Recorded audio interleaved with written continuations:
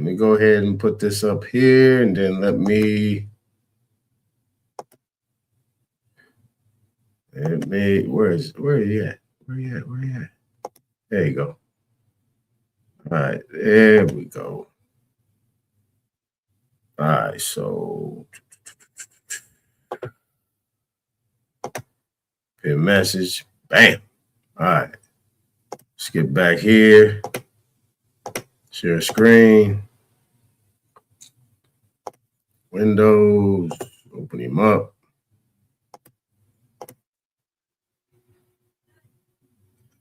All right, here we go.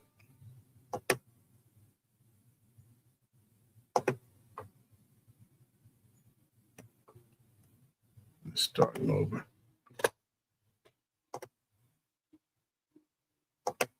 People from Washington know this, who are my age. A lot of people don't know that Martin Luther King, unlike Charlie Kirk, had a harder time being remembered.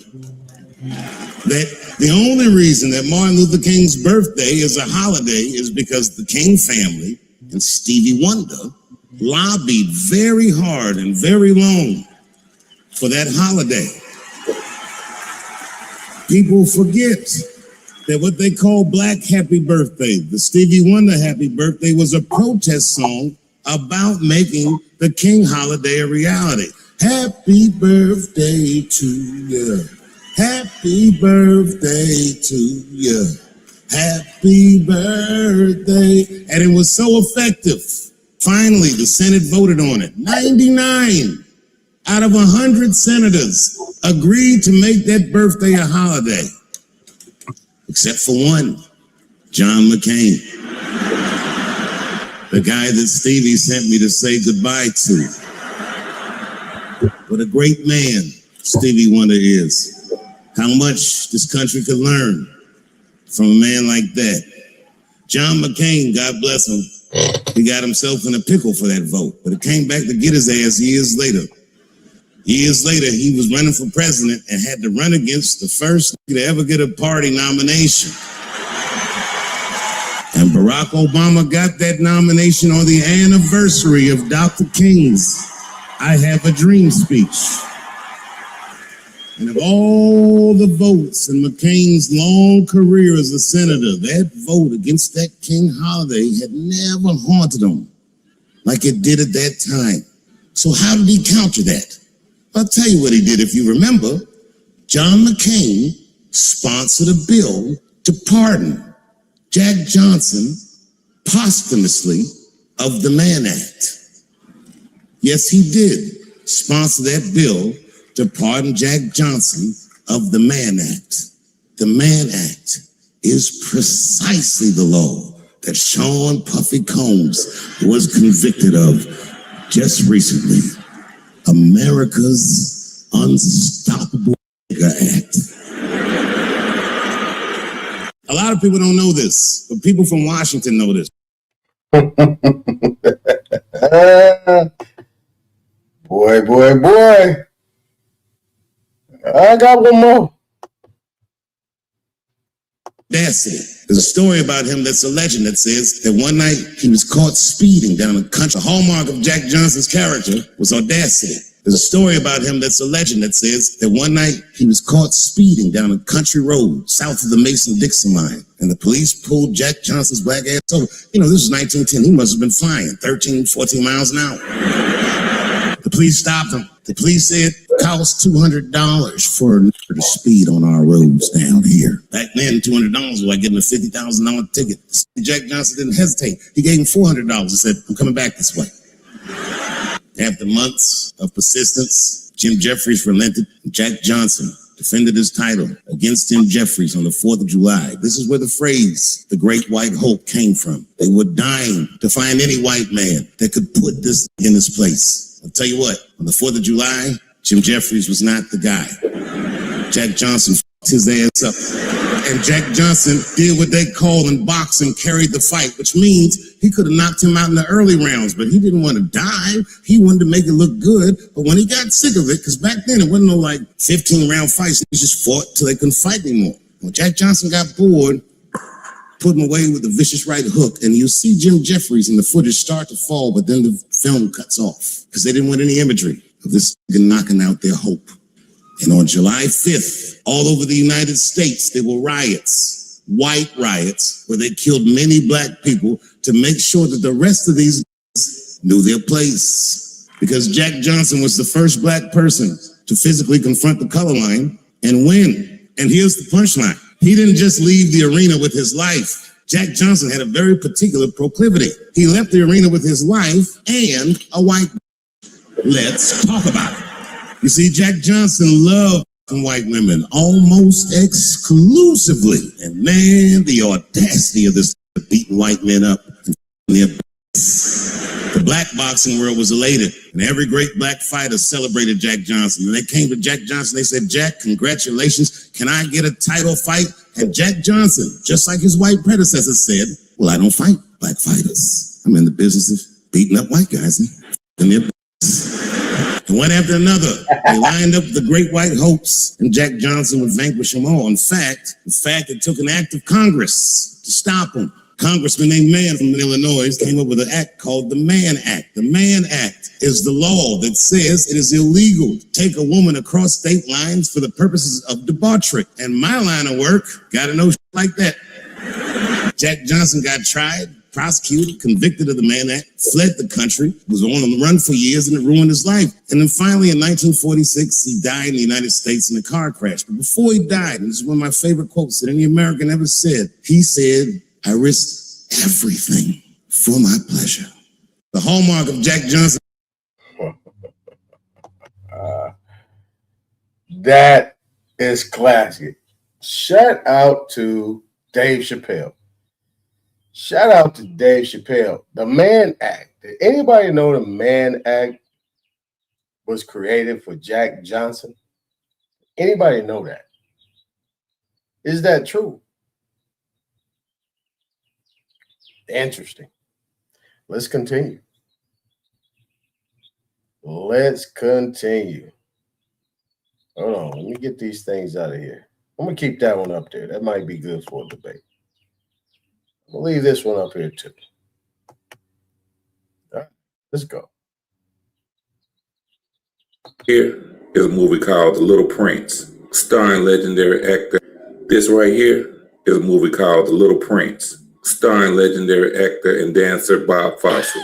The movie came out in 1974, but some of his dance moves will strikingly resemble the man with the gloved hand. In the movie, he played a snake, trying to convince a young boy to take his snake bite, all the while hypnotizing the boy with his dance moves, laying the foundation for the king of pop, along with other dance styles, to become the greatest entertainer of all time. Bob Fosse, Gene Kelly, and Fred Astaire have been noted to be some of his influences, along with James Brown. That's crazy. That's crazy. Wait a minute. That's crazy. Learn something new every day. That's crazy right there. That's wild. That's wild, man. That's exactly what Mike do. What he did. Damn. Let's keep going, man. That the point that I think I hear, at least, of what Sister Soldier says and others say, has less to do. We talk about all this economic redistribution and so forth. Let's talk about the basic issue of politics. Now, if anybody doesn't know this brother right here, this is Alan Keyes. Alan Keyes. I don't know where he went, but he used to be in the late 80s, 90s. He was a force. And he mentioned Sister Soldier. What happened to her? The basic issue of politics is power. If you have power over me, you're going to abuse it. If I have no power to resist you, then I'm going to be abused. And I don't care what's in your heart. I don't want to know what's in your heart half the time. I want to know whether there's a weapon in your hand and whether I have the means to defend myself against it. Could be economic, could be social, could be political, could be physical, but I've got to be able to defend myself because I can't trust you. And that's bingo. Now, what's the issue with Carmelo Anthony? Not the basketball player, but this young brother. What happened to that? Now, he said this. What happened to that? I don't trust you. If you're around me and I know you're going to be in the same place I am, why can't I tool up? Why can't I have things on me just in case? But for the most part, he had a tool to clean cleats. I got toothache, so you're gonna have to forgive me on this. I'm gonna be slurring and slipping, and this thing hurts. It's my wisdom tooth. But nevertheless, what happened to this? What happened to that type of conversation? This, you know where it came from? It came from they pushing the language of, oh, these Negroes are conducting reverse racism.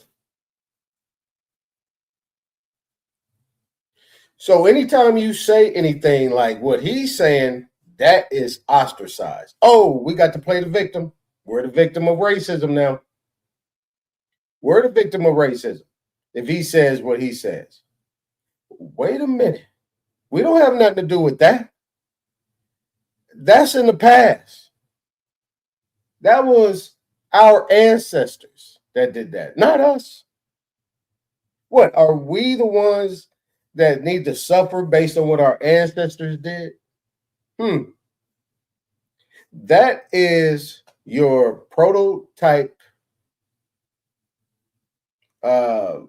passive aggressive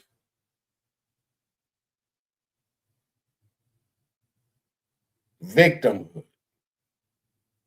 So I could play scared and crazy. You see what I'm saying? It's interesting. I'm gonna run this back.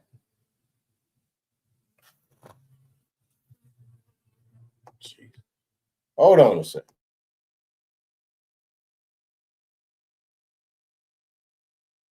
The point is, however, that the point that I think I hear, at least, of what Sister Soldier says and others say, has less to do. We talk about all this economic redistribution and so forth. Let's talk about the basic issue of politics. The basic issue of politics is power.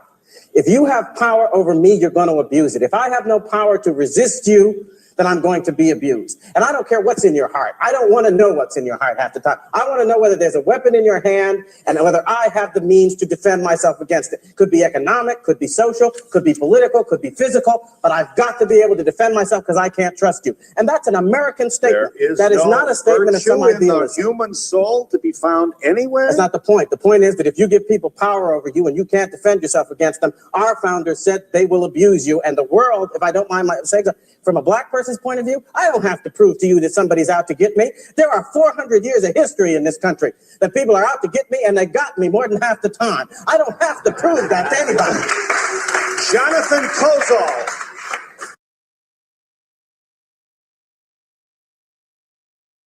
Ah, interesting. Interesting. Where'd that conversation go? We call that out here, we call that on GP. Know what that means? General purposes. I've said it plenty of times. In my era, we knew what time it was. There was no guessing. That's what it was. That's how we was raised. That's it. No cut, no nothing into it. That's how it was expressed. Both sides had to meet in a neutral area where you know we're good. Both sides, you can't be on those sides at a specific time. They talk about sundown towns. Yeah, that went across the board. They knew not to be somewhere at a certain time, and we knew not to be somewhere at a certain time. And this is California. We ain't talking about the South, the dirty South and the dust and all this shit. We are talking about we knew what time it was.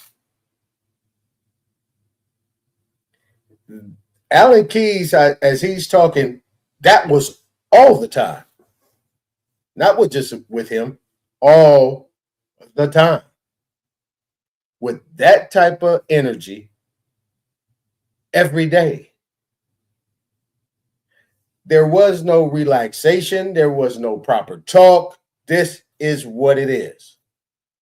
How was they able to dumb us down so that way we can have people that would so-called be leaders that want to talk the King's English, if I could use that phrase?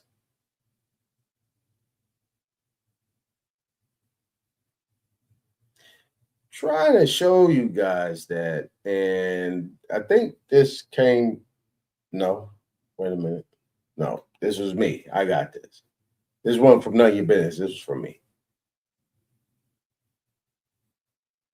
But all of a sudden, we got this young man, whether people saying it's real or Memorex, who cares?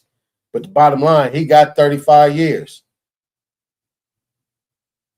The public sees 35 years for a 17-year-old young man with manipulation of cameras and videos with people coming out, everybody being questioned, everybody being doubted of what they're saying. The only one that's not being doubted of what happened is these same so-called pale skins. You see what I'm saying? But at the end of the day, he got 35 years. But he's coming out of his house with the understanding based on history. This ain't the first time that they cross paths. This based off history. That, yeah, oh, okay, you got me the first time, you're not going to get me the second time. So I'm going to make sure that I'm prepared. But even in that matter, it wasn't even the intent wasn't there. He had something in his hand that clean shoes or cleats.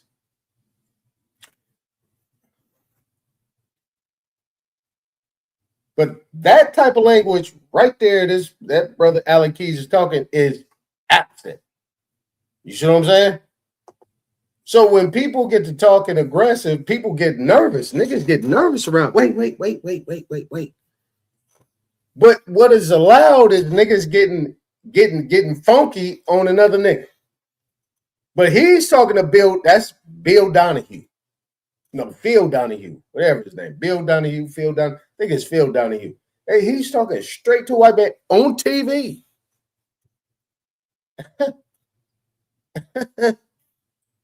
You see? Oh, let's let this guy finish. Let's keep it going. He ain't done. Whose seminal book, Death at an Early Age, was a personal account of his own experience of teaching fourth grade in the community of Roxbury, the minority community within the city of Boston. Mr. Kozol, you've been patient, sir. What are your thoughts as you listen in on our dialogue? Well, I didn't think I'd ever agree with Alan Keyes on anything, but I sure agree with what he just said. What? Where did this time go? This is what I'm saying, nonetheless. These young niggas think, and yeah, I'm about the young nigga, these young niggas. Look, these people actually think that it's more tougher and it's more gangster than it was 30 years ago. Knock it off. And I just said 30. That's 1996. We ain't talking about 1986, 76. We ain't talking about them times. We talking about 96. See what I'm saying? That so-called, quote, talking truth to power type shit. You know what I'm saying? I'll make sure I'm off mute. Come on, man. Where'd y'all get it from? You got it from us. We came out the womb on fire.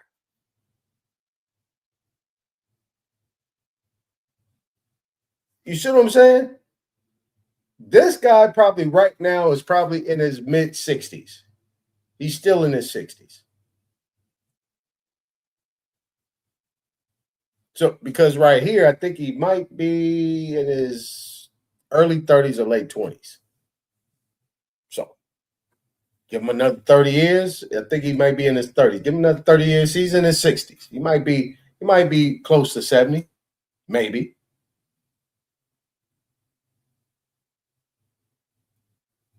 But, you know, you got these people talking this big shit, right? You know, the key thing I hear all the time, you was on the porch. Nigga, that's some goddamn country bumpkin ass shit on the porch. Nigga, women sit on the porch, nigga, and watch everybody walking down the street. The man in the back. The man out there moving around. The women on the porch with a pistol and a motherfucking shotgun right behind her chair. You dig? On the porch. What the fuck? Y'all niggas crazy. I told you this open panel. We about to yeah, that's what we about to do. Mm-hmm. I started teaching, as you know, in a segregated school in the mid-60s. Today, inner city schools everywhere are more segregated and less equal than they were at the time I set out as a teacher. Inner city kids I see all over the country are in squalid, ugly, filthy, overcrowded buildings in which not one of us would willingly spend 1 hour. Their lives are more miserable today than they were when I began. By any kind of statistics, I won't drown you in statistics, but there's one which is so devastating, I have to cite it here. As you know, Phil, tracking has come back into schools again. It's become a sort of fashionable way of segregating kids within a single school. Black children, statistically, are 3 times as likely to be tracked into so-called special classes for the retarded as white children, but only half as likely to be put into gifted programs. And that is the main, I don't know, none is, I think you from Baltimore, Maryland, or DC, one of them things. But in California, that was like in the mid-late 90s. I started teaching in 98. And my first job was working in special ed, Los Angeles County Office of Education. I either worked in the prisons, right? I worked at Mid Central, what they call East Lake now, right off the 10 freeway in Los Angeles. I worked at certain other places. Well, it start with a P. After that, I just went substitute. And I just jumped around, and I wanted to go to all manual arts. I was at a lot of different places, even out all the way by the beach. And I did that purposely to see what was going on. But everybody, it started off with ED. You had ADHD and all that stuff, but really the main thing that they was getting people on, especially in these areas, was ED, and that is emotionally disturbed. And in the ED aspect of things, most of these people already had been arrested, been in YA, or been in a house where mama or daddy or mama and daddy had a jacket on them already. Was already on papers. So once you come in, here comes CPS, right? CPS come up in there, boom, they there knocking on the door. Remember Malcolm X? Remember watching that movie Spike Lee did on Malcolm X? And the lady was always knocking on the door because she wanted to get that aid? Yeah. Same thing. They just remixed it. But at the same time, they said they're helping or they're being what we call parents patriot. They're being the parent or being a ward or warden, or the state being the father and taking over certain things, and then the mom and the daddy is now custodial in nature, like sweeping and mopping, like a custodian sweeping and mopping. These people are getting all the benefits and all the different things. This is what I'm saying. It goes across the board.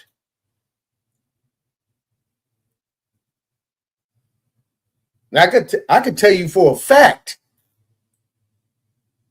that when I was in these, because they set up these bungalows, and I'm telling you, if that shit wasn't like 70, 80, that shit wasn't like 80, 90 degrees in that shit, no motherfucking AC, none of that. Them were some of the most intelligent, sharp young men ever. But when you talk to some of them, right? When you talk to some of them, they were convinced so they can get that, so the mama and daddy get that check. They was convinced to play the game. And they knew they could do certain things and get right out. So they get right in the hood. They already know. They 13, 14, 15, 16. They underage. You know what I'm saying? They know they can get out there, do their thing. And the big homies know they can get them out there to move around. And ain't nothing going to happen to them. They already are been diagnosed. So they run them in the system, run them back out, put them in this thing. Is in California, it's called Prop 38, Prop 36 or something like that. And then they have another diversion program. You go ahead and you get out there and you put yourself on the front line and go through all that shit. You got a super jacket, but I ain't touched. I'm the big homie. I ain't touched. And then at the same time, we put you right over here at all of these places, right? From Manual Arts. We'll just start at Manual Arts. That's Vermont and King. No, yeah, Vermont and King, all the way over to Gompers, right? Let's say Gompers and all the places right over there in Watts. Then you go over to Compton, and you got all these places. You got a nice big 20 square mile radius of that shit. Only for the fact that they are convincing the mama and daddy to go ahead and let them, hey, we can give them 10 years right now in YA. We give them 5 years in YA right now. Or you could take door number one. Well, what is that? Oh, we need to put him in this program.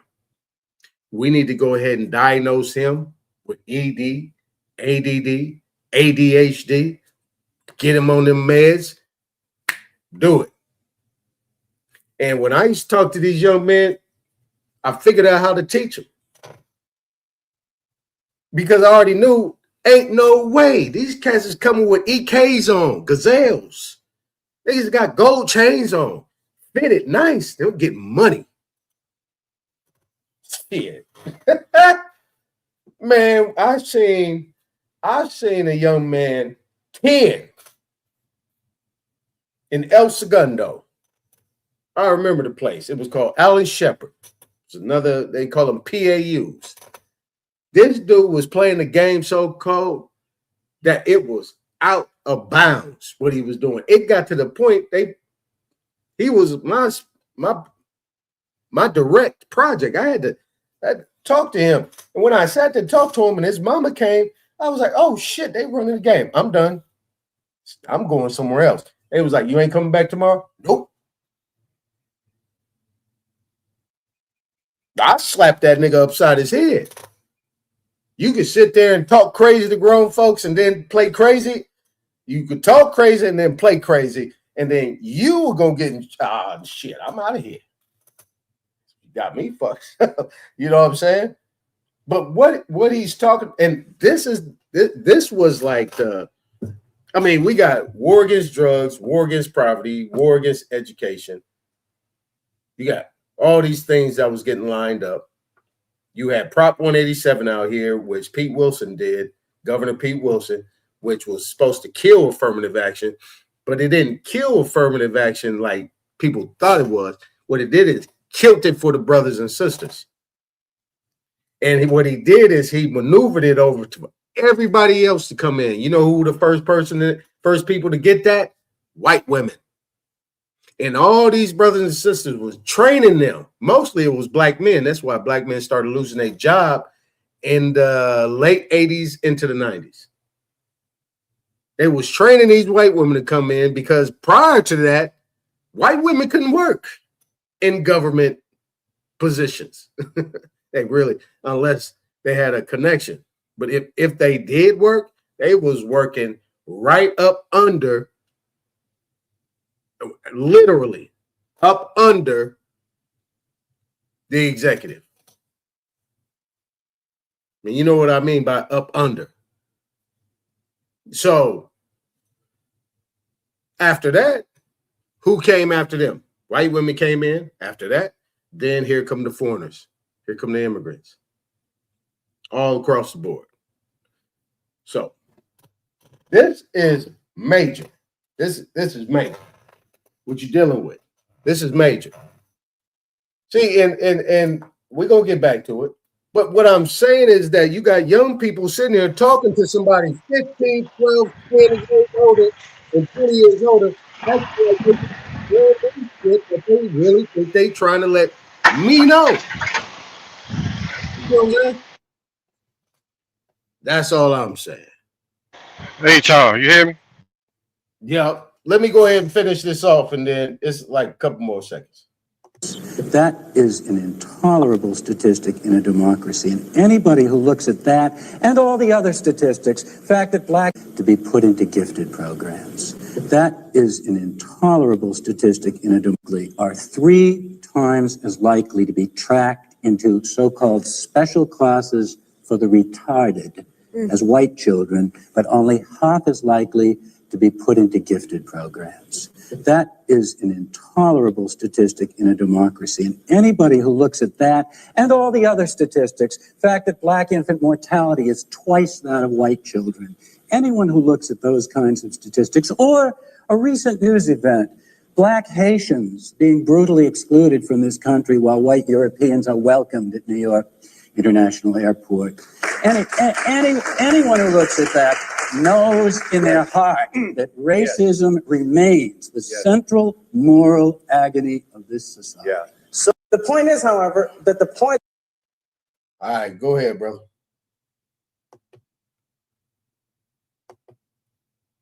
Go ahead. None. All right, yeah. I was doing something else. Man, where do I start, bro? Because there's a lot of stuff. You're actually on some couple of things, bro. Because they all tie together. Okay, with this Mann Act.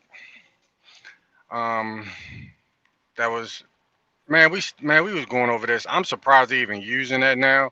A lot of stuff we can talk about now is coming to fruition, bro, because that white slavery thing is big. That's going to be the single most controversial thing to come up next, bro. Because a lot of black people, these race hustlers, are not going to like that. Because they always want to have that victim mentality about black people being the slaves come from Africa. And the white people are now using it for their benefit because they get this sense of superiority. You know what I mean? And they're the ones that's really being indoctrinated and being suggested that they are the supreme race, which race is nothing but a social construct created to create separation to control the white populace, right? Now, when you get into what you just explained, I'm glad you brought up the fact that our children and us as a people, because we are not assimilated, we have a problem with their authority. They started labeling us as being disruptive and putting in special ed classes.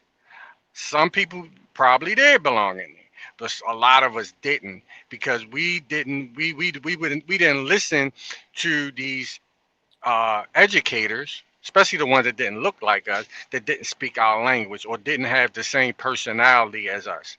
You know what I mean? That we wasn't used to. You know what I mean? So that became a problem. And I'm glad you brought up that most of those young brothers and sisters are extremely intelligent. I got family members who people say they was on the street, that was unfortunately fell victim to the street. Some of the smartest people that I been around, right? Very charismatic, can get along with people, can command the crowd. I mean, these are the type of people that you call street people. These are the people that they say was thugs. No, they wasn't, bro. These people just had a problem with society and the norms that they try to force upon us and wanted us to bow down to, and we would in our subconscious we was refused to give them authority. So when that didn't happen, you didn't know how to be quiet, you didn't know how to pass these European tests and all this stuff. They started putting us in there just to make an example, and then what they do after that, they started labeling us as these are the people that we're going to lock up and put into prisons. Some of our smartest people out here. So just when you get the education, the prison pipeline type of thing. Mm-hmm. So, um, uh, so that goes into the mental illness as well. They trying to push that right now. So we gotta watch out for that, because now they're saying, oh, well, the whole thing is black people, y'all don't know how to deal with mental illness and go to a psychiatrist. Yeah, no, that's a lie. You wanna know? You wanna know why? Man, I wish y'all was on the phone. I was on the phone with my aunt. She's in Philly. That's my mom's sister, and my sister the other day, and we was chopping it up. You know what I mean? So my aunt brought up a point that when she was trying to get social services, right? They tried to get her with this mental test, and my aunt was like, "Man, I drew on that paper. I wrote upside down." She did all this other stuff, and told them, "Don't you ever send me this stuff again." And I said, "You know what, Auntie? I had to deal with the same thing when I was 16. They tried to send me to a psychiatrist, and I was looking, and that dude did not. He couldn't stand me, bro. This was in Florida. My grandfather moved from Philly to Florida. So, but we did not like each other because I was always looking at him like, dude, what the hell you ask me these dumbass questions for? You know what I mean? You know how they want to give you these stupid ass pictures. And I'm Right. looking at it like, man, I'm like, what the hell is that? But I'm 16, like, man, this is stupid. Like, what are you talking about? You know what I mean? So because of that, a lot of us get labeled. I didn't get labeled because I was like, I remember he came to court, bro, because I was, my grandfather had custody, at my mom passed, right? This dude was talking so much trash, bro. I couldn't stand that motherfucker, bro. He did not like me. I did not like him. And that's what I think people don't get, bro. These people don't have no authority. You're not smarter than us. You're not smarter than me. Don't go. These psychotics think they smarter than us, bro. I'm sitting there like, bro, I'm 16. I'm a teenager. And I'm looking at him like, dude, what you talking about? These questions are stupid. Bro, you know what he wrote on the paper to send to court? Hmm. He wrote that, he said, this guy, he talking about me. I'm just paraphrasing. He said that I'm the biggest liar he ever met in my life. Because the questions that I answered on there, I guess he never seen nobody the way I was like, I don't know. I forgot what the shit was, but he said I was the biggest liar, bro, he ever met in my life, bro. Because I didn't answer him the way they wanted me to answer the shit. You see what I'm saying? And now, so I understand why our people don't fuck with these fucking psychologists and shit. Why we don't capitulate to their society and all that stuff. Because what they want us to fit into, we call them people sellouts. You feel me? Yeah. So it's not that we're not intelligent. It's not that we don't know what's going on. You know what I mean? They fit it into their slaves, they're white slaves that they brought out of these incubators, off of these trains, off of these orphanages, and they got them believing a lie about history, and then they get mad because we don't feed into it. Right. You see what I'm saying? Mm-hmm. That's what's going on. There's no way in the world, bro. There's no way in the world you're gonna sit up here, right, and argue with us about being slaves, and there's no laws preventing it. The laws that you find is all about white slavery, the Mann Act, bro. It says it right in it. Now, I don't know about the updated shit they got on Google. But the ones that when we were looking at it, it specifically said it was illegal to transport white women across state lines. And you're gonna tell us that we were the slaves, bro. You know what I mean? And they still using it today. But we the crazy ones, right? We the Right. ones we the ones that's retarded. You know what I mean? Right. When they trying to, bro, is absolutely, and that's why I don't really, I'm listening to a lot of people and I'm seeing them finally get it, but I'm still giving them the side eye because I'm like, bro, you can easily shut down this racism crap by asking these white people, do the black entity have the same rights as the white ones? Right? Ice Cube came up with a what's it called? The contract with Black America. Everybody Yeah. ignored him. Remember that? Platinum. The Platinum. yeah. All it pretty much was saying that we got the same rights as whites. That was it. These niggas ignored. Nobody's still bringing this shit up, bro. Come on now. Yeah. You know what I mean? That's why, bro. That's why I stick to small groups. That's why I like this small, because, bro, these niggas out here, bro, are freaking. It's something I don't trust a lot of people, bro, because of this shit, bro, that's going on. I mean, Especially, you know what I go mean? Go ahead. I'm sorry. Go ahead. No, go ahead. No, I mean, that's just the way I am because it's so much is obvious right now. Everything is being brought to light right now, and I love it, bro. I love it. Can't nobody hide. You know what I mean? Aton, can't nobody hide no more. Right. The information is out here, man. I'm really liking this, man, because you can't hide behind nothing anymore, bro. Everybody's being exposed, man. But This is yeah. Go ahead. these and it ain't a not like hating. It's just saying, hey, you know what I'm saying? You call a spade a spade. This is what it is. They're at the same time they trying to saying they talking truth to power. They're allowing the power to influence them on how they present information or how they, maneuver. That the whole shutdown shit, right? That whole shutdown shit was so orchestrated, people didn't even know what hit them. They didn't even know what hit them. And the reason why I say that is, don't get close to your family. Stay far away from them. Do not go sit and have turkey and dressing.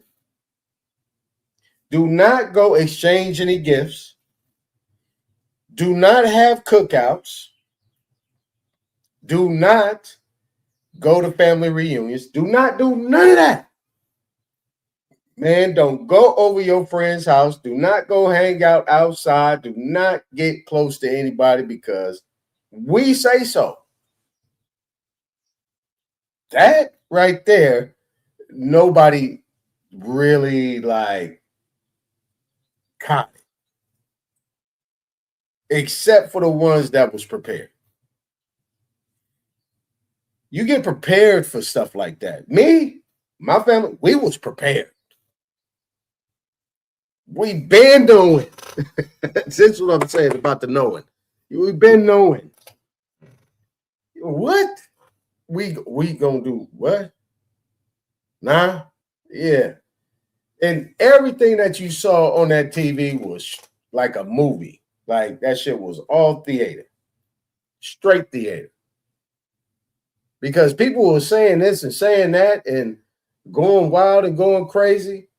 And we were still doing what we was doing. Like nothing happened. I remember one time I was in the post office. In Sacramento. I ain't had no mask on, nothing. This old white man with a cane was sitting down. This motherfucker hit me in the back with tap me. Not hit me, but tap me with that cane. I said, hey, man.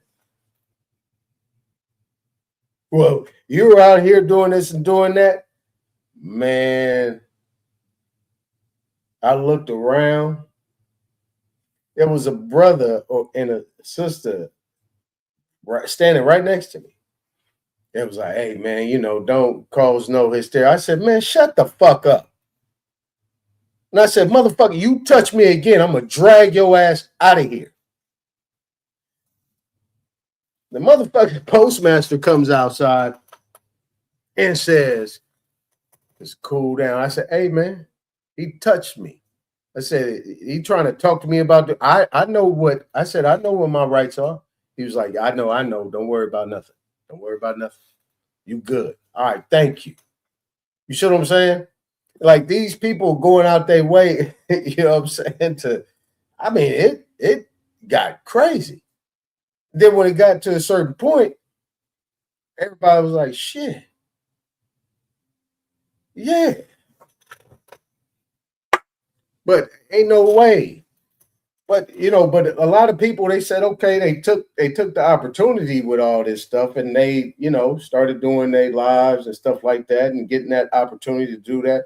But my main thing is, can you do this in real time? Can you do this like these cats say? Can you get off the porch? Can you come outside and do the same thing?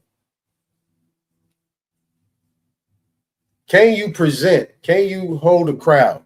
Because you talking about you got 300,000, you got 3,000, 4,000, 500, so many people in that chat. I say, when that shit fill up the room, you got 500 people, 1,000 people sitting in front of you. Has anybody done that before? I don't know. I know I have. I know I have.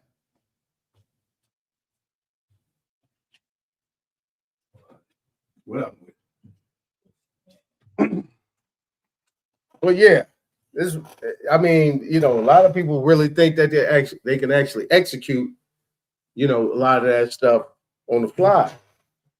You know what I'm saying? I mean, I've done things. You know what I'm saying? I've played in front of thousands of people. Sports, no problem. I performed in front of that. I've spoken at basketball camps. 300-400 people sitting right in front of me with their parents.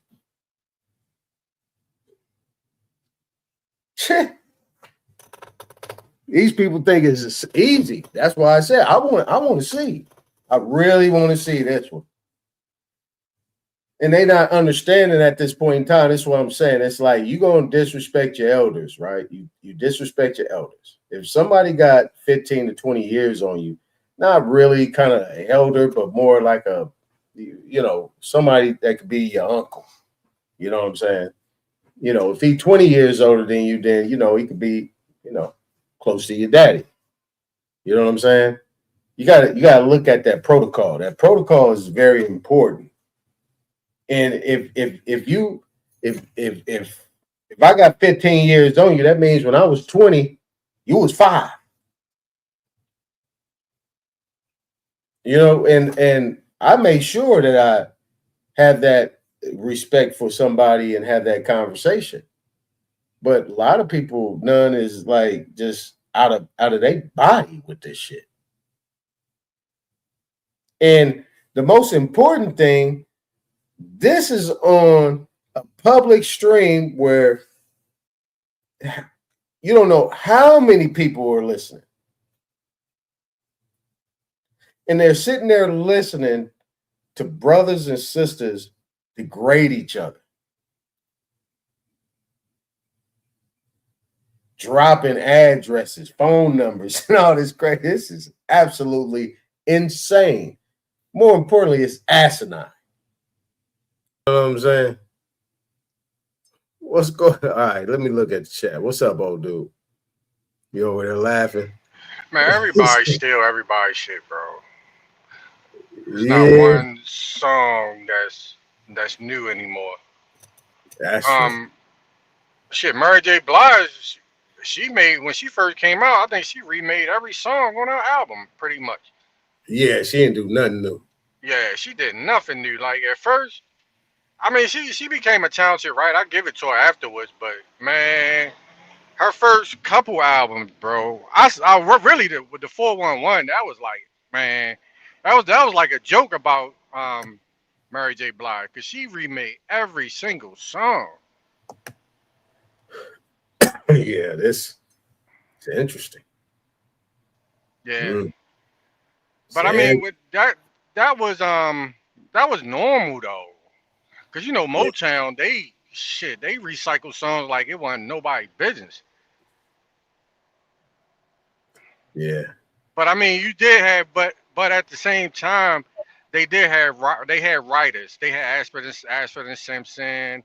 You know what I hmm mean? Smokey Robinson.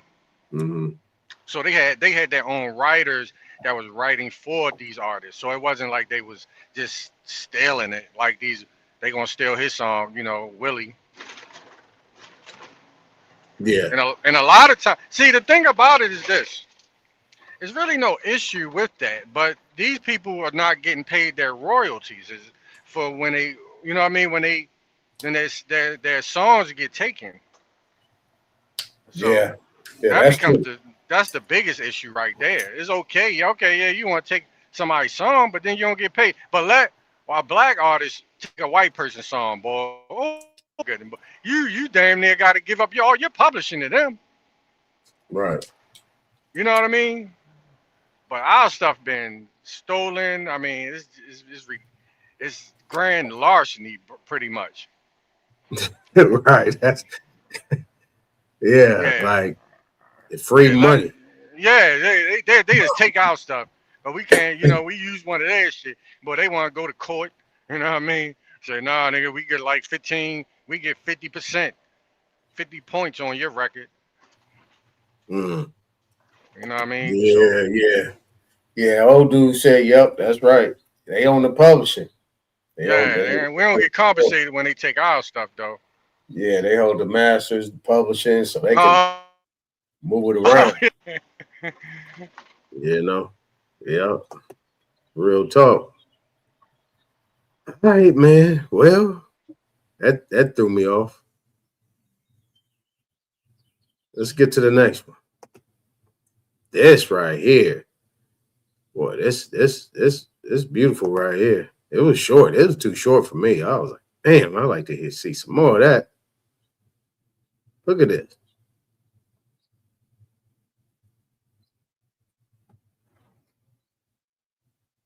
And then when we come to the United States. Now, that's some Beethoven type shit. She had one hand over here doing this, and she had the other hand over there just doing a whole little solo.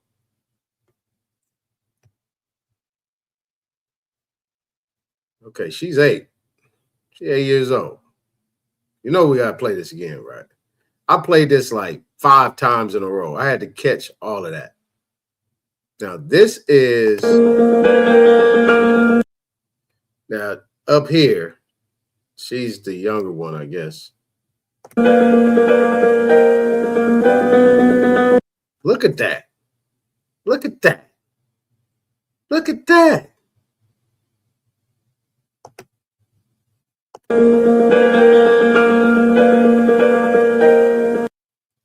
She got the hands over on the other one, and she got that thing moving quick. What the hell? Yes, ma'am. Wow. Oh, dope. Jeez. Hold on. Okay, so what we got to do here, we got to go look up Hazel Scott. I already had this plan.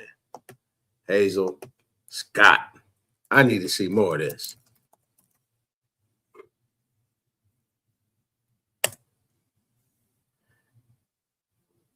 I got to see some more of this.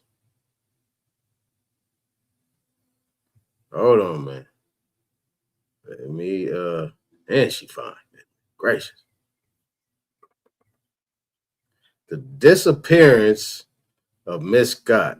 The disappearance. What do you mean? Where'd she go? Oh, I like that. Let's try this. Hold on. Yeah, I like this one. I'd like to sing a song for you in French. This is a lovely tune by Harvey and Cosma, and it's known in America as Autumn Leaves, and in Europe as Les Feuilles Mortes.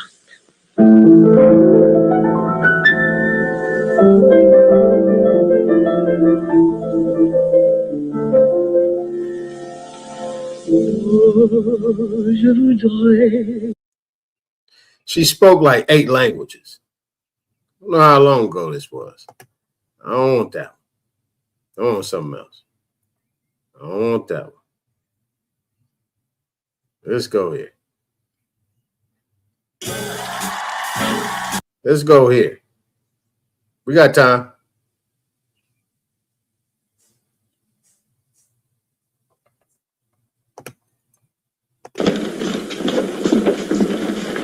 Just a minute. Who do you want to see? I'm Hazel Scott. We're here for the audition. Oh, Miss Scott. Yes, they're waiting for you. Go right in.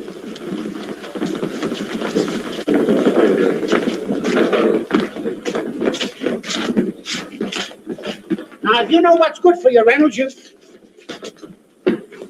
I'm not much good at promoting, gentlemen, so this audition will have to do the talking for me. But with Lena Horne and Hazel Scott in a new review, why, you got a surefire hit before you can even reach your checkbook. I wonder what's keeping them, Tim. Yes, I wonder. We have to open the house in 20 minutes so that even...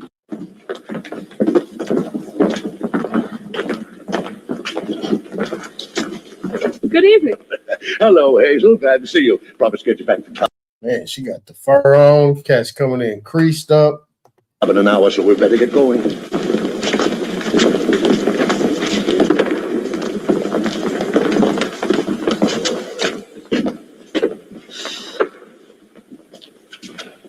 How's the piano, Hazel? I guess it'll hold up.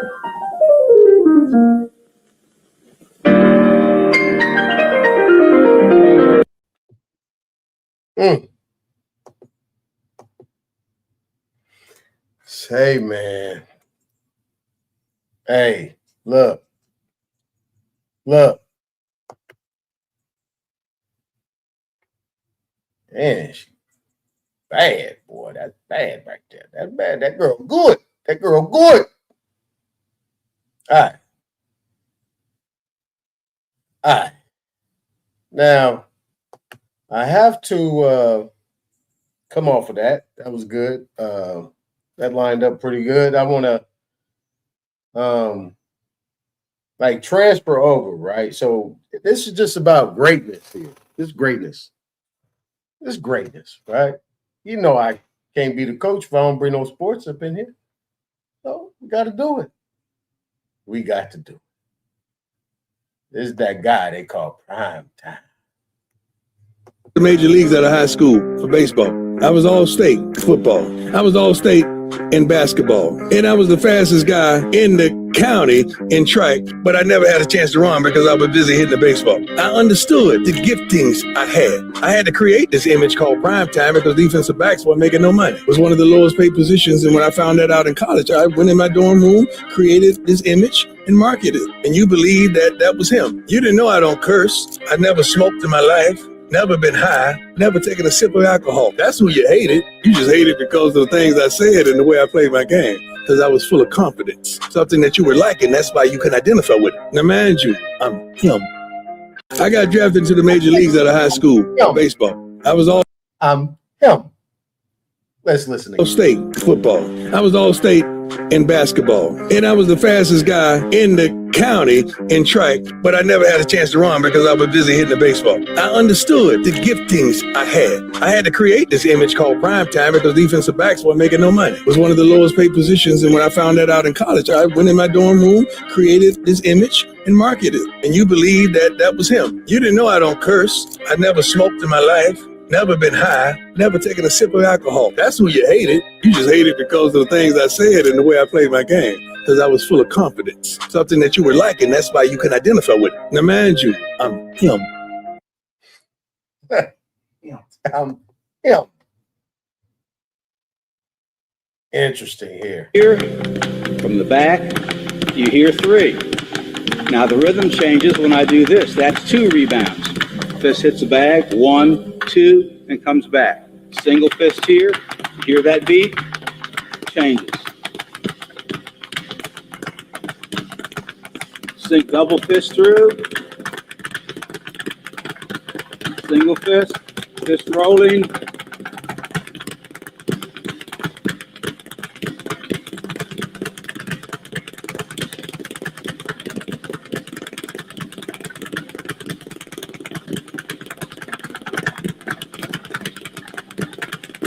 That would be a little drum case. 3. That was hard. I don't care what nobody say. That was hard. Now,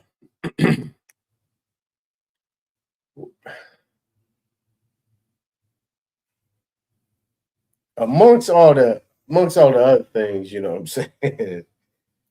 Nonetheless, it's like, hey, you know, you have a lot of naysayers. You know, our people do what we do. You know, we're very successful in what we do, just naturally. I mean, even under the circumstances, still prosper, whatever we do. Just think if those borders, or I say those imaginary borders wasn't there. You know, they just let us do our thing. Mind their business. We mind our business. You know what I'm saying? What makes you think well, let me ask this question. Would anything change or would it stay the same? That'll be my question. If they mind their business, cut all the red tape, the imaginary borders, all the different things that people been arguing and fussing about over the last, let's just say 30 years. We still on 30 years. You know what I'm saying? Because you say all this other stuff went down in the 60s up to the 90s, the previous 30 years. Let's cut that other 30 years. Let's go to this present 30 years because we still is doing our thing. If all those imaginary lines and borders and things like that was non-existent, would things be the same or would they be different? That's the question. I don't know if nonetheless is there, but that's the question for you guys too as well. No, I'm here. Yeah. Did you hear the question? No, what you were saying? I said, let's say 30 years, over the last 30 years, you know, just looking at Dion, right? We're looking at Dion. We just saw that sister playing that piano. We saw Lil Willie John. We saw all the other things, right? And do you think that if no imaginary borders, you know, all this infiltration of our areas, if they left us alone, just in the economic realm, business economic realm. Now, we ain't gonna talk about the racism and all that stuff, but if they left us alone, you think things would still be the same?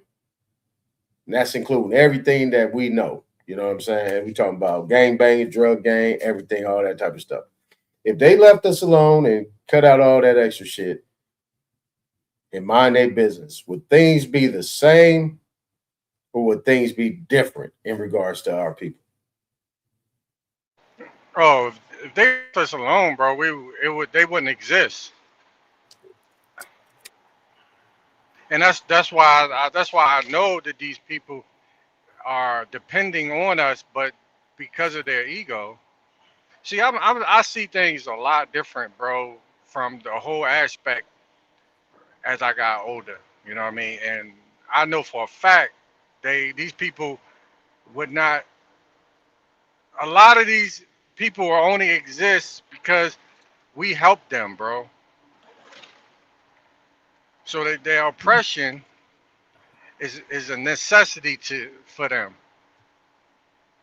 So yeah, bro, we would have been, man, we would have been in our rightful spot if they would have left us alone, and they know it. See, I don't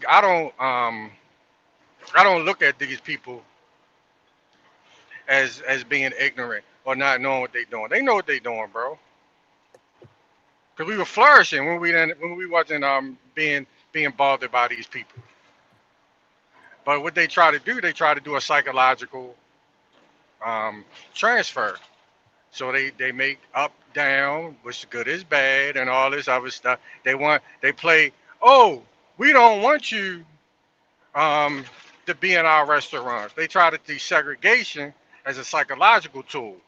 So because they told us that we couldn't do it, that made a lot of our people say, "Oh, why we can't go over there?" You know what I mean? When we shouldn't be going to mess with them anyway. They Right. can't cook better than us. Why we want to be in their restaurants? They don't dress better than us. Why we want to shop at their stores? Right. You know what I'm saying? Right. Their women are not better than our women. I mean, that's a fact. In no aspects are they. So what they But, scared of? What they scared of? well, they need to keep their lie going because they have to be birthed through us, bro. Naturally, they don't exist. They can't survive if we're not there. We can survive if they're not there. We do better. But if we're not there, they don't. They dwindle. They wither out. So they don't exist. They gotta make laws and all this other stuff, so for their own survival, which is of their doing. They're not natural beings, bro. This is facts, and it's not like they don't know it. It's actually in nature. You know, it's certain substances they gotta take out of vegetables so they don't get sick. Say what? Yeah. I forgot the name. It was a Hebrew, I don't know, it was a Hebrew Israelite that was explaining this, bro. And I went and looked it up, but I didn't stay on it that long. It's okay, you know how if you just grow your food in a garden and you just eat it right from the soil, you grow your own food, it produces certain type of what's it called? It's a substance that you get from that the sun produces out of plants. Mm-hmm. Oh, what? Oh, what is it? Vitamin D?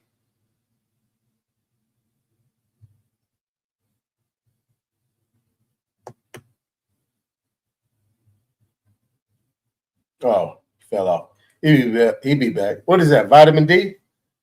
Nonetheless, he probably dropped off. Probably got disconnected. Interesting. Yeah, they got to take. Is that vitamin D? No, I don't think it's vitamin. It was another I forgot the substance, bro. Man, this was a long because when I was first really studying with Hebrew Israelites, like back in like 2015. Because you remember back then, those elders was going in, bro. They should have books, knowledge, bro. They should be teaching. Right. They should be actually teachers. You ain't have to be like with the Bible. They were teaching history back in like before, you know, all this other stuff when they kind of went radical, you know what I mean, and all this stuff. But they teach, bro. You know what I'm saying? Like far as history, like especially of England, where you know King James and the black nobility, you know, over there, and yeah, bro, they used to go in. And you know, they was real heavy on the Esau and Jacob, you know, calling them that. So there's one brother, man, he had the whole science down. It's a substance they got to take out of vegetables, bro, so they don't get sick. Yeah, that's why. Huh? Yeah, the Hebrew Israelites lost their bro, they lost their leadership. They lost their leadership. So yeah, well, one West when they split up, man, kind of they lost a lot of. Yeah, once Ben Ami went to Israel, Once Ben Ami went to Israel, and then Yahweh got locked up in the feds. Yeah, it was a wrap after that. Most of the people went up into the woods. Like you got a Black Hebrew Israelite section that's straight militant. Like they went into the woods. They can't be, you know what I'm saying? And then a lot of these people that come behind, they just was able to pick up whatever pieces it was, but it ain't even close to what it's supposed to be. Right. Yeah, it ain't even close to what they're supposed to be. Yeah, they lost me. They talking about a white father. I mean, if you have a white father, a black father and a white mother, you are Israelite and shit. But the opposite way, you not. Like, bro, that don't even make sense, bro. Yeah, and that's not even important. Right. Yeah. What's the point of you saying that? You know what I'm saying? Yeah, and they be going these precepts, be contradicting the whole precepts, be just making up stuff, bro. I'll be like, man, it do not say that. And it's more, the Bible is really more simple than what they try to make it, bro. You know what I mean? They complicate, they make it confusing. They make it confusing. But yeah, bro, I learned, but a lot of them I like, you know what I mean? A lot of them do, go in on the history and kind of, correlate, you know what I mean? And, who the people are, these different races and nationalities and stuff like that. But I was on them for a little while. Then that's when I started, going into, the Aboriginals. That's when I met, Chief and all them. But yeah, bro, man, please. They used to go in, bro, on how these white people was getting sick off of that. That's why they eat meat, because he went into. That's why they really meat eaters. And if you notice, they like their food with blood coming out of it and all that stuff. You know what I'm saying? Right. Yeah, bro. We don't, man. That shit, man. We hate that shit, but we gotta cook our food. Yeah, I mean those ones those are the real ones. The one that go into history and that type of them is the ones. That's what I come out of. We talk about history. We talk about history. You talking about books. Like you got books lined up, jumping around. Yeah, bro. Right there. I got a lot of books from them. A lot of books from back in the day. That's when I started my library up, from just getting their stuff. You know what I'm saying? But yeah, the one brother, man, I was tripping because me, I'm gonna go look it up. And I went and looked, I'm like, dang, they do take that. It's a certain substance that they take out of vegetables, bro. It's interesting. Yeah. Yeah, what do they do? It might be chlorophyll. I think it's chlorophyll or something like that. Oh, yeah. But chlorophyll, but I don't know, because chlorophyll is kind of, I'm not sure if it's chlorophyll. It might be. Because that's what the plant produced that through photosynthesis. Yeah, what else would it be? Yeah, that'd be chlorophyll. Yeah, it got to be chlorophyll. Yeah. Yeah, but it messed them up, bro. Yeah. Yeah, them was the days. Yeah, bro, that was on the YouTube, bro. Before they see, what messed up YouTube, that when they started monetizing, man, everybody wanted the money, bro. It got kind of, people didn't want to say too much. They wanted to get monetized and shit. It wasn't no fun no more. You know what I mean? Where you could just say anything, bro. Get your message out, man. Yeah, they done took a lot of stuff off, man. I'm telling you. Shit. So the monetization comes from YouTube, or no, they started. Yeah, that's when it was. See, before, like, I think they started monetizing in about 20. It was like 2020, 2021. It might have been before that. I could be wrong, but I know it was a couple years, bro, and it wasn't no monetization. It was just, you just put your video out. Some people was getting paid, but it was some other way they was getting paid. I forgot how it was. I think it was just maybe it was just some commercials. But then when they started doing it, the people can donate and stuff like that through all the that changed everything, bro. That changed everything. It was a time when so many people in our community channels had got suspended, bro. It wasn't nobody with this information for like 6 months. Yeah, Nothing. that was at the height of that shutdown shit, right? 2020, 2021. Well, That was it at the height was of actually the before that. Now that I think about it, it's before that. My fault. It was before the pandemic. Oh, okay. So you talking? So that had to have been like 2018 then. 17, 18. Yeah, it 17, had to have been 18. around that time before monetization. Yeah, it had to have been, because it was years before the that was years before the pandemic. They started monetization like maybe it probably was like 2017, 18, 17. Mm-hmm. But yeah, it was a lot of information online then. A lot of information.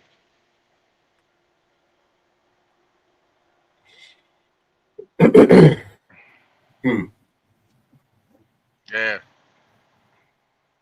Yeah, That's when I learned about King James and all that, bro. Yeah, I learned about YouTube in 2000. I think it was 2018, 19 or something like that. Was you on Clubhouse? No.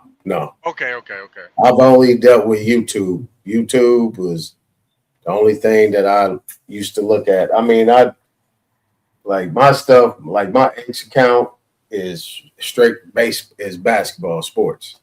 And my I didn't have an Instagram, I didn't have no TikTok, I didn't have none of that stuff. I didn't have a YouTube, nothing. I mean, YouTube is anything. You just go on YouTube, but I had a YouTube channel in 2014, like this one right here that I'm using right now. Because if you go all the way to the end, you'll see my basketball clips of some of the game tournaments we was in. That was like 2014, 15. Yeah. But I was just uploading videos. My niece did that for me. Yeah. Yeah, bro. I got so much stuff. I remember it was this one video I'm trying to find. I can't find it no more about the Dougies. Yeah. About the who? The Dougies of India. Oh. Yeah, that was a good video, bro. I don't know who made it. Probably some white tea people. But man, they took that joint off, man. They was going in on it on that joint. I found out about the 13th tribe from the Hebrew Israelite. I got that book. That's a good one too. If you want to know where a lot of these Khazarians come from. Right.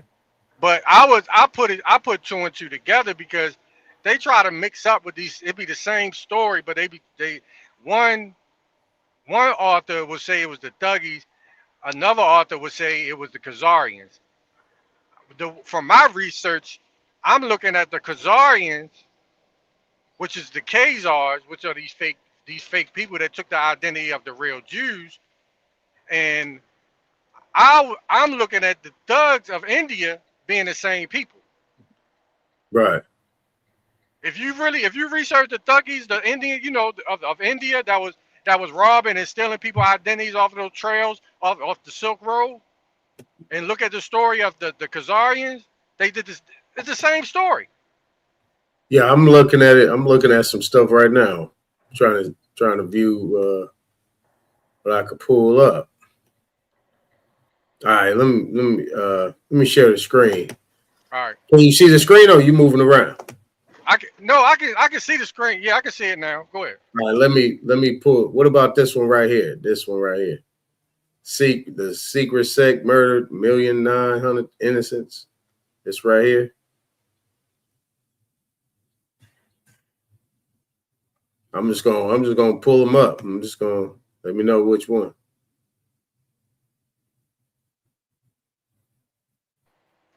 Yeah, those was the ones you talking about. Yeah, they was worshiping Shiva. Yeah. Yeah, with the forearms. Yeah. Okay, so it says this secret sect murder, and they're saying full history of the Thuggies. For centuries, merchants, travelers crossed India by road. They trail spices. Let's check this one out. Yeah, check out. Yeah, look at that joint. India. Although traders moved in groups for safety, travels were slow and dangerous. But there was something much more dangerous than wild animals, harsh weather, and difficult terrain. You see, hidden among ordinary travelers were men who seemed friendly and helpful. They would join caravans, share meals, and gain trust. But when the night would come, they would violently strangle their victims during their sleep. After taking all valuables, they would drag and bury the bodies in places they would never be found by their families. For over 300 years, they hunted on India's roads. Close to 2 million innocent were murdered by this cult. They were known as Dacoits.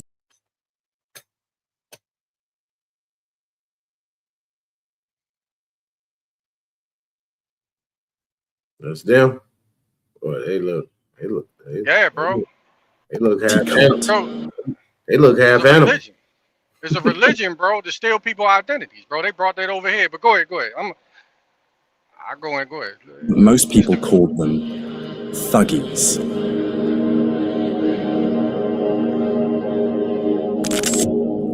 What's truly unsettling about the Thuggies is how little people truly know about them.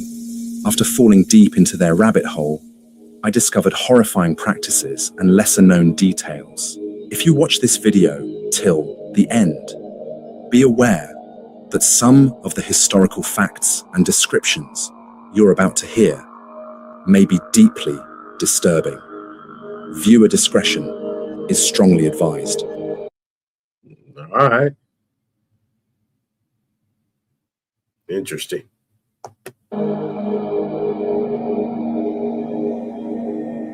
The word thug in English comes directly from the Hindi word thag, meaning deceiver or swindler. But the Thuggies were in fact far more than simple thieves. Their origins stretch back to at least the 13th century, though some evidence suggests they may have operated even earlier. What is interesting about Thuggies is that they were not defined by any religion, caste, or region. Both Hindus and Muslims joined their ranks, united by their devotion to Kali, the Hindu goddess of death and destruction. According to their beliefs, Kali once battled a demon who threatened humanity. Each time the goddess killed the demon, drops of his blood created new demons. To prevent this, Kali learned to kill her enemies in a way that no blood would get spilled. The Thuggies saw themselves as Kali's disciples, continuing her work with each killing. Each killing was a religious sacrifice, an offering to Kali. They believed the goddess sanctioned their actions and protected them from detection. Many Thuggies were devout in their worship, observing elaborate rituals before, during, and after their murders. The Thuggies, unlike any other thieves and murderers, operated with military precision. Each band typically consisted of 10 to 200 members with defined roles. Their method followed a consistent pattern, refined over centuries. First came reconnaissance. Scouts would identify wealthy travelers along major trade routes. They assessed the number of travelers, guards, and potential valuables. Next was infiltration. Thuggies were masters of disguise, often posing as merchants, pilgrims, or soldiers. They would approach travelers, appear friendly and knowledgeable about the route ahead, and ask to join the caravan for mutual protection. Sometimes, they would travel with targets for days or even weeks, building trust before striking. Although Thuggies often wore katana knives, these were primarily symbols of status rather than practical weapons. Instead, their preferred method of killing was strangulation, using a special ceremonial cloth known as a rumal. This silk or cloth handkerchief was often consecrated to Kali. It sometimes contained a silver coin or medallion sewn into one corner to add weight, making it more effective as a weapon. The weighted end of the rumal was swiftly thrown over the victim's neck, ensuring the weight landed on the front of the throat, specifically targeting the Adam's apple. The attacker would then cross the ends of the cloth behind the victim's neck and pull tightly, using the leverage of their body weight and the added force of the medallion to compress the windpipe and carotid arteries. Even though I would much rather prefer this over getting stabbed, a far more disturbing and gruesome practice was often used to ensure the victims would not survive, something far more horrifying than simply being strangled. But just before we continue, these videos aren't monetized and take hours of research and editing. If you like what you're seeing, please consider subscribing and liking the video. It's free, and you can always change your mind later. Let's get back to it. You see, strangulation wasn't always so reliable.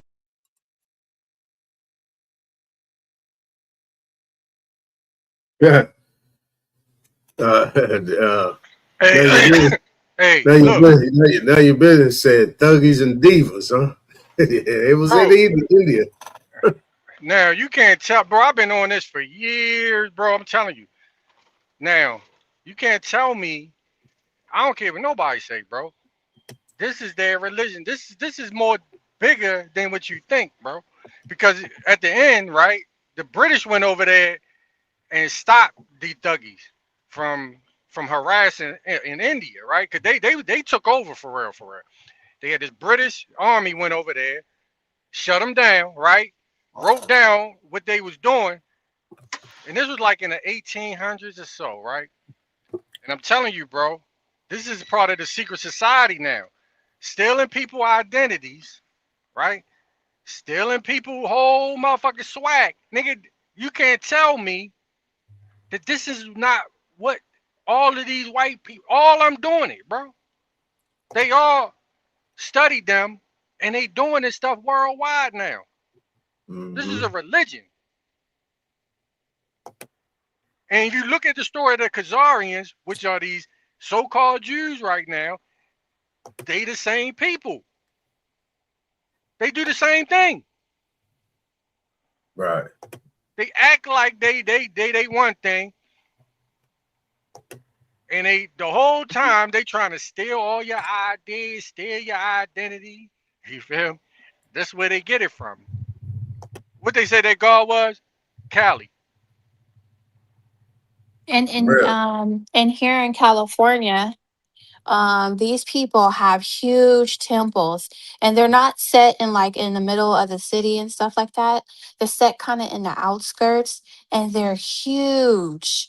So there's a lot of money within this, and you're right that you really don't see it unless you go out into the woods somewhere, and they have like huge temples. I think in like Northern California, they got stopped because they were trying to buy a golf course to create a huge temple.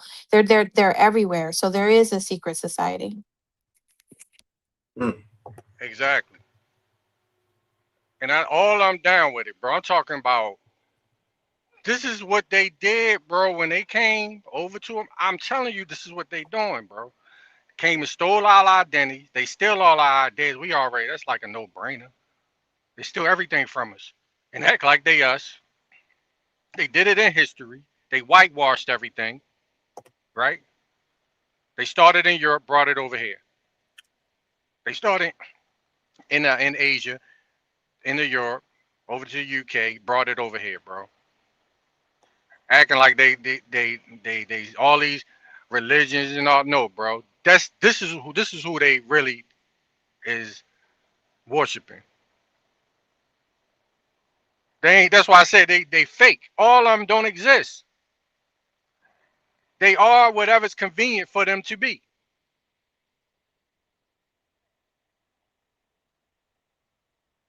You know what I'm saying? And then I think in part of the religion is that if you're basically an infidel, basically, that it's okay for them to be deceptive because you're not one of them. So while you're sitting up there and you're dealing with all these people thinking, oh, am I dealing with a trustworthy person? To them, they are being trustworthy because their only allegiance is to the people who are within this cult or religion or whatever it is that you're talking about. Yeah. Well, what they believe is because you allowed them to deceive you is your fault. You know what I'm saying? That's really that's what they go by. Even in the Talmud is kind of like that. Even in law, in the Roman, in the maxims, it tell you that he who allows to be deceived, let them. Something like that. You know what I mean? Because you allowed this person, since you okay, it's like this. Since you believe the lie, is your fault because you believed it. Pretty much. So it's not their fault that they lied to you. It's your fault that you believed them. You know what I'm saying? And then if you look at just your daily interactions, that's kind of how people work. Yeah. So, and then we're the only ones that's sitting up here, waiting for the crime or criminal activity because we work on more of a moral, we have a moral, like signature within us. Right. Right. And so we have to kind of like train ourselves because we're not dealing with each other, we're dealing with other groups of people. And like you said, well, if you allow me to take from you, why not? I've heard that Yeah. before. Yeah. That's a part of that whole religion. And they try to act like oh no, what you mean? The law say this and and look, the jury, like, bro, you people, why should we believe y'all? Y'all have no moral standard at all. None. I don't even know why people even be arguing. The justice system, all that stuff is unfair. Look where they come from. These people will be relentless with the lies, bro. Just relentless. And they will not give in. They will not submit. They will continue. Even if you know they lying, bro. You catch these people in politics all the time. They being caught left and Well, right. look at this Carmelo Anthony story. They Right. completely lied. And then when Yes. the people would try to go in there and try to tell the truth, they will harass those people. And so right Mm-hmm. now, if you say he got jumped, these people, even though they know that he got jumped because now it's like more public knowledge after the trial is over. They still lying and then talking about no, Right. he woke up that morning, decided it was gonna rain, right? And Right. decided he was gonna take somebody out. They're lying so much where they're stopping the discovery. What's the list of discovery? We don't know nothing. We don't know the evidence list, right? We don't Mm-hmm. know the transcript of what happened in the court. We can't see the video, what happened at school. They make the people who did see the video do what do you call that where you can't speak? An NDA, right? So they could lie. Right. Right. Right. They Right. took this little boy out over a pure work of fiction and then get mad at you when you call it out. And you know what? I asked this lawyer. I was on Clubhouse. Actually, matter of fact, me and Truth was on that. This was back when we was on Clubhouse like that. And if you ever talk Truth, you know what I'm talking about. 111 Truth. So we were just chopping it up on there, and his lawyer hopped on the live with us, right? So he started going in, boom, boom, boom, boom. So I asked him. I was like, "Oh yeah, I'm great. I'm great." I asked him some questions. So he was just like, he was quiet, and then I was like, "Let me ask you this: is it a law against lying?" He was like, yeah, you can't lie." I was like, "Well, is this where is that law located, right?" So pretty much he was saying, well, if the lie causes harm, he tried to go into that kind of like, if it causes someone harm, then yes, it could be considered a lie. But I was like, well, that's really not stating the fact that if you lie on somebody, that's a lie. So the media can lie to you and is actually legal, right? So pretty much we was going back and forth about, we was going by some birth certificate, but I ain't even gonna get into that. Where I proved him wrong on that too, because I asked him about I see. I go right. I go right. I don't be playing no games with them, bro. I was like, why is it on bond paper then? Why, when I look up the paper that these birth certificates um are printed on, it comes from a bond company. It's on bond paper. You know what I mean? Shit, had to shut them down real quick. But anyway, but the whole point is this: the lying part, you're only accused of lying if it's perjury. If you lie to the grand jury or you're lying on the record. Anything else, like if they turn that record off, they can lie to you. So you got to know if it's being recorded or not, if it's on the record. And that judge says stop, you know what I mean? This is not on the record. I'm looking at it like they straight lying now. You know what I'm saying? Well, they just made it where it's legal for the government to give you propaganda. I think that was in the last 2 years, last year or something like that. Maybe 2 years, Obama did that that. it's legal for them Obama did that. to Yeah. uh, Mhm. publicize propaganda. Right. So like all these little AI videos that they're putting out, it's now legal for them to do that. And it's been happening for so long. I think the D-Day explosion, I was looking at like PBS or something, that was completely fake. That was not real. The Normandy or whatever that was, you know what I'm talking about. That was not Mhm. real. You mean the Battle of Normandy? Yeah, Oh yeah, that was just theater. That's all theater. it's theater, and that's why they call it theater. Yeah. Matter of fact, they got actual videos on World War II where these tanks, they look like real tanks on the video. The dude pick it up with one hand, pick up the tank one hand, flip it over. It's just blow up, like blow up dolls. Big old tanks full of air. I kid you not. It used to be on YouTube where you see all these battle like tanks and jeeps and all that stuff, blow ups, and they doing films on it, putting it on film, and we thinking it's real in history. They got busted with that Ukrainian war. Somebody, this was before they told us that AI, but somebody said they ran into the screen or whatever, and that was like Call of Duty type of scenes or something like that. I know you remember that story. They Yeah, were yeah, trying I to know what tell you're us talking that Ukraine was getting all busted up, but it wasn't real. So the point is that's your government, and so that's how they got it going on. And the regular people are doing the same thing as well. about. Yeah, yeah, that's why, man. I started going on my own. And people used to get mad at me because I used to be like, man, this joint, everything fake. I used to be, I, I used to say everything was fake. I'm telling you. I would be like, what you doing? Man, you know how many daggone arguments I done got into. Because people don't want to believe everything, man. It was to the point where you know how you get a certain percentage.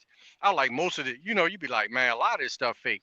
And then you start reading, doing some little research. Not even no deep research, when just spare time research. You know what I mean? Not like you trying to write a book. You know what I mean? And whatnot. I'm just doing regular research because I enjoy it. Type of thing. My pastime. I'm like, you go from most of this stuff fake. Then I was like, damn, majority of this stuff is fake. And then you start researching more where you just like, man, you know what? Every fucking thing fake. You know what I'm saying? You're like, this whole reality they got built for us is fake. None of this shit is real shit.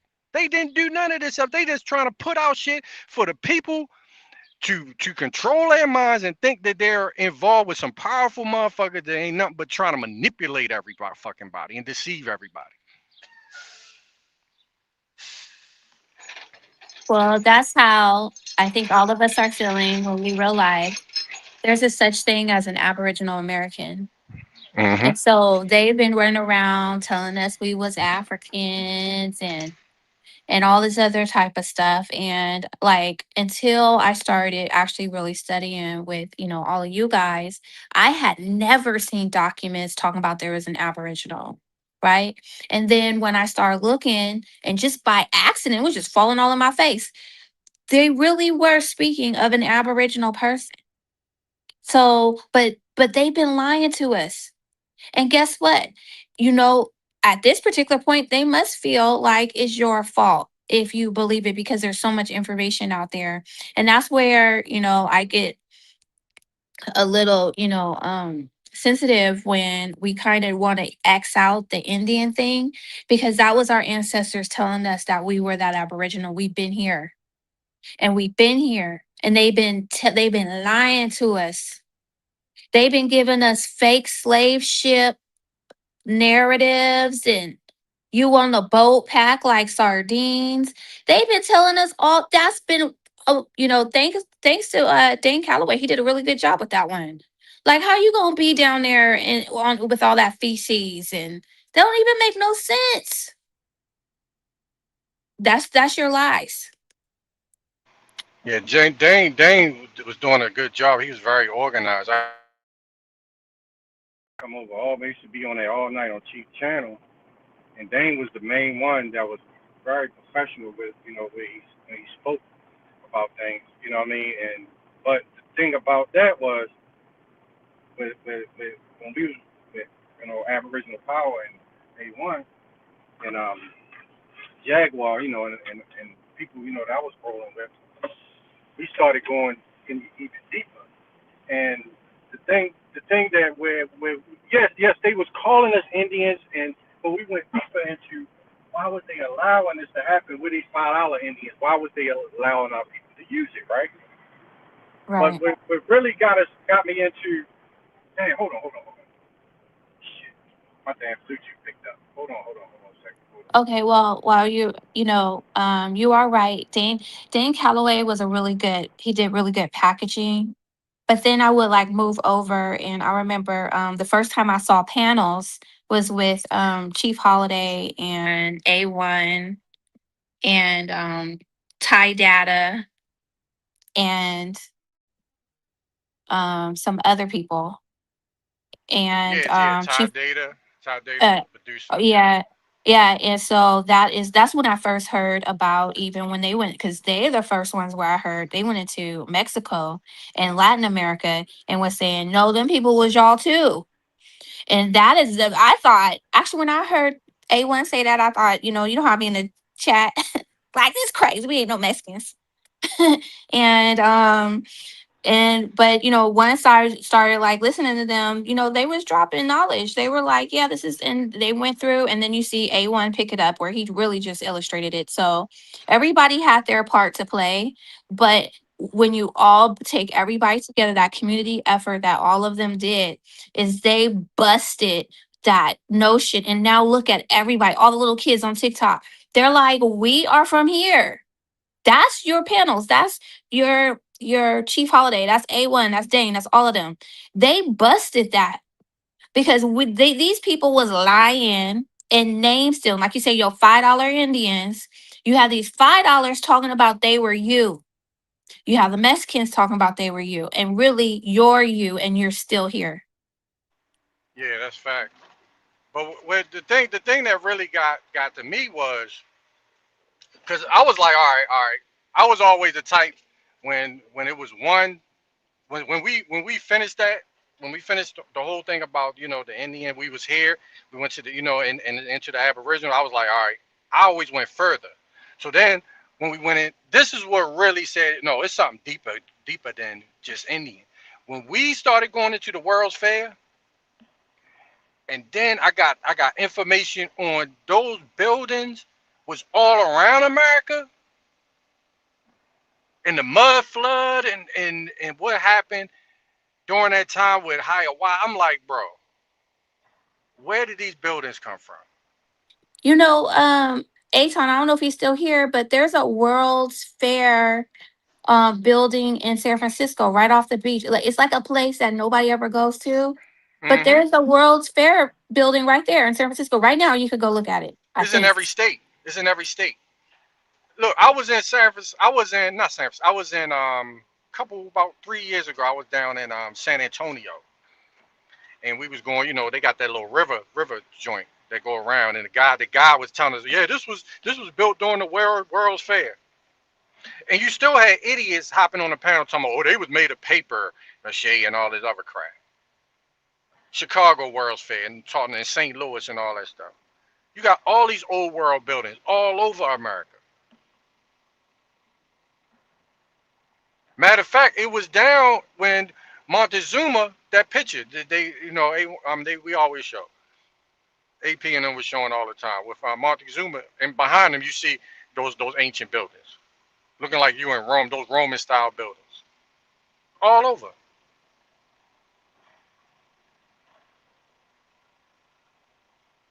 So I'm just sitting there like, okay.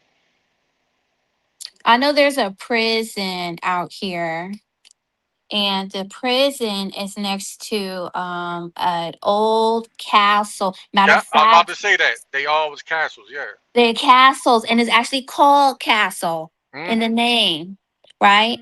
And I was trying to look up because they're like, oh, this used to be, is dilapidated, it's like abandoned right now. Like you could go take a tour, but they ain't using it, right? And they're like, oh, it's for a boys' school. And like people saying, why the heck would they build such elaborate buildings for a boys' school, right? And I want to try to look up how it was built. Okay, if it was built, show me where, the architect, how y'all built it. There's nothing on how it was built. And I think that's an example of those castles, those old buildings that are being discovered right Mm-hmm. here. They everywhere though. Right. I got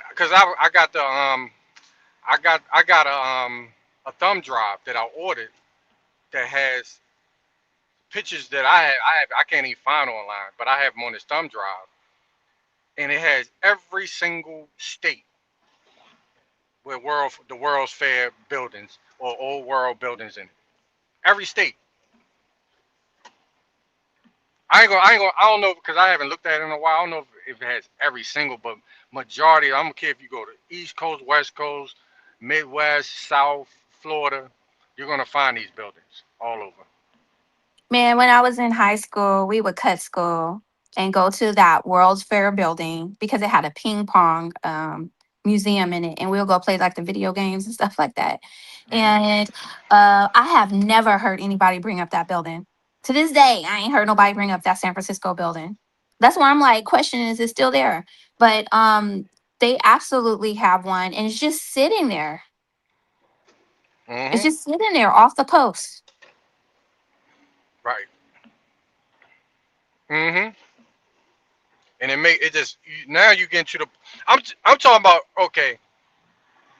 It's even deeper than that because when I ordered this thumb drive and the Chicago, what really got my attention was at the World's Fair in Chicago, right? And the information that I have, these pictures that I have, they have submarines. Talking about submarines in that Chicago, and it's like this picture had to have been like in the 1800s. You got battleships. You got these huge cannons. I was sitting there like looking at these slides and like, what the hell? Like what happened? You know what I mean? You like what happened? It's almost like a reset happened, and these people came across the waters, erased that, and put themselves. It's almost like almost like Armageddon happened, like a world war, some catastrophe happened, and these people that knew about it went over and got rid of all the people that knew and manipulated everybody else, and they still doing it right now. That's the only explanation I got. Because these buildings absolutely are from another time period, advanced time too. These buildings are not this these are master architecture. You got to be. I mean, it's not no simple stuff because I took engineering, architecture, and drafting. There's no way. This ain't no regular handyman come and build no TPs and shit. No. Mm-mm. No. We was this is way more advanced than what they trying to put on, trying to tell us. And it didn't happen that long ago either. Where they talking about, oh yeah, Yeah, yo, this happened 1,000 years. No, no, no, no. This stuff just happened. Like right before, I say,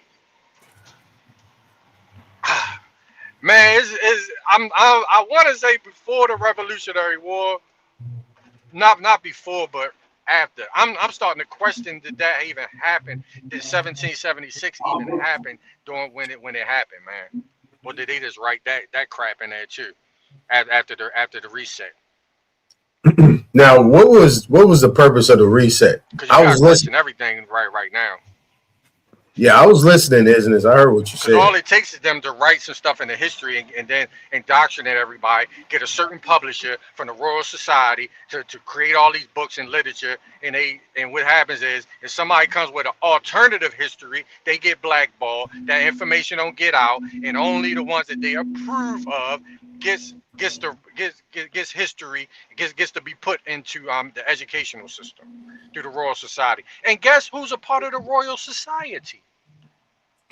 A member. Today, Elon Musk. Can y'all hear me? Yeah, I hear you. I All hear right. you. Elon Musk is a member of the Royal Society, and they are responsible for all the publishing that gets put out into all higher education, through colleges, through our the schools, everything. Well, They that's the, responsible for putting all the literature out. well, that's the reason So why. so so they so they control history. Well, that's the reason why that And was put we're in there. here. It was put in the history books. We're seeing all this stuff from an Anything English that goes against perspective. them doesn't I get don't think you published. can hear It me. could be the truth. They want to Can you hear? control Can you the hear? Can you narrative. hear? Is none? None. Can you hear? Isness? Oh no, I can't hear it. Let me come back in. Let me go out, come back in. All right. Well, when he come back, before he come back, okay, you was talking about San Francisco. Yeah, I was talking about that building in World Fair. Have you seen that one? Yeah, I've seen it. And nobody talks about it. Nobody. Yeah, yeah, exactly. And it's still there. It's just been restructured. I mean, San Francisco is nothing but hills. Up and down, up and down. I mean, that's a big, big, big thing they had over there. And I tell everybody about the BART, right? When I told them cats, I told them brothers, all them, we was talking on Smoke Channel, and they was talking about all these things in their areas. I said, have you guys ever heard about the BART? They ain't never heard of it. I said, when I was a child, we went on the BART. I said, that's a train that goes underneath the water. It travels. Been there a long time. And they didn't even know that. I said, That's wow. internal systems that, we kind of take for granted, but really do exist. Because BART's been there for a while. It's been there for a while. And it boggled my mind based on the information that they say they know that they didn't even know that. It's like it's like California is kind of disregarded as Hollywood. You know what I'm saying? And they don't know nothing else but that. I was like, shit, California got history here. But yeah. Well, the Maloney Indians, I think that's if you want to go see something in Fremont, they have a really good history because those are the quote unquote Black Indians. And so they're depicted as such, right? So they do have a lot of history here. You know what I mean? Right. Even, I kind of talk about the Asian slave trade. He was earlier talking about how that White Girl Slave Act is one of the only slave laws. Well, the other one is the Asian Exclusion Act. And what people forget to tell you is the reason why though that law was created was to prevent Asian slavery. And all that history you can find here in California. So Right. when people want to talk about Black slaves, the Black slaves, if you look into Asian history, you could find the Asian slave trade that came here to California. Mm-hmm. Yep. And you saw it in those. It was showing it in them old westerns. Then people was Right. working on the railroads. Right. Or the women's in the brothels. Yeah, and the women in Yeah. the brothels. Right. Yeah. It was there. I mean, if you get past, you know, the you know, the Hollywood or the movies, how they depicting everybody white and all that stuff. I mean, that's their depiction of it. You know, they have to be the people that's in it. But that stuff is about as real can be. That's what they didn't understand. Now, dude, let's go back to San Francisco. We just deal with California. I don't know if you ever seen the coin that I used to have as my avatar. I showed it where they had Queen Khalifa, right? You know how y'all sisters wear, like, you know, like you got those locks and you wear them like in a little little cornrows, like little spots in places and stuff like that. Right. How you wrap them up and it's like you Right. got Like little one there. knots. Like the knots, right? Yeah, When yeah, they you wrap 'em got up. one right there, one right there. I got my Right. camera on one right there. You know what I'm saying? Yeah, she got her hair like that. And then on the back of that coin, it's an island. And it says Cali for Nia. And you remember when they came out with those hats and those t-shirts that said California? Right. That's actually right when you're dealing with California. It's California. And I was listening to these people. I was listening to this same group of people saying Cleveland didn't exist. That's not real. Man, I got a book on Cleveland. And the big Wells Fargo Bank, I don't know if you've ever been in there, had a big mural of Queen Khalifa on it. Oh. Where's that at? It's in San Francisco. Okay. It's the big Wells Fargo corporate building. I think it's somewhere. I gotta pull it up because It's most okay. all the big corporations, all the big corporations are there. Right. All the big corporations is there. I think it's on Montgomery. Okay. I think it's Montgomery. If you're familiar with Montgomery Right. area, I can pull it up. Right. I can pull it up real quick. I'm gonna look up Wells Fargo, and it's And gonna it's in take. the financial district. Yep. There you go. Yep. Don't she still got a castle out there? Who, Khalifa? Yeah, it's a cat. I heard some people saying they went there. It's like way up in the woods somewhere. Yeah, she got a castle still in California, somewhere up there, upstate somewhere. Yeah. Well, there's a prison that you see like the Menendez brothers are at right now. There's a prison, right? And next to the prison was a boys' prison. And that prison has a castle. Like for reals. And I'm trying to figure out where like how is it because they have a haunted thing, so we'll go up there for the scary house because it's kind of scary and they do like a haunted house, whatever. But I was trying to figure out how was it built, and it doesn't say. And it's a big ass castle, and it's called the prison. The name of the prison is called a castle. Hey, okay. So on California Street.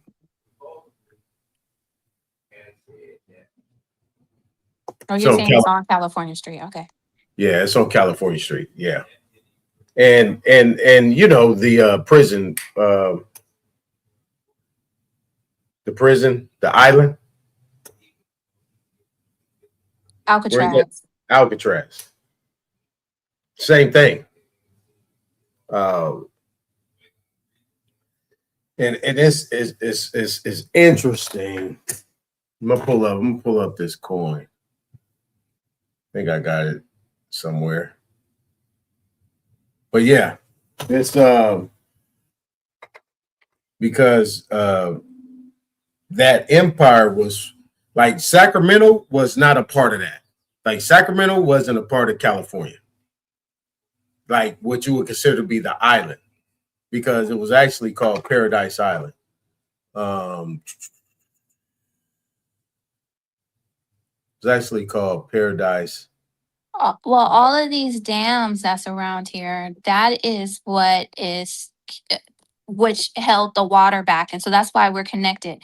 But they're saying like even Bakersfield have like settlement. Have you seen that? Bakersfield has, and this is one of the driest places in California. It has ocean sediment under it because this used to be an island. Right, it was.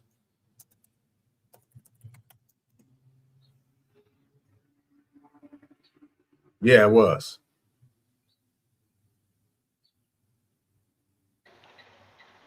Well, what I heard was that Hoover Dam is blocking up a lot of the waterways that used to run through the West Coast. That's blocking up a lot of the trails. I mean, a lot of the rivers that used to run through the Grand Canyon, which was flooded. They said if actually flooded those the waters up through the Hudson. What's that? The Hudson Bay up in Canada.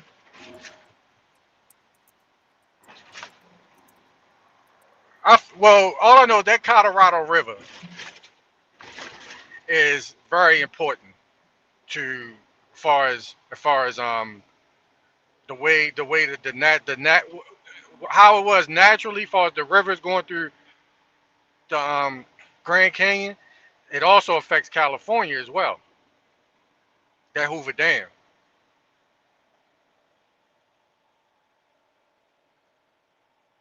Can y'all hear me? Yeah, we can hear you. Okay. I want to make sure I wasn't cut off. I'm searching. Yeah, I'm searching right now. Okay. Yeah. See, they redirected a lot of waterways, bro. The Army Corps engineers, they redirected a lot of waters because it's a lot of stuff that was flooded. A lot of lands was flooded, and a lot of especially a lot of those tunnels are inaccessible because of that Hoover Dam. Man, this is crazy. I'm listening. This is crazy, y'all. They actually changed this. You can't even find it no more. What is now it? I'm about to show you this. They always changing stuff. Bro. That's what I'm saying. On my other passport, because I got a world government passport, I got Paradise Island on it. And I know it is Paradise Island. That's what it was called. And it was on, and now all of a sudden they didn't change the whole gamut. This is absolutely crazy, man. I'm telling you. That's what I'm saying. Let me see if it's on. Yeah, bro. That's why I started stocking up a lot of this information, a lot of this research. I started putting it in, started downloading it.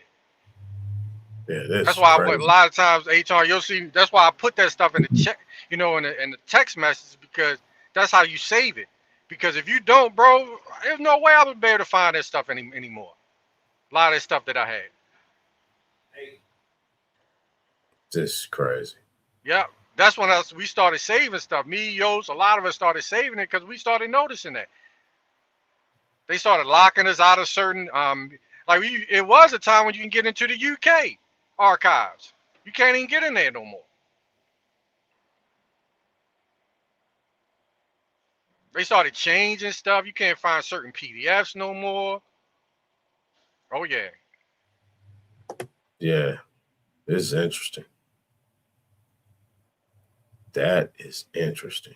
Yeah, bro. You gotta, if you find something good, bro, you gotta save it, put it in, put it, download it, put it in your files, because it will be gone. You got these motherfucking agents out here, bro. That's why I was That's what I was about to say. That's what happened. They came through and they scrubbed that sucker. Yeah. Look, I'm gonna tell you, Ennis, if you remember Todd Day, you remember when we used to go in real heavy on the Mexican museum when they had Lucia where the bones was, and we were talking about all the artifacts that used to be. Remember that joint burnt down? When we started talking about that? Right. You remember that when that happened? Right. They burnt. Aton, they burnt down the museum when we started exposing that stuff. It burnt Right. down. I remember we had a live the next day. We was like, yo, Michi, all of it was like, yo, you know the museum, they burnt down the museum. And As matter of soon, fact, oh, go on. there was some Mexicans. Remember, there was these Mexican dude that was used to troll us all the time. Come over there. They was from Mexico, and we was talking about, yeah, look at y'all museum. There was nothing but black people. There wasn't no black people in Mexico. Boom, boom, boom. Bro, they got on the live one day, was like, yeah, talking about, yeah, y'all trying to steal our identity and all. I'm like, all right, look at all y'all pictures got black people in. Bro, As soon as y'all was talking about, and I didn't know that you were up there as remember that? well, Yeah. but Uh-huh. as soon as y'all was talking about that museum went down as soon as you guys were on that shit. And so then you Yes. gotta ask, if it was just a bone, why Yup. would it be so Yup. important? You know why it was important? Why do you think it got burnt down? Because hair fragments was collected. Do you remember that? Yup.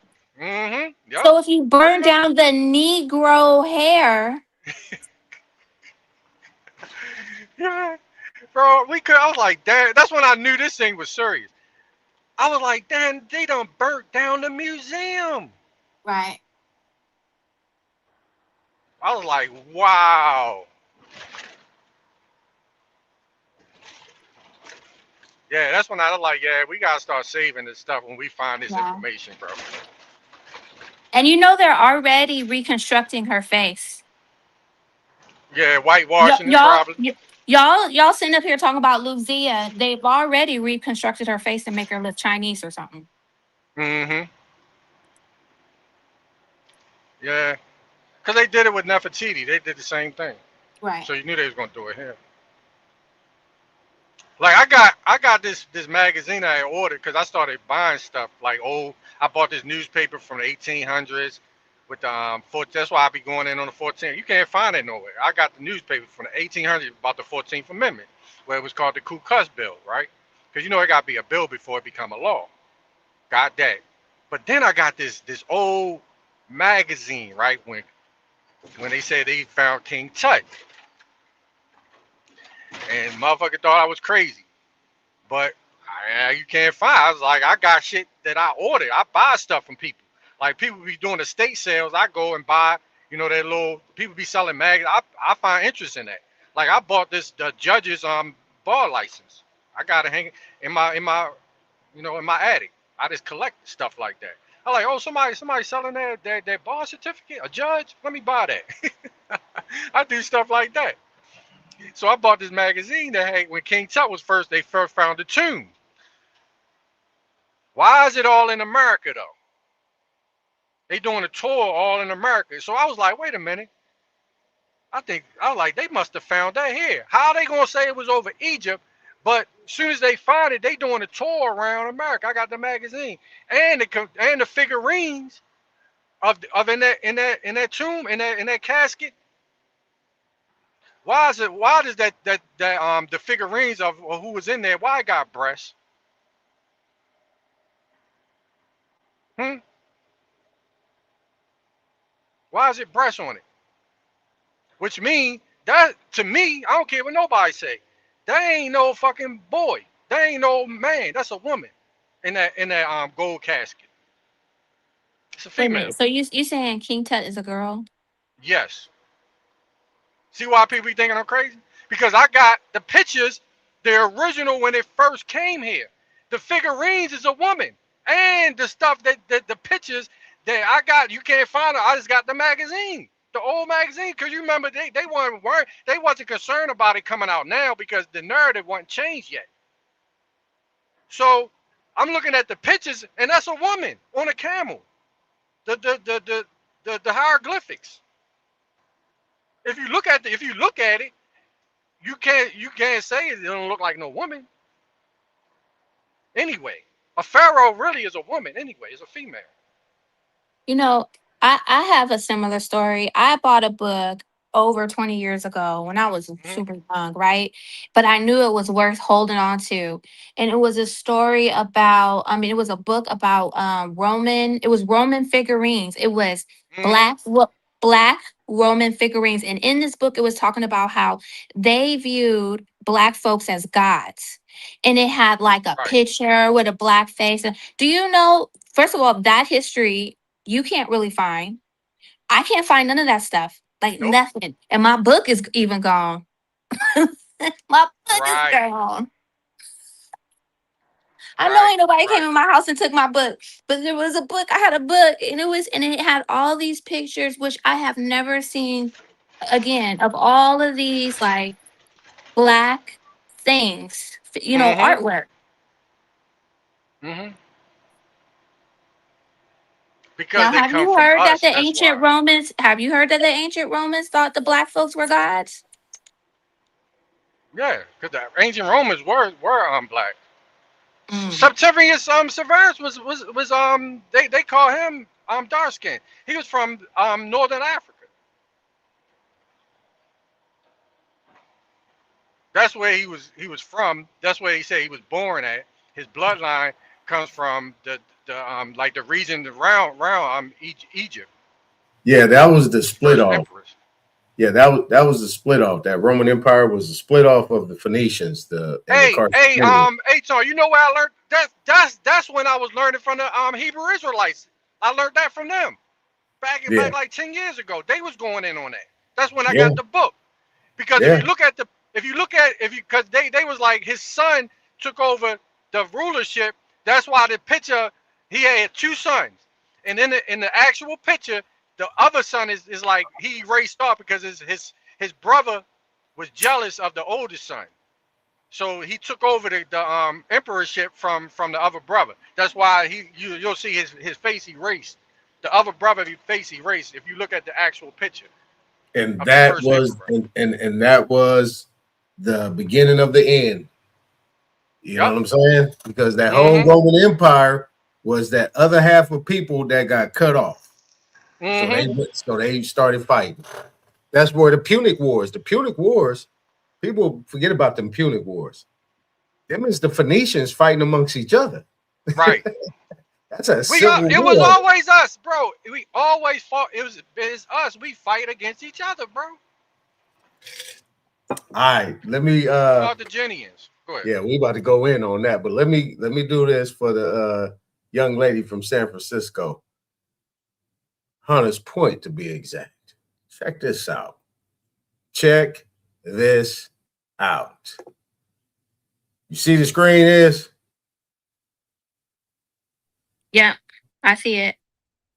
You Oh see wow. that, right? Yeah. You see that hairdo? Yeah.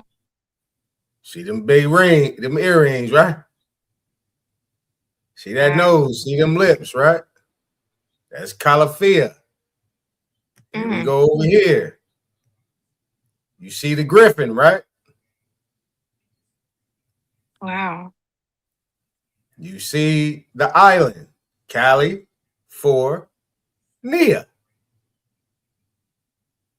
Oh, You see, see I the got ship. the zip off one. I'm gonna have to get this. I'm gonna have to capture this one because I've been using that California picture. Wow, this There is you go. interesting. There you go. Wow. You know who I got that from? I got that from, what was the sister name? She, what was her name? Light-skinned sister. She had her own channel and she used to be talking real, she talked tough. She had a good talk like Copper Empress Hobart. And she used to have she used to do the esoteric stuff with all the little things. What was her name? God dang it. She used to have her son up there and a couple other people up there talking. I can't remember her dang old name. But yeah, she popped that up there. You get it? You snapshot that? I will once this is over. I'm gonna snapshot it. Yeah. All right. There it is. So Wow. that is what you got. Now, here's the other thing of what you see, right? So come over here. I typed right here, Wells Fargo mural of Queen Calafia. There she go. There she go. That's in the Wells Fargo building. That's her. Wow. And it was the crazy thing about it is you're saying this is in San Francisco. I was like dealing with y'all online before I realized there was a Queen Califia. They don't teach you this. And here this lady is right in the middle of San Francisco, downtown San Francisco. You see that gold in her hand? Right. See that big gold nugget? That's her. And then you have this other thing right here where they have this right here. You have that. That's another depiction. And if you look at that head, that's Mayan, right? Ain't that Mayan? Nonetheless. Yeah, that's Mayan. That's Mayan. All right. Then we come over here. Bam.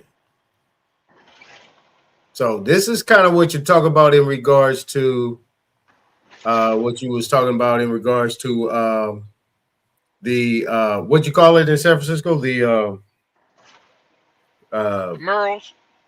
Not the murals, but the world World Fair. World Fair. World Fair, yeah. You see these trains and everything.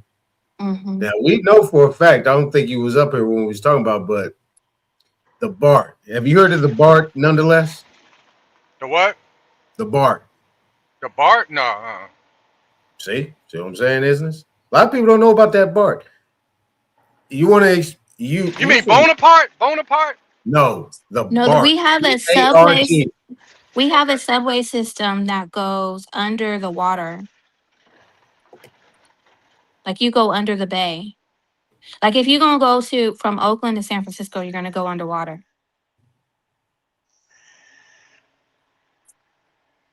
You got that? Yeah. That shit old, brother. That shit is old. They still use it? Oh yeah.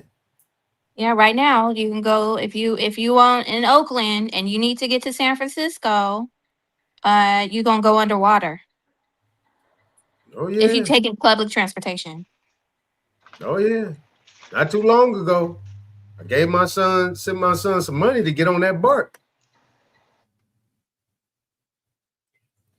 We went on it when I was a kid.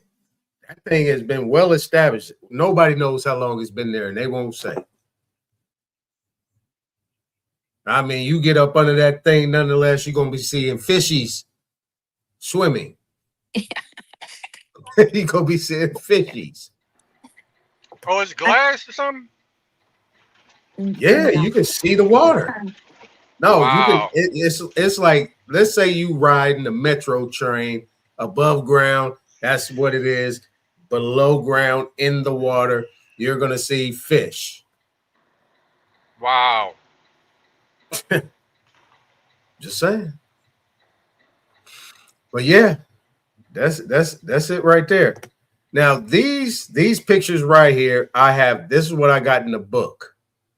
Like the book I got, this right here, this picture right here, this picture right here, you have in the book. It's a purple book. And yeah, that's your town. So, indeed. You know what I brought up one time? This is about to be the 250th year, right? They about to celebrate, right? On the 4th. Uh-huh. Now, the coin, they got a coin. I got the coin because I actually ordered it. The coin for 225th year United States anniversary is a black woman on that coin. Yeah. Stars around her head. You know what I'm talking about, right, Aton? Yep. And they can't hide it. Nope. All right, so. Okay, wait a minute. Hold on. You saying that there's a black, what is it, a commemorative coin or something? Yes. You can get right now. On a gold coin, yeah. Gold coin. Oh, wow. For the United States. It's a black one. It's not no, can't nobody argue with that. It's for the 225th anniversary, it's a black one with stars around her head. And the coin for the national park is a black woman with big hoop earrings in her ears. The national park you get from the U.S. Mint. They also got a coin with what's the first person Christmas Addicts. He got a coin. Yeah, but they won't call us slaves. Always pull that bag out when somebody, when the Pan Africans wanted to argue and all that shit. I pull They that want right to out call. now. They want to call everybody slaves, but then in the next sentence they'll be like, "Oh, you know, this person bought their way out of freedom to Yeah, freedom." he got Right. Well, 300 if the person acres. bought that means it's everybody wasn't a slave. Yeah, he Right. got 300. Yeah, he got 300 acres. He got all this I money. know it was a slave though.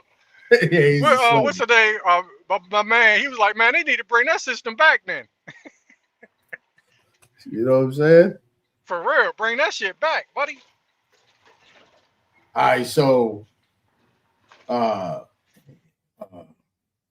right, what did you say before Isness broke my concentration? Damn, About what'd what? you say nonetheless? I mean, you said the coin, and then you said something. What was I forgot what we was going in on. The Man, where we was coin, going? Khalifa, the train. it? The After that, World's Fair. We were talking about the World's Fair and after shit. that. Talking about Damn, the I forgot. pharaohs and stuff like that. Nah, there You was was something you had said in between that kind of triggered me. you was talking about. He was talking about the lady for the park was a black lady, and then you got the Crispus Attic. No, Coin, yeah, the coin. Yeah, what was you saying about the lady who got the park? Oh yeah, the hoop earrings. Yeah, that's a black woman too. The national Now, park. okay, that's what I was going. That's what I was going to kind of say. Kind of like a statement question type thing. And you know, Isness didn't even know.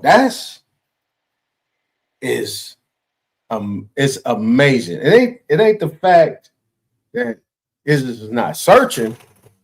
It's about the distraction, right? It's like we're gonna distract you with all this shit so you cannot look at what is evident in front of your face. We want you to be distracted. You're gonna come over here. This is when I go into the jurisdiction venue type thing where you had everything Nunn just said, along with Crispus Attucks, along with the fact with the Bart, right? All this information that we all know, we kind of take for granted, or we get distracted with the what y'all call it, cosplaying or gaslighting type stuff, Propaganda. propaganda. What? Okay, so how are we gonna be able to defeat that? Because you know that's mainstream media stuff. That's mainstream media, and you still got a lot of people that are just running to that and making it a part of their main topic on their streams. I mean, we can't get around that. The streams are here and they are influential. It is, to me, the new church. So if how do we get around that to have the focus on just that gold coin and the Christmas hat, everything that nonetheless just said, everything that, you know, just what isn't said, what we've been just talking about in the last like 5 minutes. You know what I'm saying? Nobody knows this. I mean, as a collective, nobody knows this stuff. How we but going? remember. I'm sorry. No, go ahead. Yeah. Remember Waka Flocka was like, yeah, I'm Indian. And remember Raven Simone was like, I ain't black. Mm-hmm. If you just get the mainstream media to just talk about who they are, I think that you can get more movement. If we can just get them when they make it. Okay, so your little nephew becomes the next rapper. Talk about who you like. Kendrick Lamar would be a really good, like he did a little bit of he made a little aboriginal statement in his thing, like a a millisecond, but just talk about who you are all the time. That's my So, and at the same time, the debunk or and it seemed like everything they do got legalese shit around it. You know what I'm saying? Like everything you say can and will be used against you, and if you don't rebut it, it's like affidavit. If an unrebutted affidavit is considered to be truth, or not even affidavit, just prima facie evidence. Well, if you what does it say? Okay, so one of the words I use always is mitigation, right? Like you have an obligation to stop something, or the law is going to look at you funny, right? So it's kind of like we also hear the statement silence is consent. So as long as you don't say nothing, like we sitting up here, but we're not saying nothing, we do need to put stuff on records, even if it's wrong. Even if they come back and say, "Oh, you shouldn't," whatever, blah blah blah blah blah.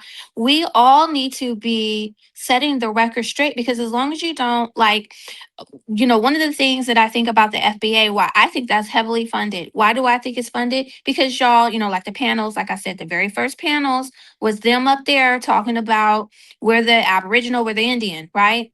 Well, that was gaining popularity. It makes total sense. And so guess what happens? FBA pops up to take you off that you're the original American. You're the American American.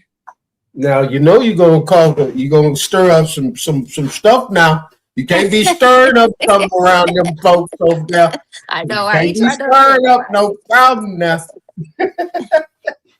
Yeah, I'm just saying, what I mean? Them good folks over there, though. We mess with them folks and some good folks. Don't be stirring up no problem now.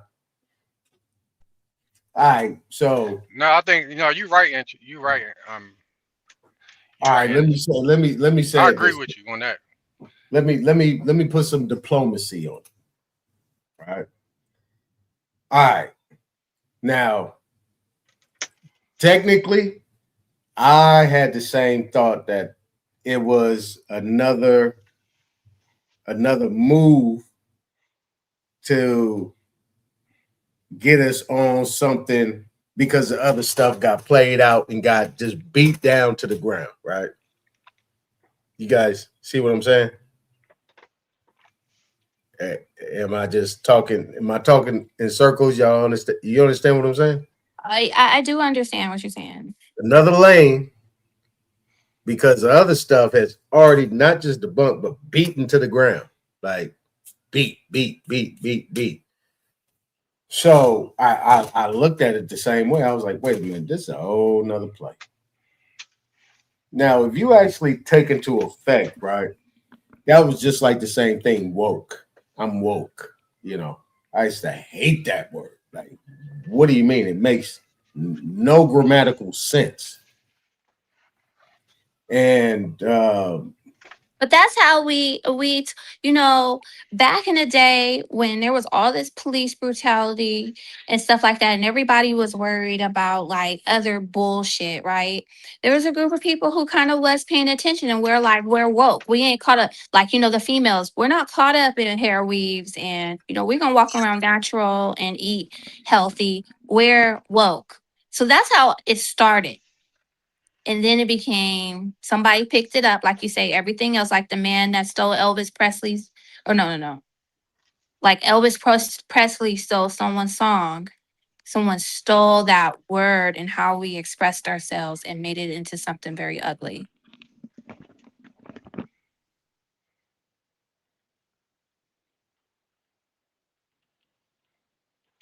You mean FBA?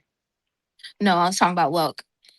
Oh, woke. Okay, yeah. well, but when I first heard woke, I heard it from white people, and that was a that was kind of like them joke, these woke people, you know what I'm saying? And then somehow black people said, yeah, we woke.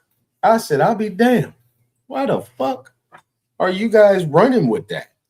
That is ebonics. That's like you talking shit like ebonics. People came out with ebonics. People came out the whole conversation. I was like, I mean, come on.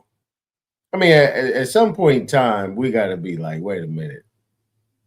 We got to be careful about what we jump on. So my point is, I be sitting here. Okay, go on. Foundational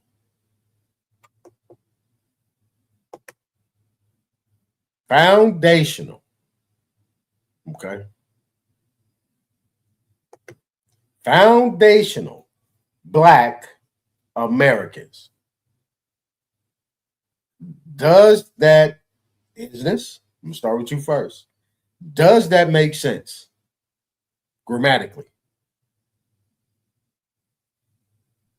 I do understand what it's trying to say. I think it makes sense. Not understanding. You say you think it makes sense. See, that's that you tap dancing. I don't know if you got tap shoes over there, but it's tap dancing. You say you think. So really you want to say no. Well, it matters because if you're, more informed, you know that Black is a misnomer. But if you take just regular American vernacular and the people who are called Black, there are a group of people who was here at the foundation of the country. Okay. And they're called Black. Okay. Every situation for me is a learning situation. It is. But before we do that, nonetheless, foundational Black American. Does that make sense? Well, it makes sense as a tool. I think it makes sense because of the foundational part. It's like a bridge.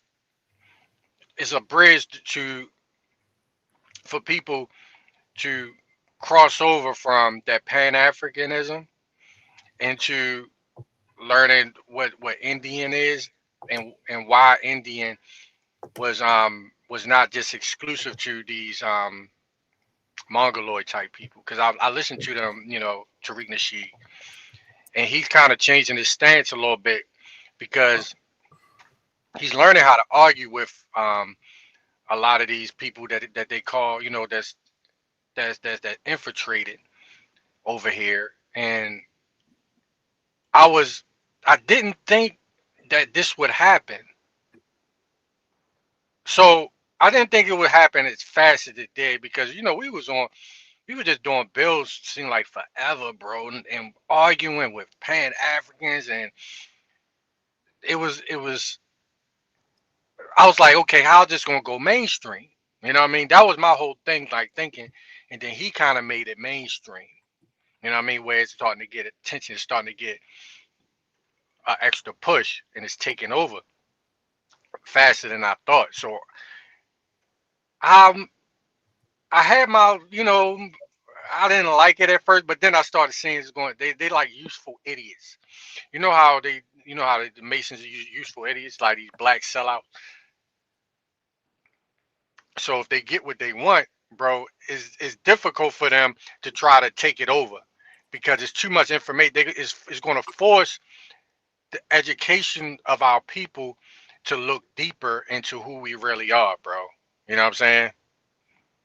But this is where it's going to cause an issue, right? This is where it's going to cause an issue. See, once you get to a certain level, and then now you say, okay, now that y'all got to understand, we got to move on to a deeper fight. You know what I mean? See, I think what our people do, they say, okay, we're this, we're gonna stay this. You know what I mean? And then, but when you say, look, it's more to the story now. Y'all done got that. You done got where you need to be. Now it's trying to expand your consciousness of even deeper meaning of who we are. You know what I mean? That's when you start getting pushback. You know what I mean?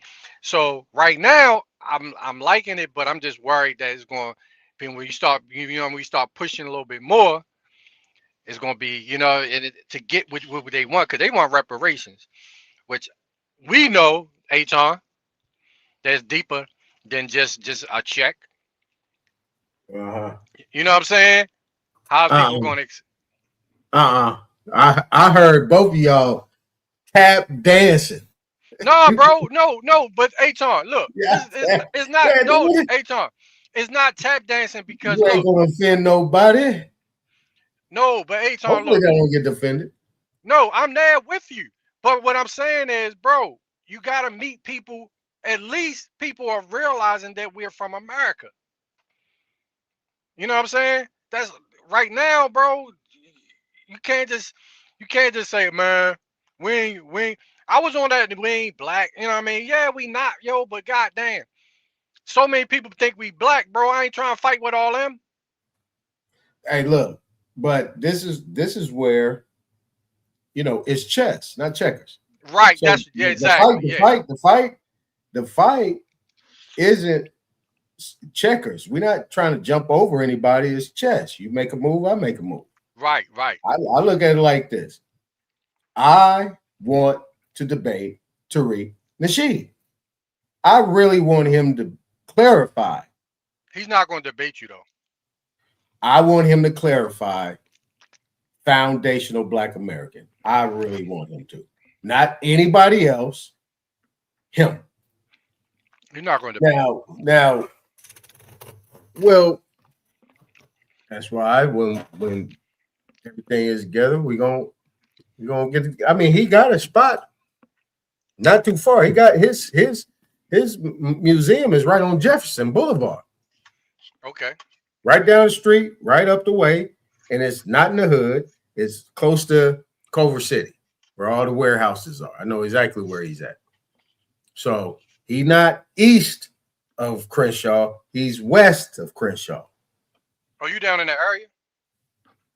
Man, I've been in LA since 1994. I just got back to Sacramento not too long ago. Okay. I know every nook and cranny of that place, and I know exactly where he's at. He is not in the hood. Now, under circumstances, I mean, that's neither here nor there. Get it how you live it. You know what I'm saying? I'm not worried about that. But my aspect of it is because I got a follow-up question on this too as well. But I'm going to get to that one last. But I want to go right here. Let me share my screen. Let's go to foundational. All right. Foundational is of relating to or forming or serving as a base or foundation. Synonym is fundamental. But right up under here, you got foundational principles / doctrines. So when you start off with foundational, you're talking about principles / doctrines. You're talking about doctrine now, like doctrine of discovery, right? And don't forget fundamental. Right. So we're going to go over here to fundamental. We're going to click on that. So this is serving as a basis, supporting existence or determining essential structure or function. So this is where we got to know, hey, are we supporting, is foundational supporting it? Okay, so let's say the existence part, right? To start with the existence, to say, or determining the essential structure or function, right? So that's within the foundational fundamental, right? Now, let's come back over here because we grown folks. I ain't got to sit there and do the elementary school with it. Black. And we went straight to Wikipedia. It says is a color. And look what came up, a bunch of crayons. Now, that results from the absence or complete absorption of visible light. It is an achromatic color without chroma, and that is chroma, colorfulness, and saturation are attributes of perceived color relating to chromatic intensity. And what do we have here? That kind of looks like reddish, brown a little bit. Now, let's keep going. So when it says in an achromatic color without chroma, like white and gray, it is often used symbolically or figuratively to represent darkness. Black and white have often been used to describe opposites such as good and evil. The Dark Ages versus the Age of Enlightenment and night versus day. Since the Middle Ages, black has been the symbolic color of solemnity and authority. and for this reason, it is still commonly worn by judges and magistrates. You have a lot of other stuff on there. So, man, it's all over the place. So black. So are we talking about solemnity and authority? Are we talking about that, or are we talking about this other stuff up here? Because the initial thing is absorption of physical light. It is, absent or complete absorption of visible light. So if we come over here and we go to American, American is defined in Noah's Webster's 1828 dictionary as a native of America, originally applied to the Aboriginals or copper-colored races found here by the Europeans, but now applied to the descendants of Europeans born in America. It also refers to anything pertaining to America or its citizens. So which one are you? Are you a native of America? Or are you talking about the Aboriginal copper-colored American found here by the Europeans?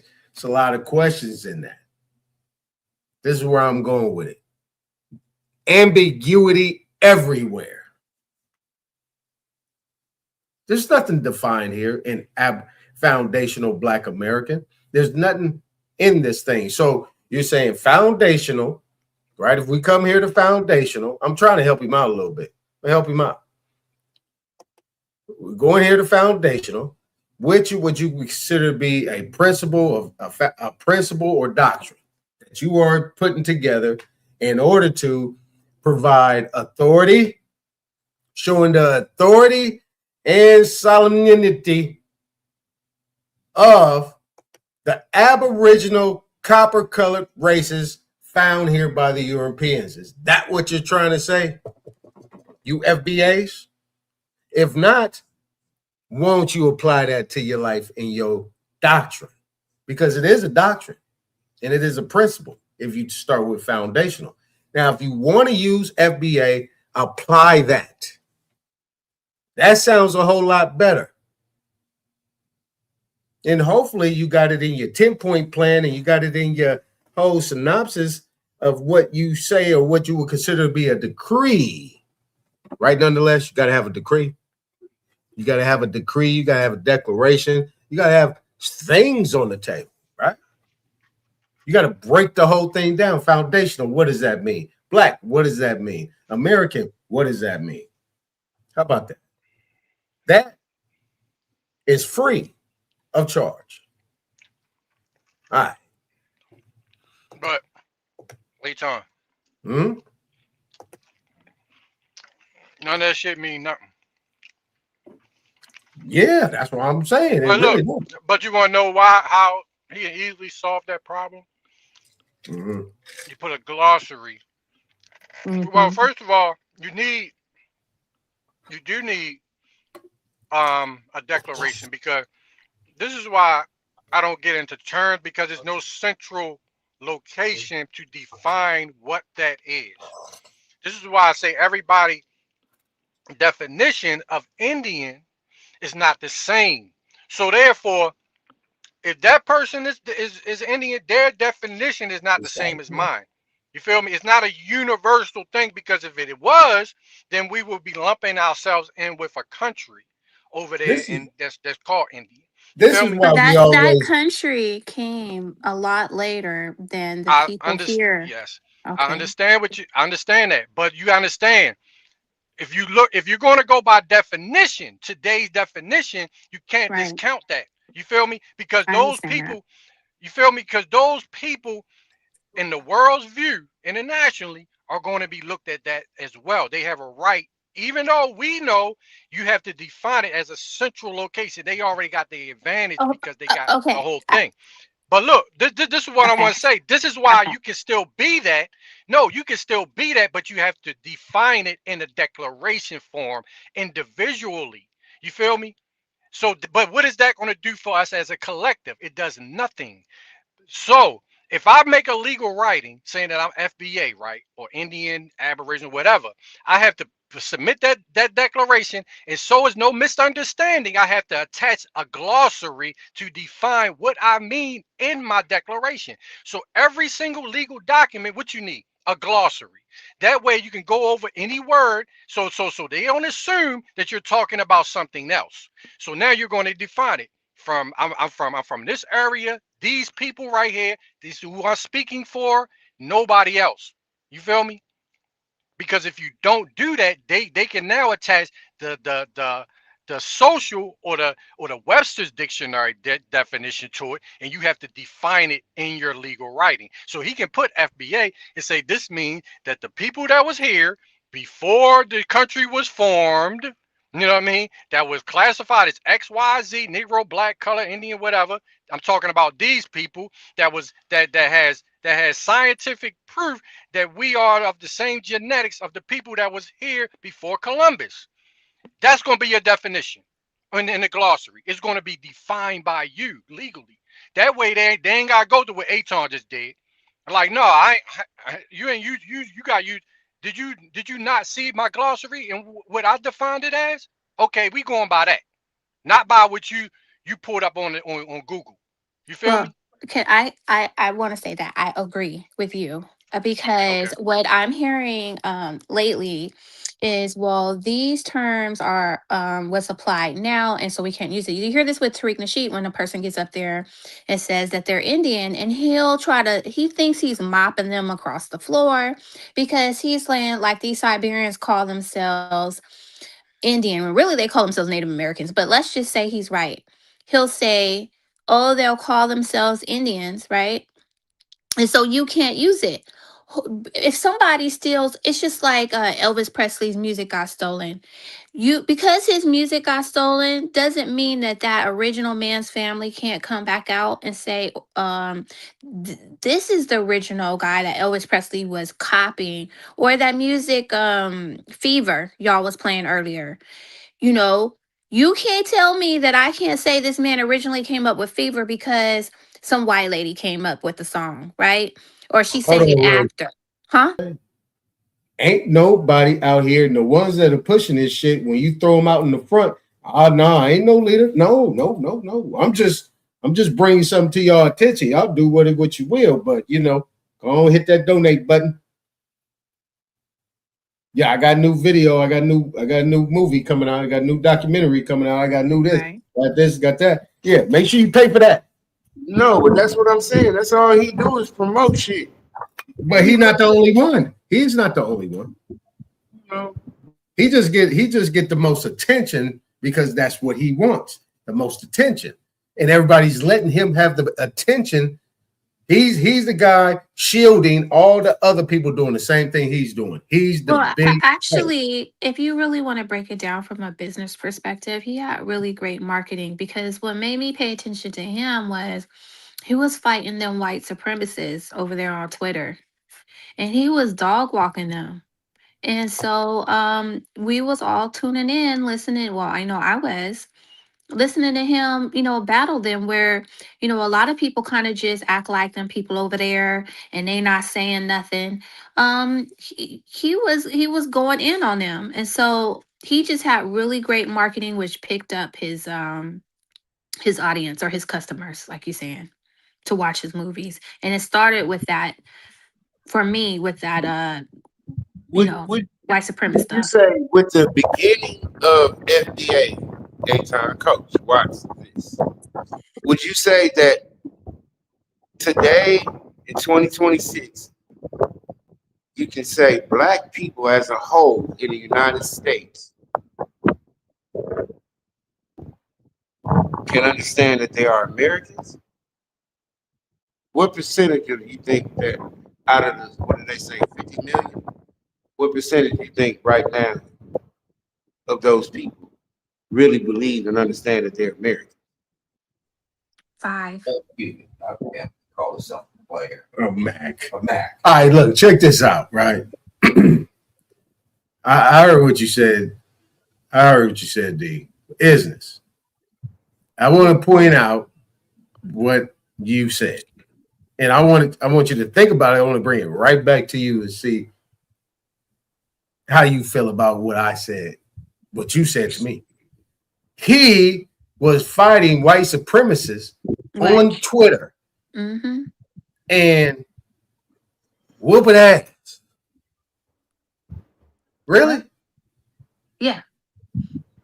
And so it's kind of like, that's if you something to really you? think about it, it's like, when Yeah, we be think watching, about it. okay, when we watching them VH1s or something kind of ratchet, it was like a different form of ratchetness for real, if you say it like that. But yeah, I mean, it caught the attention. It was enough conflict to bring your attention to whatever it is that his, ultimate message was. But go on. What were you saying? What's your point? My point is, you said he was whooping their ass on Twitter, right? But that ain't. I mean, where's the weight in that? I mean, you said that like that carried some weight. You see how crazy that? See how funny that is? But listen, I mean, sometimes we are so heavenly minded, we are no earthly good, and we feel like we have to be above that. But if another brother or sister, says something crazy, we're on top of that. We ready to fight. But when these other people come at us, we don't have anything to say. We're kind of quiet, and so I'm from the school of thought that if somebody say something crazy, you can say something crazy back, and we weren't doing that. We sitting up here and that's just them over there, and we was just letting these people say all kind. That's how you know uh they kind of busted this whole hip-hop thing. Oh, the hip-hop was created by the Jamaicans and the Puerto Ricans. The reason why they were able to go so far with that is because we don't say nothing to these people. We have to speak up, and we're not speaking up. We could speak up to each other. Like, you could probably cuss me out and call me all kind of bees or whatever. But then if Selena over there is talking about she created, hip hop or rap music, you're not gonna say nothing. You're gonna be like, oh, she kind of cute though. And so nobody is checking the BS. Okay, hold on. And that's one of the reasons why I'm looking at the things I'm looking at. Because it's time to show, without a shadow of a doubt, who's American around this motherfucker. I agree. Look, here's the other thing. Now it's time for that. This is the other issue here. He's not 40. He's not 40, 30, 20. He's in his late 50s or something like that. He's in his 50s. Right? You leave all that stuff to the youngsters. This is where they get their voice at. You know what I mean? They want their voice on the internet. They can have that. I don't have no problem with them doing that. I'm not going to criticize any young man that wants to do that. You know what I mean? Because that's the era they grew up in, not him. You know what I'm saying?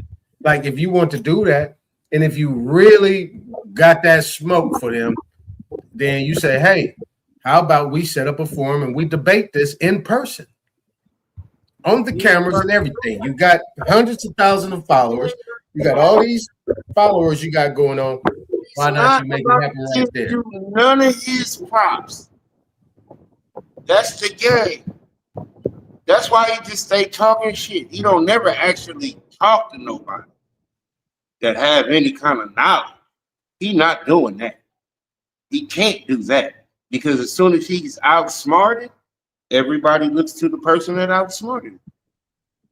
Yeah, he and we got this. We got this. Yeah, Yeah, we got this. You know what I'm saying? Ain't gonna hate on a player like that. You know what I'm saying? Cool. But we're not talking about his hustle. We're talking about an ideology that he put out with a flag where he's out there talking about some major things. He's talking about history. He's talking about something that could be substantial in the evolution of our people in regards to America. Yeah, but he bullshit. Yeah, but what I'm saying is, give him the benefit of the doubt. What? That he ain't bullshit? That he ain't bullshit. How? The Let's give him the history is benefit of the doubt. He bullshit. ain't bullshit. I ain't never The gonna say he ain't history bullshit. he's talking about is bullshit. But he said it out his mouth. He ain't no. No, he's using indigenous terms to exploit his bullshit. Like lineage based, that's only indigenous. That's only American Indians. But that's what I'm That only saying. refers to that history because there's only one people who have that heritage. But that's what I'm saying. This is where you say, So okay. the flag you talking about, their flag, the American Indians flag, is truly the Confederate flag. The Confederate States of America, that's American Indian territory. But my thing is that I got that. We agree. We on the same page. But what I'm saying is it ain't no coming on somebody's panel and having a conversation where he can mute you every other second. No, hell no. We talking about up close and personal. Let's sit down, let's get it, and let's go right into the heart of the neighborhood. No, and I got the perfect spots for it. He's not about in a friendly area. You never know. You never know. You never know. You never know. You do better. You'll do better just finding his underlings and switching them out. Oh yeah, there's a couple of them. These cats is young though, man. Now them niggas will bite for that, especially some street, some like nigga. We got you in the middle of Jordan Downs, nigga. We got chairs out, nigga. We got niggas out. We got barbecue. We doing our thing, but we here to talk. We here to talk about some real history because right here in this Jordan Downs is real history. Yeah. American history. Sure, one of the underlings will fuck with that. And then you'll flip them. Because everybody who's FDA can be flipped to just American. Well, you know what? I know one of the underlings who actually, who I will watch, right? He don't say nothing about no African. He just say pure, he don't say the word Aboriginal, he'll say indigenous or we were here first and all this other kind. He don't say nothing about no African.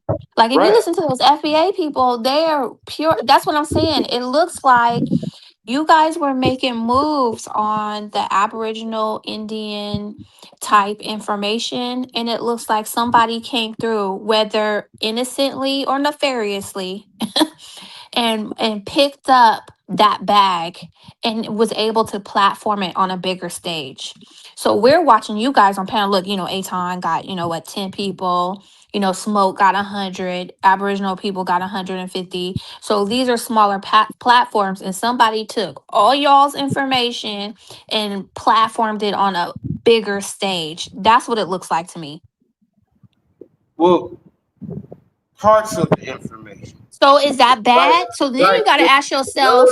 Then you got to ask yourself, is that bad? No. This is what I'm saying. Like Aton came up with a great idea. See, we can't actually get to the head dude, but we can get to the underlings because that's still 100,000, 50,000. They got numbers. The underlings got numbers. But I'm telling you, anybody FBA and everybody. But you didn't. You didn't just hear what I said. You didn't hear what I said. I said those people that sit under him don't say nothing about being African. They talk about being indigenous. Not talking about. I'm trying to flip you from FDA to American. To just A. Oh, okay. All right. Nigga, understand what A means. A means, nigga, A, you are exempt. That means, nigga, what they got going on, nigga, ain't got nothing to do with me. No, at all. I can prove that.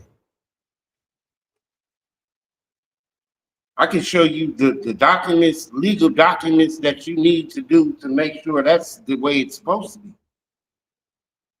Yes. American. Let me show you what it's supposed to mean. Let me show you the rights and benefits and privileges of America.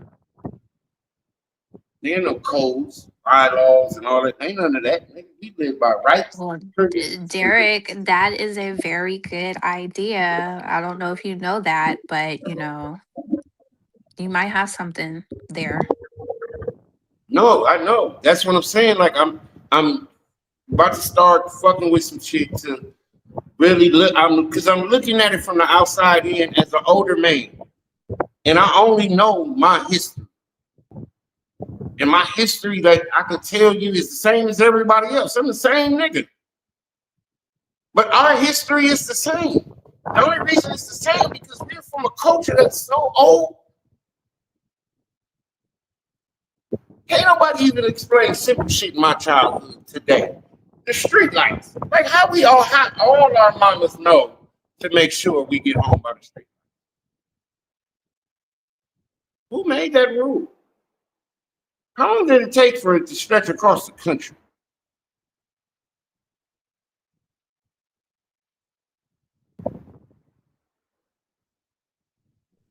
I want to know who came up with splitting the pole. Have y'all heard of that? But we got all gang of old shit. You can't split it. Don't step on a crack. You know how many cracks in the sidewalk? God damn. You know how small your feet gotta be? You know how. Come on, man. I couldn't even walk down the street. I wear a size 13. So it's a gang of old sayings. Like you got to think about it. Your grandmama told you, ain't nothing new under the sun, baby. As a kid, I really was like, okay, but what that mean? But now as a grown up, like, so she's saying that everything I'm looking at, she looked at, and everything that she looked at, her mama looked at. Everything her mama looked at, her mama looked at. Like we've been here.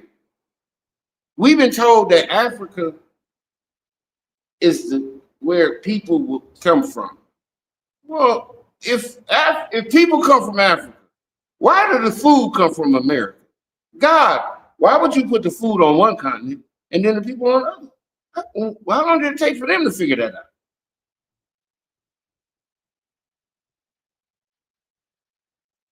I would think the people come from where the food at and the water, right?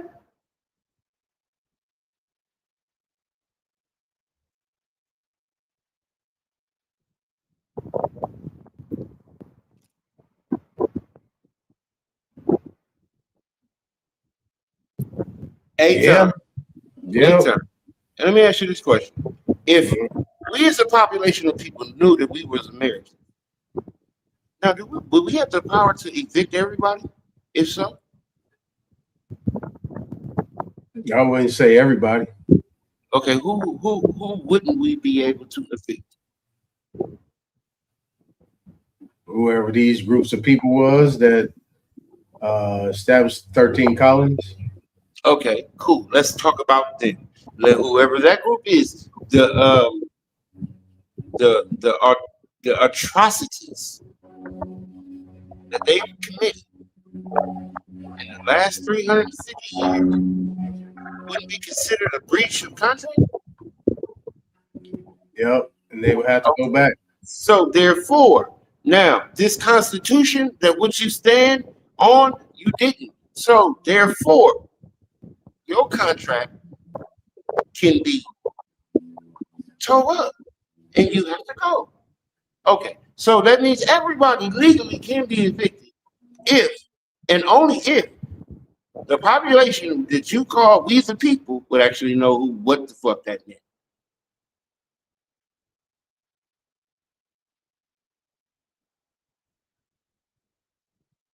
Because nigga, when they say we the people, nigga, it's we the people, us, niggas, as you know them today. Americans living freely in the United States of America.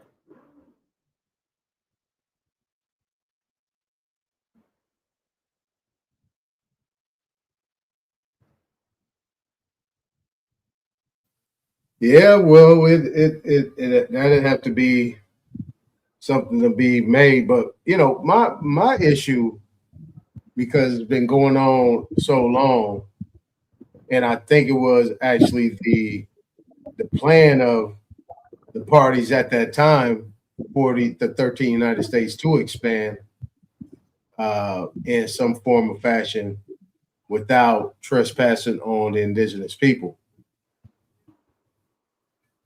But I think at the end of the day, the way things are set up, as long as things are set up properly and it's done in the fashion, the way it's supposed to have been done, they go ahead and pay rent. They do all the back pay, and they do what they was in here to put here to do: work the land, got the corporations, do all that stuff, do what you need to do, and you know what I'm saying, and we good. Now Right. you know what I meant when I say folks need to pay tribute. No, Tribute that's as right. in this. No, we don't call it what Fine. it is, baby girl. Y'all pay the taxes. But you please understand, taxes go to us. And the one thing on top of that is, you know, the bank, right? The treasury, the bank. That's what I'm saying. These people that have been utilizing the government as their own little private little playground, get back into their fiduciary capacity and do the proper things that needs to be done. And once that gets laid out professionally and you have proper representation, you know what I'm saying, in regards to the people that are going to be the oversight.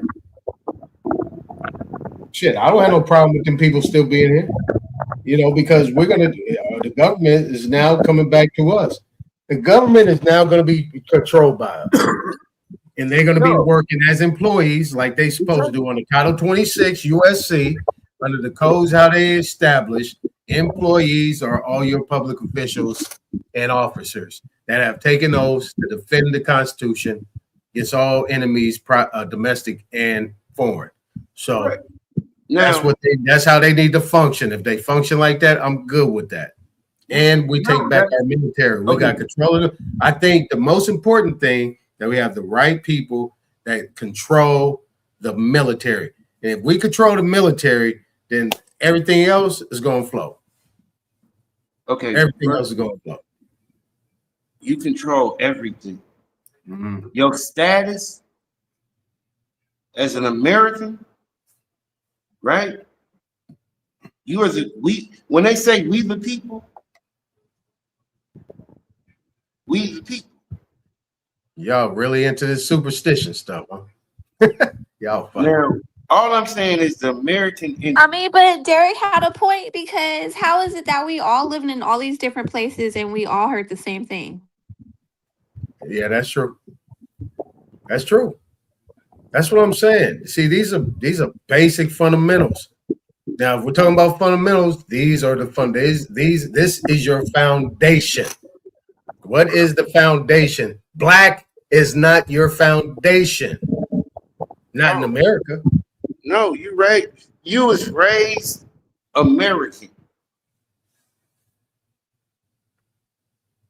Every inch and molecule of your soul was raised American. Period. Let's take a break. I got this thing I want to show. I showed this in the beginning. I don't know if everybody saw it. But y'all go ahead and mute up. Let's take a deep breath. All right. Charles, I'm back with some historical fraud. It seems like everyone. Hold on. Let me turn this thing up a little bit. Hold on. All right. Let me go on mute.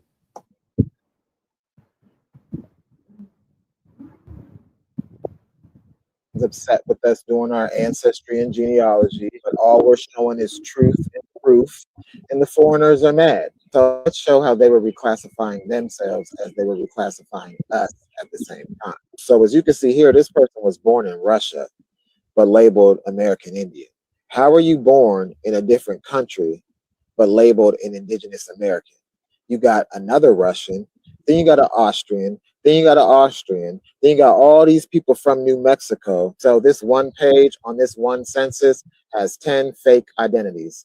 10 times $5 is $50. They made $50 this day converting foreigners from in bold letters, I-N. If this person was born in Czechoslovakia, this little was hiding. But if you zoom in, you can see that Russian, sneaky, snaky Russian right there. Notice how it's just him. All his children are YT. It's all about these benefits and land. This one person from Ireland hiding in an all-black community and gonna have the nerve to identify as American Indian around all these Indians who are reclassified to Negro. And then this one, you got someone from Yugoslavia and someone from Russia again. And then if you scroll down some more, you can see in Italian. They're coming from all continents. Two Asians doing what they do best, blending in and siding with the colonizers. This person right here is in a YT community. They were YT, but they crossed out the W. How are you born? Halfway across the world, and you can come here and be called an indigenous American. You literally got Morocco, Egypt, Ireland, Italy, Russia. It's a lot of fucking Russians, and I don't get that. So as this corporation was reclassifying us from indigenous Americans to foreigners, they were allowing the foreigners to come in and be classified as indigenous Americans. So all that shit is fraudulent. How are you mad at the things that we're literally finding?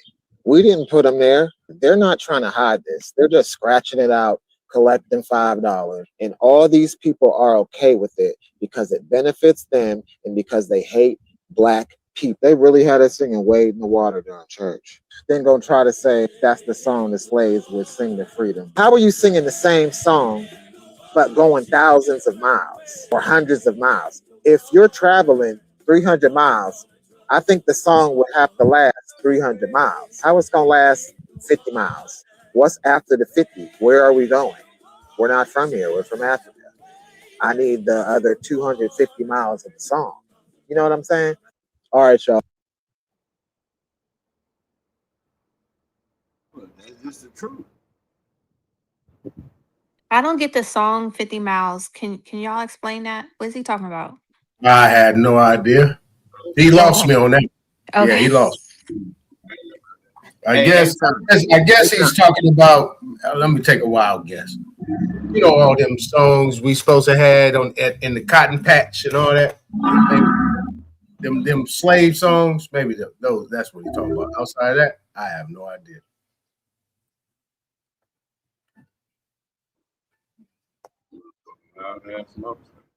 I guess Derek don't have an answer either. No, I don't. I don't know nothing about no 50 mile nothing. You know? But I was gonna say, hey, Aton, if you tripping off in the chat, I could guarantee you everybody in the chat from the South, some kind of way. Within 3 or 4 generations. Yeah, but even Like, if you say that, everybody's not from the same state. no. But I'm saying, do you understand the Confederate States of the South? I mean, Confederate States of America, do you know what that is?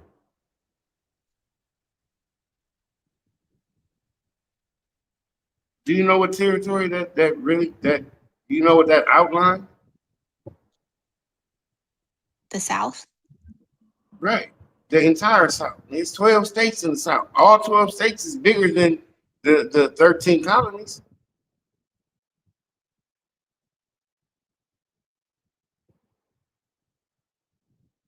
Again, all of us, even niggas from New York, niggas from California, you go back in their motherfucking history, you gonna find out, nigga, they grandmama from Mississippi.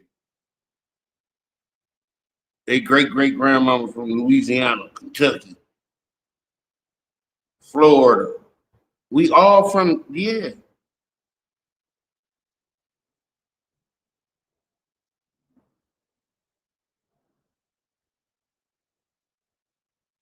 All them special people we talking about from the sticks of the South.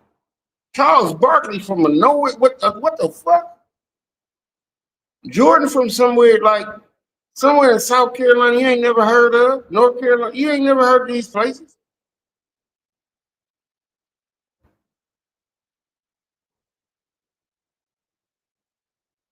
Bo Jackson from a town. He said it had 3 street lights.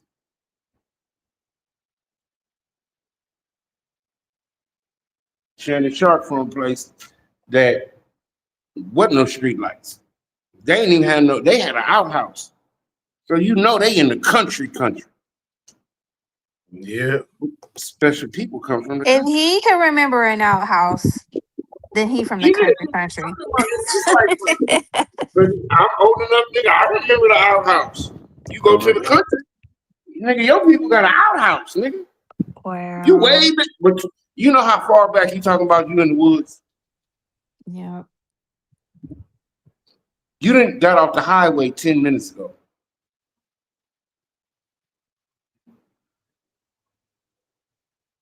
The last 7 minutes, you just on your auntie property. By the time you get to the house, nigga, and you turn off the lights, only the porch light is on. The rest of it is crickets.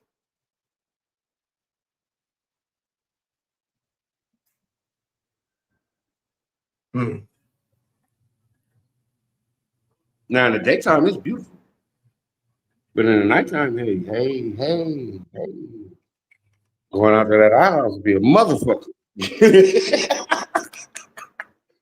Whoo! Imagine taking a shit and you hear shit crawling.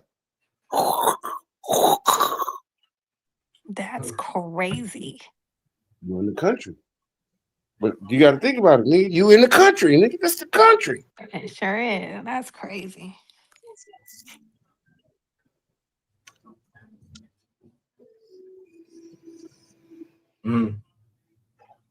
But we so used to being in the city, we don't remember. But now as a kid, now I understand why. Like my mom was after like school was out. When I was a kid, my mom would put me on the motherfucking flight, nigga, to the south for the whole summer. I come back like Labor Day, day after Labor Day. And she gave you something that was priceless, actually. But that's what my family was. Right. I got another one from this guy. This is one I played yesterday. This one's a little bit more deeper because I still haven't seen any senses like that. So this guy is doing some good work. So I want to play this one again. I know Derek didn't see it. I don't think Izzy seen it either. So here you go. Back with some more of my genealogy. This right here is a census from 1880. All of the I's were changed to B. No one writes to B like that. This is on pages and pages before and after this page. And in 1850, she was classified as mulatto. In 1860, she was classified as black. On her DC, it says color. I spoke about my grandfather in a previous video. I want to show you some more records that I found on, and I just find all this interesting. You can see the color of these people are Indians or Negroes. Here's more, here's more, here's more. What I find very interesting is some of my grandfather's siblings are labeled Indian and some are labeled Negro. In 1920, they were black. In 1930, they were Negro. In 1940, they were Negro. And can someone please answer the question, why are they Negro in 1940, but all the birth indexes through the 30s, through the 40s, say Indian or Negro? Last thing I want to show you real quick is this ship manifest I found. First of all, you can see that it's a domestic route. I want you to see how they describe the slave. Dark, light, mulatto, other things, black, swarthy, tawny, copper, griff, mestizo, quadroon. You can't forget red. There is no way all these people is African. It's impossible. It don't make sense. And most of these words prove that. Now I want you to look at some of the notes that were left on the manifest. This one literally says prisoner of war. This entire manifest shows that not everyone came straight from Africa. Prisoners of war was a thing, but there's a lot of y'all who are skipping over many indigenous ancestors to point to a random plantation and a check mark saying that this is your family member from Africa. No name, no description, no information, no ship, no origin, but simply because you were told that this is a plantation and you were a slave, you're going to say you're African, skipping over all of these indigenous Americans. Don't you see that indigenous Americans were the base and all these other people came over here and fucked us? We're not out here trying to erase people, and we're not just accepting the first answer that we see. You can't just stop at one record. You literally got to work hard for this, and you got to dig. Did the person change or did the label change? Clearly. Inshallah, I'm back with some more.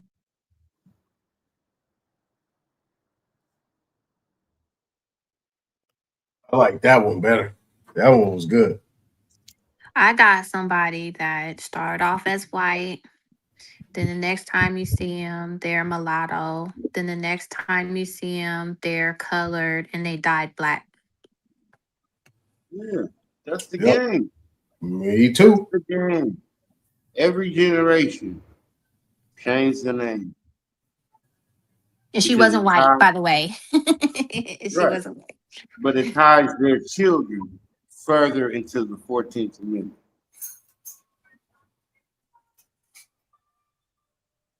That's why they have to keep changing the name, because the children become members of the 14th Amendment. Yeah, they were just changing us all over the place. That's why, like, if any criticism that you have with Tariq Nasheed is just another new name, if anything, go back to something old, like Indian or something. Because what's going to happen is the Hindus that are coming over here, they're going to be your new American Indian. They're going to steal the term. If you don't hold on to it, it's going to be stolen. It's going to be applied to the Ramaswamis. For real, for reals. And I ain't saying that to be mean. I got Oh, you. no. Well, you gotta understand. Fuck a term. The word American, we want that brand. Period. The word American is a noun, a person, a place, and a thing. We are a people. All right. We live here. This is our land. We produce products that are American made. That's our brand. We want that now.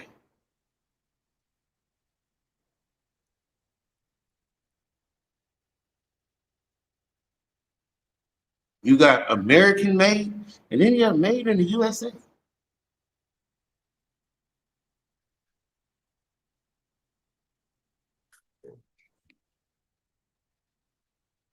It's time that people know the difference.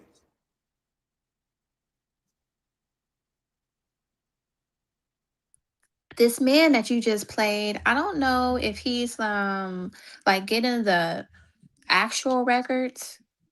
Like, is he ordering them or something like that? How is he finding out that they're changing from one to the other?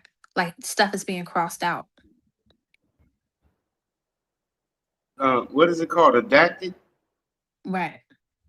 All our records have been adapted at one point in time.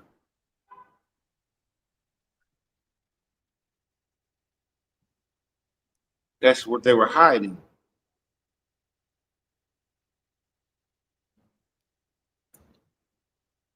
That's why the end goal was to teach us a circulatory history. That's why y'all So we gonna would have stop y'all. looking into the records. Right, you're gonna have to, for anybody that is pro reparations, you're gonna have to amend the story, because what's gonna happen is maybe there was some Africans, but most of us ain't Africans. So we're not gonna have no African slave story. You ain't Well, gonna get no money. okay, first of all,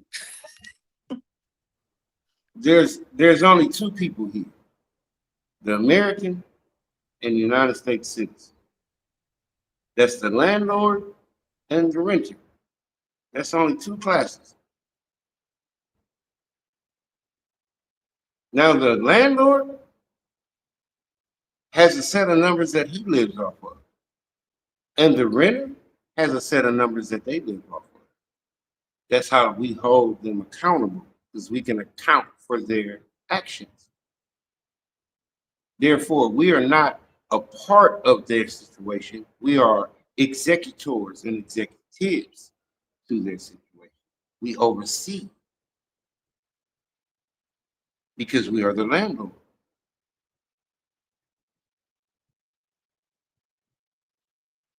Our correct status is the same as the United States president. The very same. We are the executive people, the federal people. That's why our numbers is different from theirs. They just never taught their children. Our ancestors had a plan. Only thing they did was taught their children something different, then taught their children something different, then taught their children something different. Now we don't even know. But we have another set of numbers tied directly to our names that we are to live off of as the American people. Sovereign.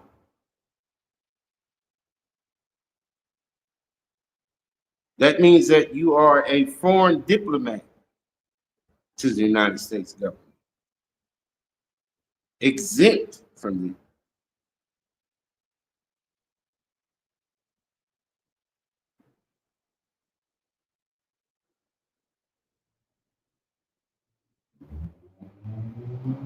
And this is by the republic for which it stands.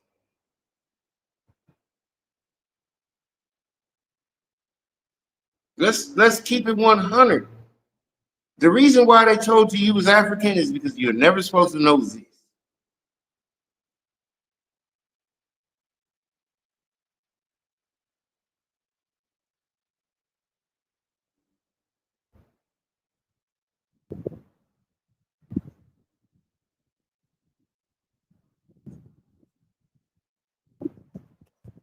All right, so look,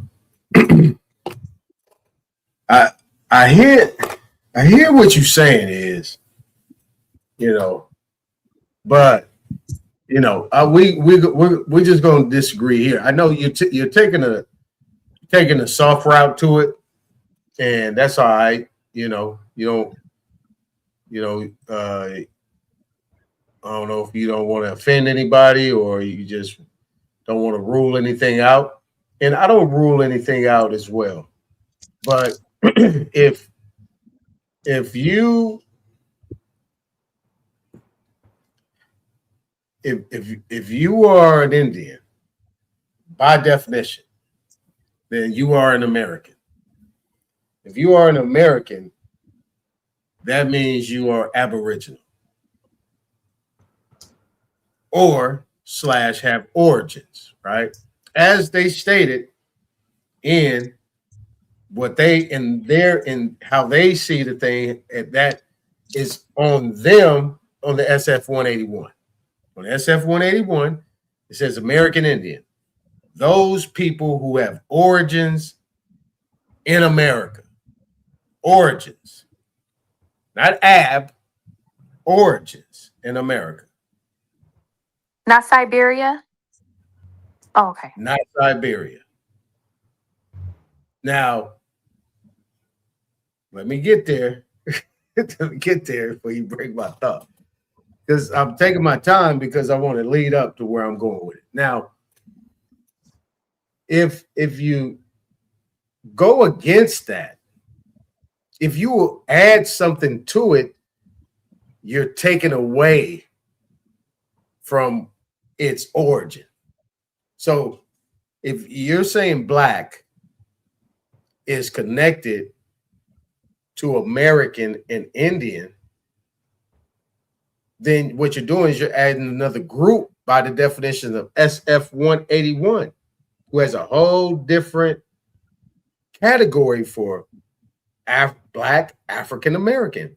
Those that peoples that are in groups in regards to West Africa. Right? So if we are adding black to that American, then you have to be against it. I mean, By the letter. You have to be against it because it's separate. Now, I'm hearing a lot of people. I need like about 2 more minutes. Then I'll let you know if I need 2 more. Okay. Because I need this to kind of hit home a little bit. Because this has always been the issue of why we have been watered down or assimilated with other groups. Not because we went to them, it's because they came to us. And they came through us through representation that had an agenda. And during the Naturalization Act, birthright citizenship, Supreme Court oral arguments and the whole thing in that nature, and the removal or the Supreme Court issue with voters' rights, the people that you knew that sold you out came to the front, and nobody addressed that but me. These are sellouts.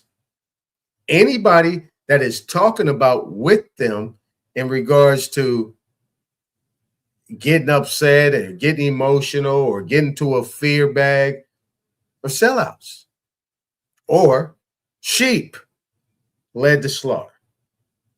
I'm not going to say, oh, they're getting paid, and then I'm not about to do all that. I don't check people's pocket.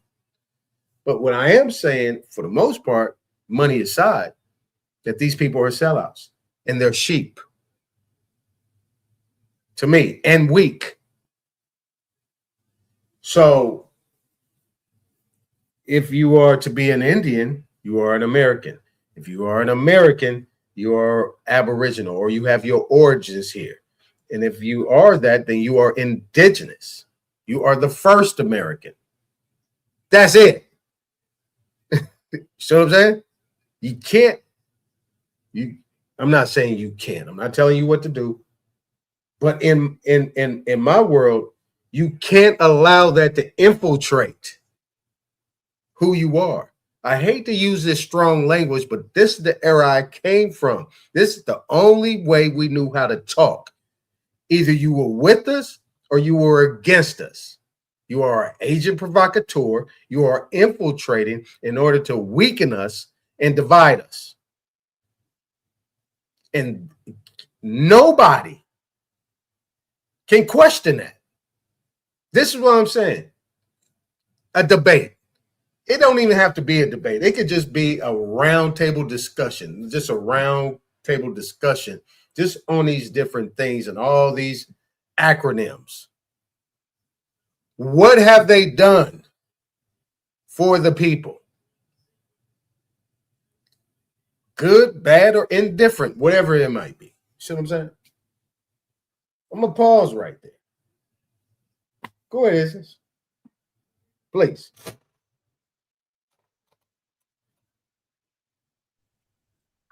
Well, the only issue, I agree with everything that you just said, but the only issue is we were the people in history that they tried to say are from Africa. And so if we dump that, like the people that they're calling black, like who's black? Somebody's black out there. Then I'll bring up OJ again. He's a black football star, right? Then we just erased him. So that's the only thing. It's just that we have all of these things that were applied to us, and we're those OJ people that. Simpson to all American. Hold on, let her land. She let me land. Let her land. Go ahead. Well, we have all these things that were applied to us, and then and I get where you're just saying that we're just the regular American, but then we can't just. I mean, we do have to remind that we were called all these different groups of people because somebody's gonna come along, just like we're seeing the African do, and claim the African American history when that's really our history too. So that's my point about that. No, but my point real quick, D, my bad. Real quick, let me say this is what she said. Now, this is the other part. That's a good response right there. And if anybody in I'll tell them exactly what I'm gonna do. I'll tell them exactly what I'm gonna do. Just like I said what I was gonna do in that debate. And I did it. This is what I'm gonna do. With that response, that's gonna be the response that they're gonna have. That's the common response. My response is this. Did they call us that? Or did we call us that? Or a certain group put that out there and we went along with it? Not just by saying we agree, but we went along with it by not saying nothing. See what I'm saying? Nobody took a poll. Nobody said, hey, do y'all want to be called black? Anybody? Let's take us. I don't think everybody agreed with that. You see what I'm saying? Go ahead. Go ahead, D. Okay. Let's start from the beginning. American Indian is the landlord. They changed the name to Colored Americans. Then they changed the name to Negro Americans. Then they changed the name to Black Americans. Then they changed the name to African Americans. Now today we're going by foundational Black Americans. Now all these terms seem to have one common root word. Throughout all these American, we ain't never not been called American. Why is that?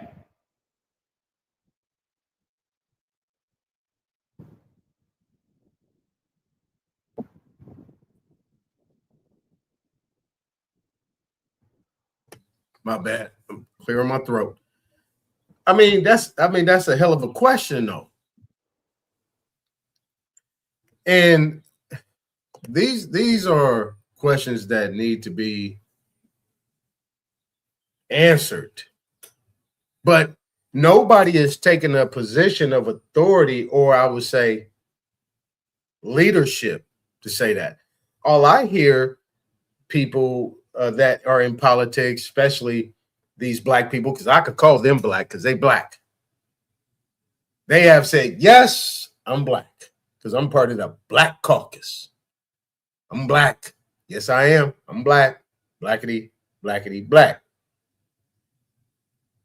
I'm under that label. I'm with that group. So they talk about power. That's what I'm saying. In that naturalization and everything, in the naturalization, birthright, citizenship, and the voters' rights, what I was hearing from all them black people kept talking about they were losing power. Their democracy. They were talking about their democracy. But I don't know, and that's why I respond to Isness in that sense, is that did everybody say, I want to be a part of that democracy? Did my mama say that? Did my daddy say that? Did their mama and daddy say, I want to be a part of that democracy? Or they say, hey man, we ain't ready for all that. We ain't trying to be a part of all that. Man, go on with that. You put us on the voters' roll. We then lose our autonomy because now you're going to tax us. Check this out, Isness. Derek knows. But when we did the alleviating, I don't want to use the R word that ended off with the ION. You know what I'm saying? The R, the D, the T, the I, the O, the N. That's a buzzword that might cause some attention. The first thing that you had to make sure that you was not, to make sure that there was no levies on you or you stayed out of that bracket, that taxation bracket, is to do what? Get off the voters' roll and make sure that you don't apply to the census. Now, we should know that, Isness, because Article 1, Section 2, Clause 3 says India is not taxed. In being taxed, that means you're being enumerated. Right. So if you're not on that, How if you're not on that, what don't you have? What are you not on the voters roll, and you're not on the census? So I do want to acknowledge what Nate said, that when we were going through the whole list, when Derek went through the whole list, that he left out Afro-American.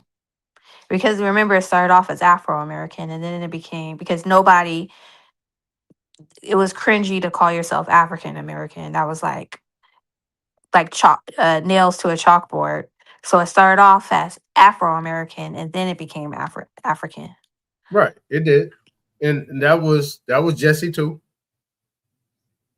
You know what I'm saying? And actually, that went along a lot better than African American. Afro-American went first. African American went second. And I think that was pretty much a strong arm they did on him. Nah, we don't want that Afro. You know what I'm saying? That's too much like Indian type. That's Afro-American. Yeah, right. You got that. Yeah, that would have went along a whole lot better than African American. You see what I'm saying? That Afro-American has something, because they couldn't get control of that, because we get afros. We got afros. So yeah. But I would say, I apologize. You were talking about something else. Go on. No, you're good. No, you're good. You good. And that's why I got the SF 181 up. I mean, because I know, and this is one of the reasons why I didn't want to go live. I didn't want to do my own channel type shit, because what I'm going to do is I'm going to check my own people. I'm not looking at no point in time a white boy has did anything to stop me. At no point in time they did anything to stop me. If anything, I stopped myself. Second guessing, not being disciplined. They ain't never stopped me from doing nothing. So these people talking about the white man, the white woman, the white, that's bullshit to me. I haven't seen it. But these people keep remixing. They're remixing it, y'all. They just remixing it. And anybody that comes forward at this point in time, and really I'm more talking to the youth, because you guys know better. I'm talking to these young people. Don't let this happen again. Our era got wiped out through a lot of systemic, well, how do I say this? A lot of systemic means. And we know what that was. See what I'm saying? At the same time, we still thrived and we still rose, and but you can call that a coup d'etat as well. I mean, you look at it on a level, right? Derek, he talks real big in regards to the American, in regards to our people. What I could do is I can give it to you practicality, right? I could show you why he's saying what he's saying, and I can give you an example.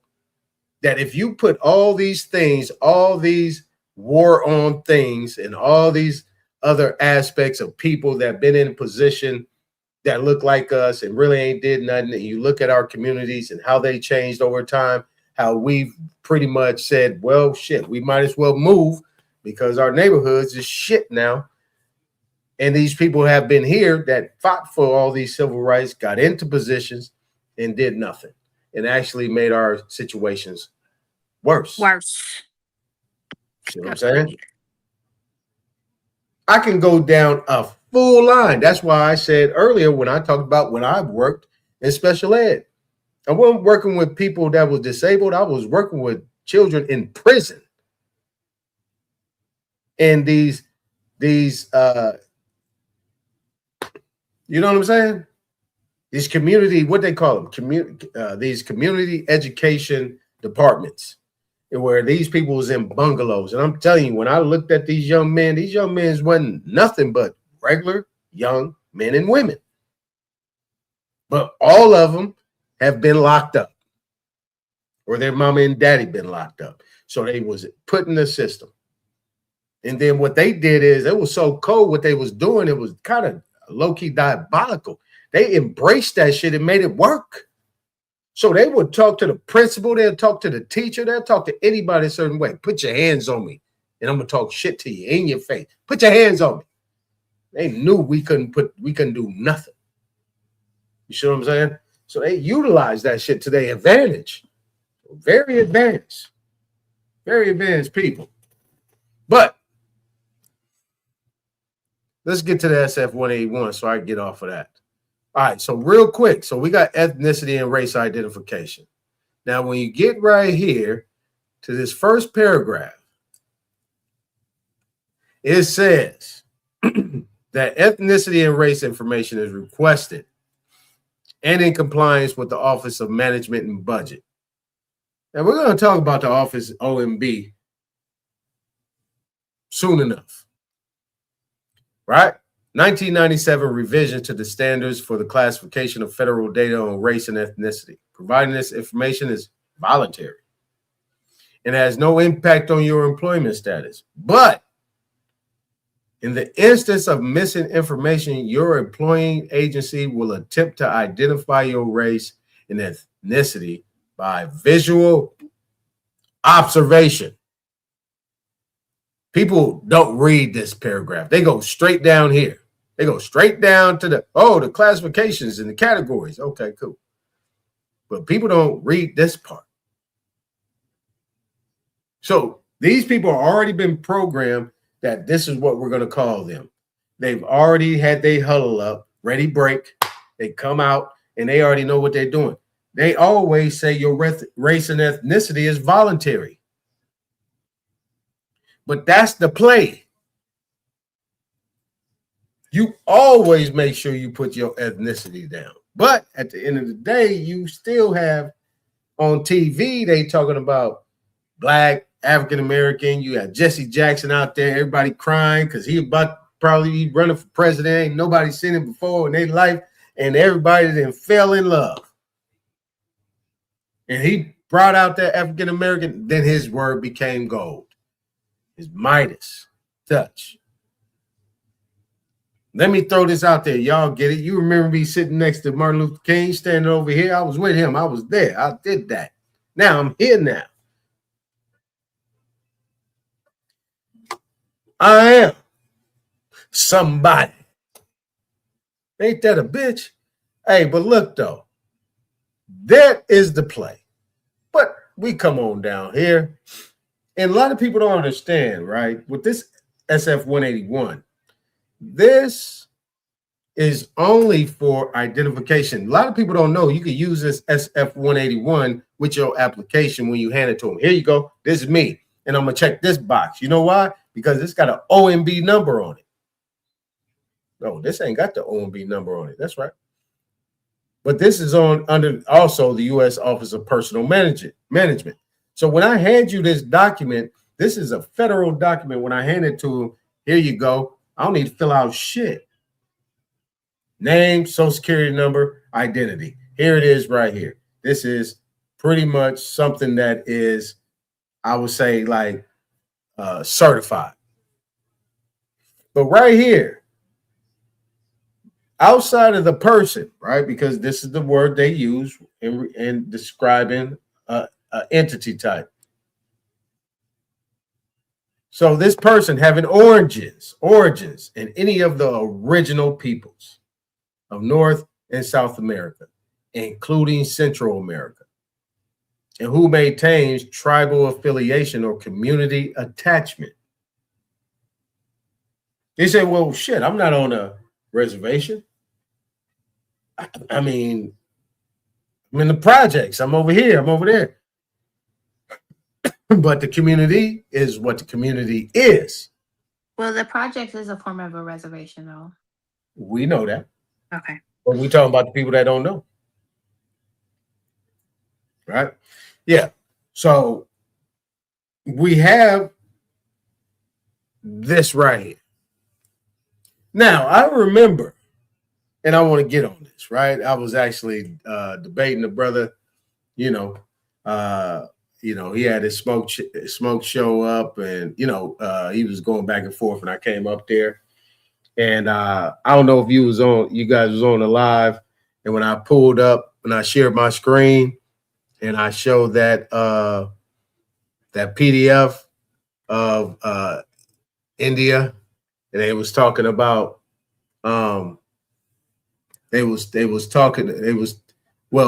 what he was saying is that Indians is India, Hindustan. I don't know if y'all was there. Indian is Hindustan. And I was like, wait a minute. Boom. I came up there and I showed him that, right? Now, long story short, he talked about the subcontinent, right? I said, you guys are reading it wrong. And then the other brother, the 111 cat, right? He came up there and kind of championed the brother. So you already know where I was at. He said, yeah, well, da. I was like, nah. I said, America is not the subcontinent. That is the subcontinent. Over there, right? Yeah. What you would consider Hindustan, East India. Okay. I'm with you. That is the subcontinent. He said, no, it ain't. I said, yeah, it is. You know why? Because I had this right here. You see the next slot, Asian. It says a person having origins in any of the original peoples of the Far East, Southeast Asia, or the Indian subcontinent. Well, how they say it? Body bag, including, for example, Cambodia, China, India, Japan, Korea, Malaysia, Pakistan, the Philippine Islands, Thailand, and Vietnam. That is your Indian subcontinent. That's crazy. That's an example of how they're remixing the Indian and what it means. So if they're trying to say that the subcontinent will be here, that's it. What they're going to do, what they're doing is they kicking us off our game. They're doing a real hard program right now to make sure that we're shamed. And they probably did it to our grandparents too, because, that's stuff that was said in our homes, right? Right. But what's happening is they gonna make those people. That's crazy that somebody said that to you. That's a trip. That's a trip. You already know if I mentioned, you already know who did that. And it wasn't Smoke Signal. So you already know. Okay. Yeah, it wasn't Smoke Signal. It was the other channel. And you don't only be on 2 channels. Okay, I think I have an idea. All right. You have an idea? Yeah. And this is where trolling go wrong. You know what I'm saying? Like if you just want to be disagreeable, that's cool. I mean, but at the end of the day, you are to be seen as a leader. And you know what I'm saying? I was like, well, this right here, right, is this right here. These documents, these forms, you're talking about these forms are GSA forms, right? General Service Authority, Governmental Service Authority. I'm sorry. You got GSA forms. You got Treasury forms. People call them the IRS, not the IRS. These are Treasury forms. You have other governmental forms. They either got the Office of Personal Management like this, or you have an OMB number, Office of Management and Budget. You have these forms are very important. They're very important for them to follow. So when we get these forms, they're supposed to have these forms in their possession. And you know what? They do. What they don't do is tell us that you have to fill these out. All these other applications that they got us filling out is their own private applications. I don't want to get too much on the, I want to stay in this pocket, but I just want to give it to you. I want to get into the other stuff. I want to take a break from that. But those other forms that these so-called applications is applications and forms for them on the private side to monetize. Use these forms. And like I said, Judge Joe Brown, because I put it in front of his face on Unscrambled Minds, and he was like, yep. He said, oh, yeah, you can use this to open up a bank account. I said, what? I said, yep. Oh, I didn't even think he was going to say something like that. but he, you know how he talk quick. And I was like, all of these other instruments. You better watch that man, because he's the one who said that he came up with the term. You know, we talking about Jesse Jackson came up with African American. Judge Joe Brown said that he came up with black, the term black. Him, when he was at UCLA, him and his friends came up with black. So we could pinpoint where that black came from, because What happened? What happened? Why she dropped? Damn, she got cut off. She got cut off. You got to talk about Joe Brown. Like, got to talk about Joe Brown and Jesse together. Boy, she got cut. You know, well, they cut her. They like, hey, you know the truth. Hey, now, watch your mouth, girl. You sit your ass down somewhere. Yeesh. Hey, this is just what I'm saying. I know I said too much on that part. I shouldn't even mention this damn name. As it was coming out of my mouth, I should have kept it at that. But look, nevertheless, this is just what this is all the point I'm trying to make right here, right? This is the only point I'm trying to make right here. Is if you look at it right here on line 3, black or African American, a person having origins in any of the black racial groups of Africa. No people. Original peoples. Original peoples. Original peoples.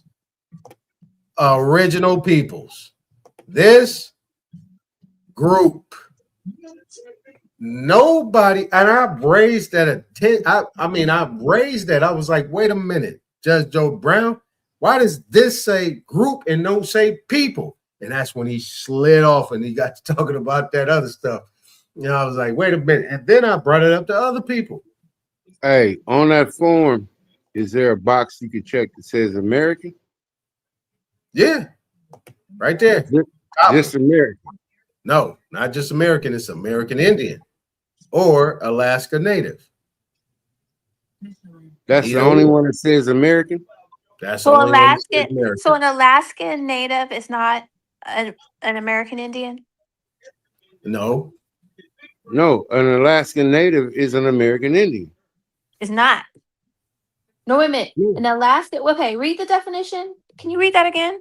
Yeah, it says a person have origins in any of the original peoples of North and South America, including Central America, and who maintains tribal affiliation or community attachment. So if you see what I'm saying? So if you are Alaska Native, if you under that Alaska Native, you're either tribal affiliated or you are community. See what I'm saying? Tribal affiliation or community. See, it's in order.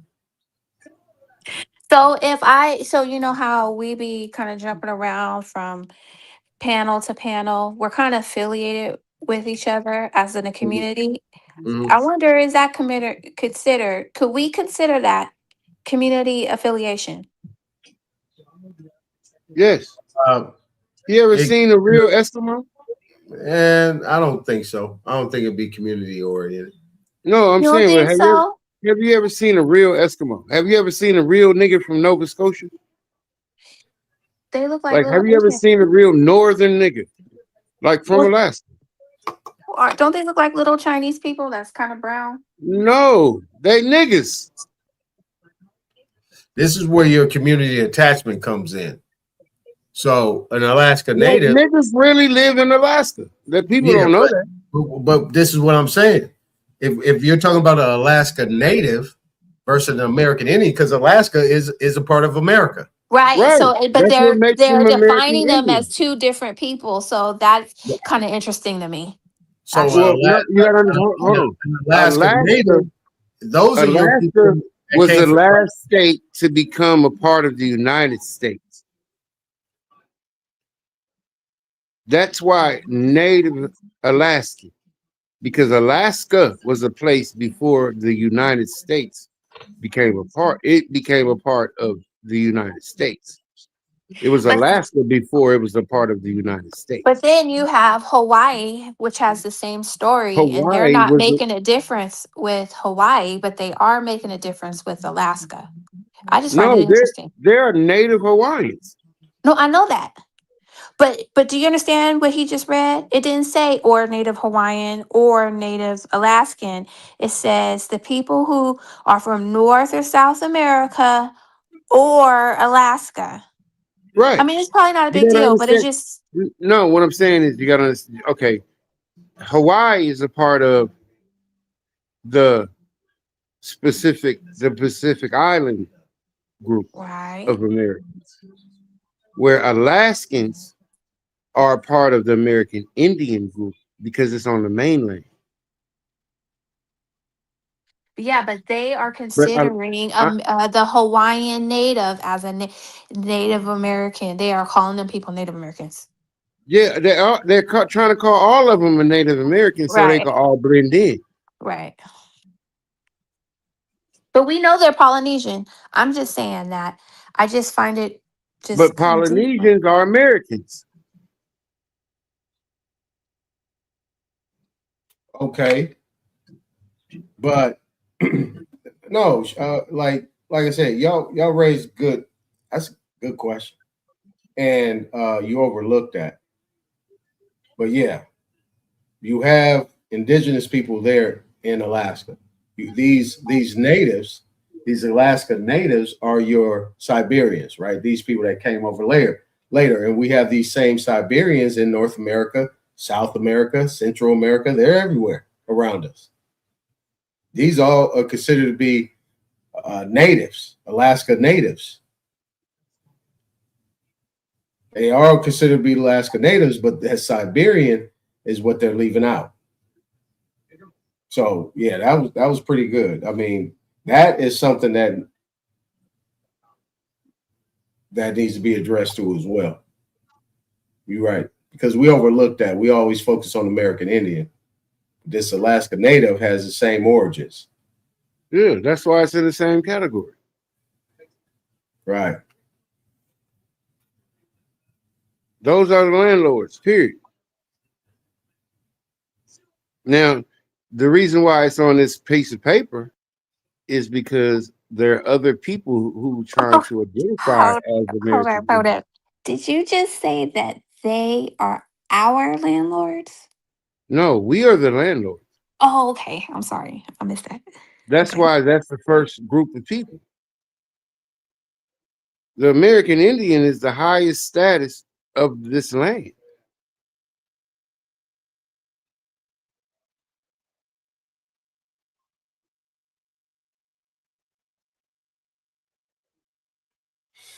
All right. Well, we You know, just went.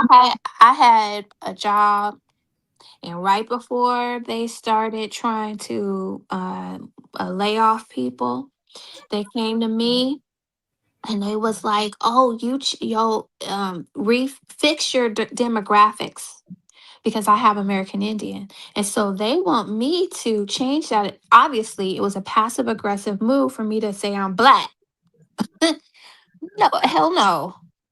And I missed that, that those cuts.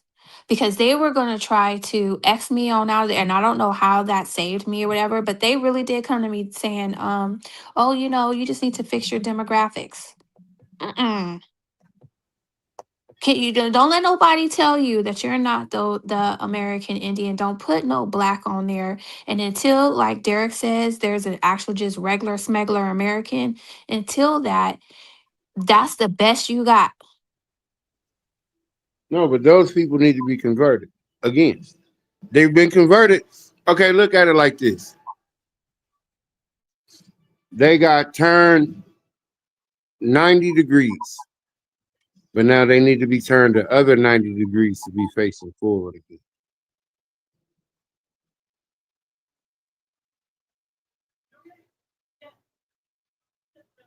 FBA And turns it's you, so, and the it thing turns you with halfway. the black thing is so bad that they are now saying our skin is black. And you know, they're saying, like, if you listen to FBA people, oh, that's because our skin is black. Our skin definitely ain't black. Right, We literally right. have brown skin. I mean, But we have that's why, brown. okay, the promotion of copper colored races needs to be brought back Right. because that's the American. That's how you describe an American. Colored people, colored Americans. That meant colored Americans, copper Right. colored Copper Americans. colored Americans. Yeah. Period. And it just got went down. But now colored mean everybody else. It means Chinese, it means Mexican, it means El Salvador. Those Right, are the colored people or the people of color. So right. they done took Then that. So now we got to figure out how to wrangle that one back in. So what I'm saying is that everything that we do is it's some only other one group of way. people stealing it. Huh? No, no, no. Because okay, look at how we went away from what was normal. And while we were going away from what was normal, other people were coming in behind it, acting like they were the normal. Right.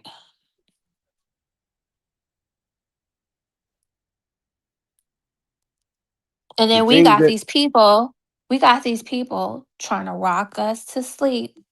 And you see this with this Carmelo Anthony story. You know, like I was looking at the family and they were saying, oh, it was an all white jury. And we know all them people wasn't white.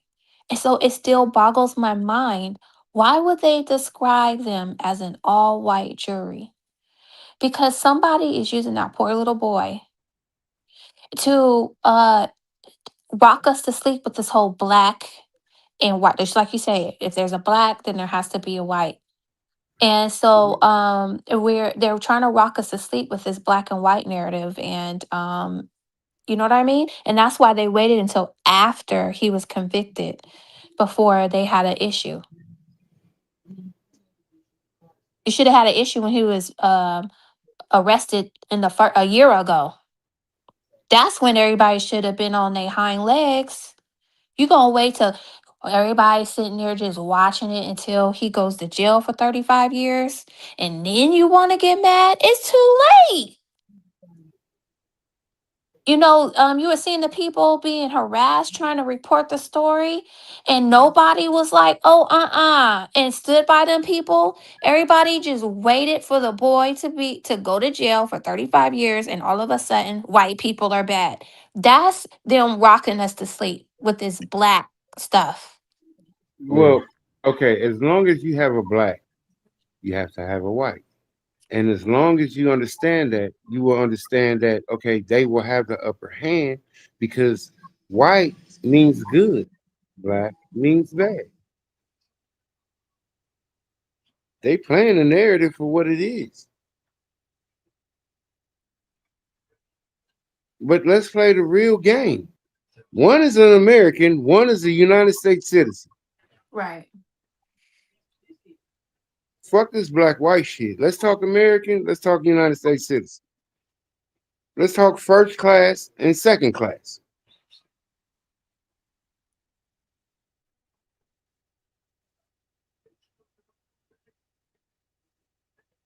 We can leave that other shit on wherever the fuck you got it from. I'm not into none of that. I'm not even what you call racist.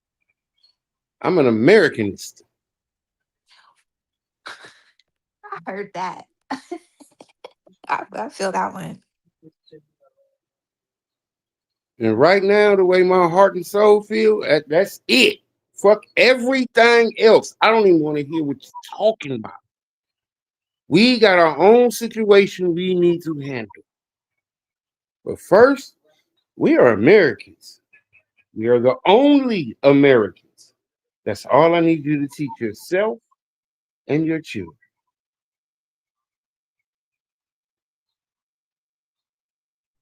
Okay, but this form that he got on the screen, there's no American. We ain't supposed to be filling out these forms. Forms ain't for us. Nigga, what form did your landlord fill out when you filled out your lease?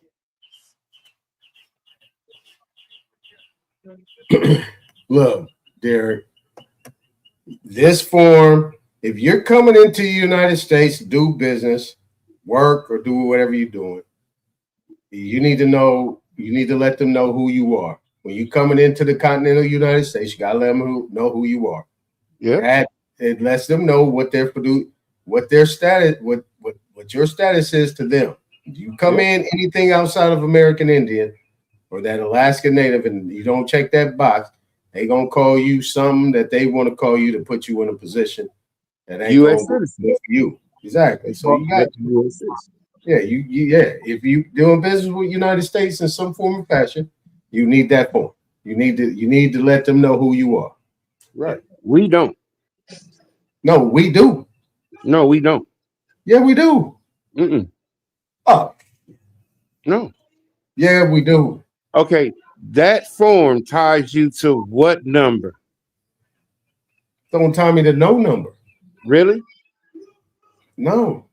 Okay, when you fill out this form, You don't have to give them that number. You don't have to give them that social. It has that number up there. You don't have to give it to them.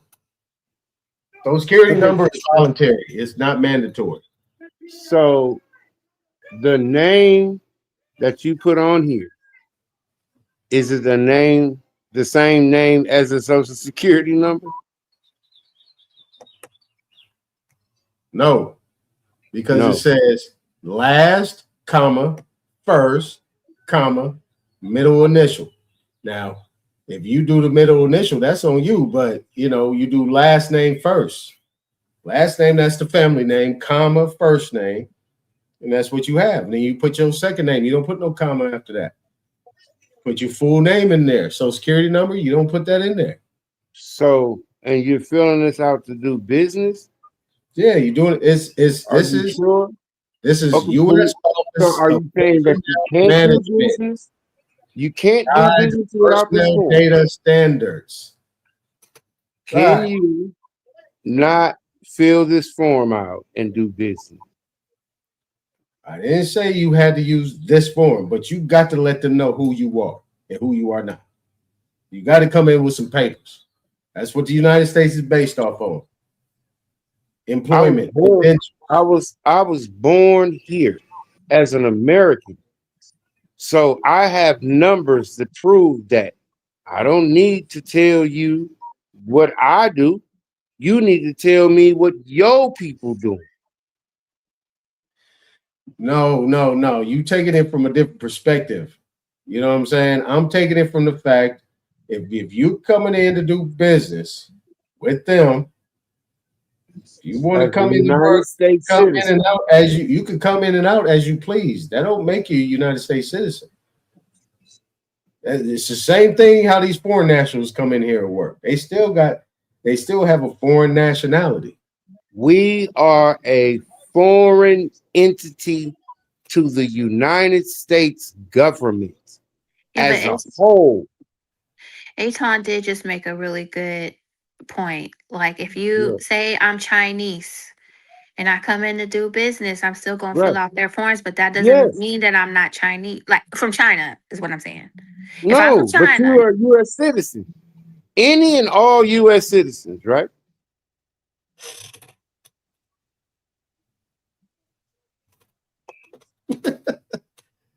You just want to argue, goddamn it. No, you're saying U.S. citizens, and I'm saying that we are not U.S. citizens. No, yeah, but we get this, right? And you're saying that we're the American. Okay, check. Okay, but so let's say that I'm coming in and I'm from Venezuela. Right. And I want to do business with them and I fill out their little pieces of paper. That doesn't mean that I didn't come from Venezuela. It's just that I'm filling out the forms to do business with the United States or have residency or something like that. Right. Right. Which we as us Americans, when they do fill out them forms and they be from Venezuela or China, we're sitting up there looking at them like they're now the American. And that's not the case. They are Right, just people from other places doing business with the United States. right. And we as Americans do business with the United States government directly.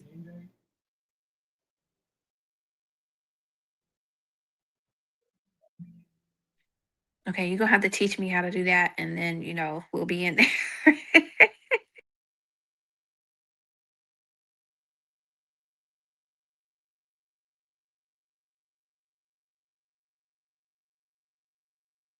Okay, y'all didn't find that funny. All right.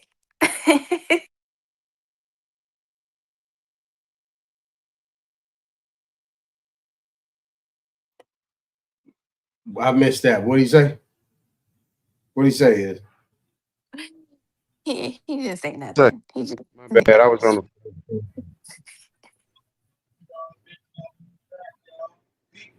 No, all I'm saying is the fact that everything has been misconstrued is the problem. Because how it's been misconstrued is to where we participate in this. No, nigga, we regulate this from the outside. Right, So but yes, you're right. All citizens that come here, you want to do business, nigga, fill out these forms because we need to know who you are. yeah, but we not even there. Just like I said, I said I was American Indian, and the person gave me the papers back a little bit later saying I made a mistake. I can't even say how you know who I am. How y'all know Well, who I is? you So these can. people are just coming around pointing at us, talking about we from Africa, and we're not really regulating that narrative, like for real, for reals. Like the Tariq Nasheed stuff is all fine and dandy, but there should be a bigger story, like when that dude from Harvard came and said, "Oh, when you see American Indian in your records, that just mean you white, you half white." We should have said, "Oh hell no, that ain't what our family said." And then you got this little, what's his name, YK the Truth, when they make the song like "F your grandmother." Like, come on. And he's still allowed, like people still cool. So what I'm just saying is that what's happening is we're not regulating our own story. And so we never gonna get to this bigger thing where you be like, well, who are you? And this is Not really yet, our space. but We we are. can't even say we created rap music for No, reals. but we can't say we created anything. It's nothing. But we are everything in this country at the same damn time. Any and everything that's ever happened is American. That's happened here. We are the people who created it. So it's an American creation. No matter if we were called Negro, colored, black, we ain't never executing out none of that because Hey, it's American. Aton, was that you that played, because the Chinese man said, y'all can't use the microphone if you don't go into our things. And then it was a TikTok or some kind of video, and they were showing like how if you're using the cell phone, if you're using the screen, if you're using a computer, and all the black folks that has something to do with the creation of this. Did you play that video, Aton? I don't know. I don't know. Yeah, it seems like for me, like I don't know who played it, but somebody played a video like the voice of the VoIP. Y'all know what that is, right? It was a black lady that created that, like this color screen, the thing that took the cell phone out of the car. A black man created, like we created. Our ancestors and our family members created this whole thing that everybody's using right now, and nobody has no idea. I think it was somebody on one of these panels was saying even the Tesla's not that ugly truck, but the Tesla sedan, that was a black dude who created that. Did y'all know that? Mm. And Nah, we I running didn't. around talking about Elon Musk. So, like you said, we created nothing to these people. But we created everything. We hold 50,000 patents till this day that we use today. That's something you can't take from us. because we use them today. The question is, where are the royalties from all this?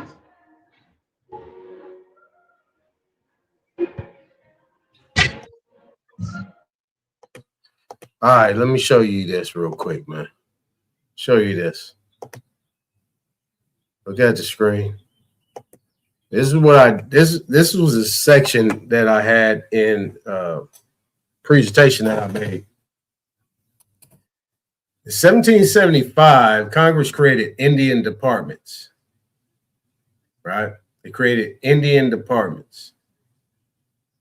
This is before 1776. At this time, the Continental Congress is a participant, not a ruler.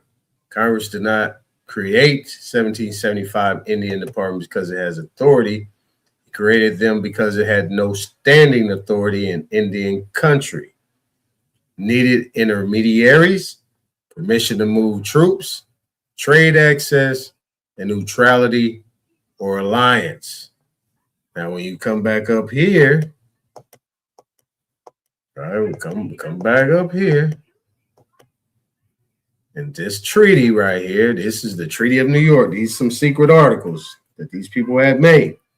But the most important thing on page 2, it says specifically, Article 1, the first article, said the commerce necessary for the Creek Nation shall be carried on through the ports and by the citizens of the United States.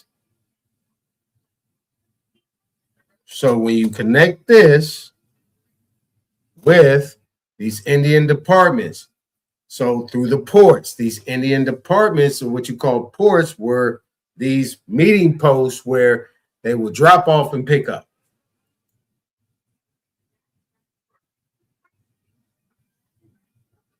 So I'm telling you, my point is that these Indian departments have been here.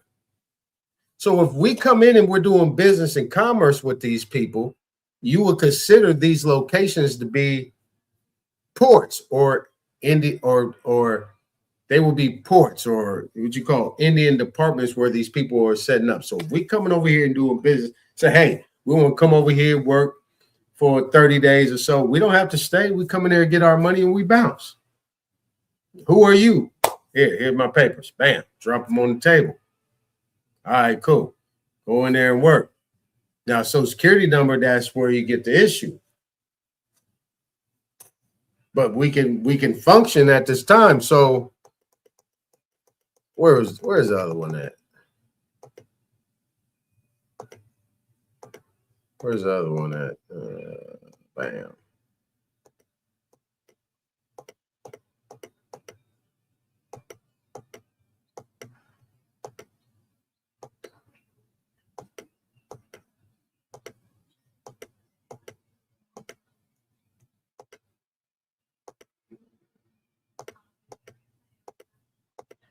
I think I took it out. But I had a whole thing just on the Indian departments. Yeah, I had the whole thing on the Indian departments. But I just wanted to show you that that was the Continental Congress. But even after that, 13 United States adopted all those different aspects. You know what I'm saying? So like what you're saying is right and exact. But I'm just taking it a step further. Look at these departments and all that, just as what you would consider to be an Indian department. I mean, in commerce to be regulated or be executed by United States citizens, by their citizens. So, and these people are service to us. So if we come in with commodities or if we're coming in just to come in there and work and do business, whatever we might do, you know, at this point in time today, it still has the same effect. It just looks a little bit different. Just looks a little bit different.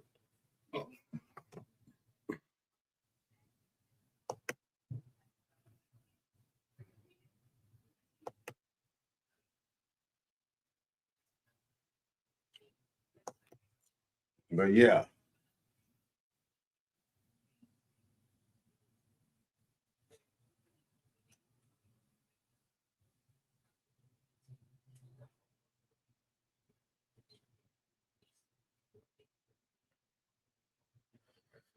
But hey, man, we've been at it for 6 hours. It was cool. It was cool. That's cool. They didn't want to come up and, you know, challenge. You know, I had an invite. Nobody came. But the right people came, and you know what I'm saying? As always, I appreciate you. I appreciate y'all. And you know, I think we pretty much covered a lot of things, you know what I'm saying? Yeah. But yeah. Nate, you know, it's complicated right now. It's very complicated. And this is why we need to have a conversation. It's complicated. I'm about applying, like, if we really want to be the way it was, all we gotta do is express that and apply it in everything that we do. That social security number, you know, has no, is something that is private information. That's why I tell everybody, read the card. Read the back of that card. It's going to tell you exactly what you are to do with that. You know what I'm saying? Yeah, it's extremely complicated. That's why you got to simplify it a little bit. Look at your documents, read them, know where you are in it, and try to figure out how to make sure you at least recoup or get some type of return on your investment. You know, but they have complicated the situations, and you know, our people ain't making it no easier because they're in positions of knowing of information and knowledge that can make it a lot more simpler for us, but they refuse. They refuse to do so. And now that they lost their power, as they said, now they running back to us for help like they always do. Every time they get in the pickle, they got to run to us. Every time they need to get some, they run to us. But at this point in time, ain't no more running. You know, what you're going to have to do is run from us. Instead of running to us, eventually you're going to have to run from us. And you're going to have to figure out how to make it happen. They who? Oh, they who? Oh, yeah, that's the Black Caucus. That's the Black Caucus. That's the Black Caucus and all these idealist groups that are using these terminologies. NAACP. Gone. Exactly. That has been created by the Black Caucus. All that is part of that Black Caucus. All of that. That's the Black Caucus. So, you know, we get into you know, we get into all these difficult, complex situations and not simplifying it. We got to be able to simplify it. And if we don't simplify it, then, you know, it's going to stay. That's why it's going to stay complex. And if we keep allowing these people to keep bringing all these idealistic things to the table, I'm telling you, it's going to set us back.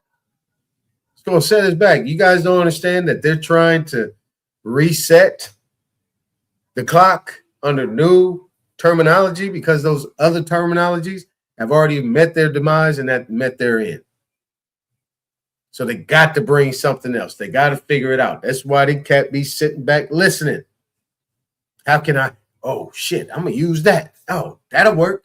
Hey, let's combine it. Let's make it sound good. Let's put it together. Hey, we need somebody.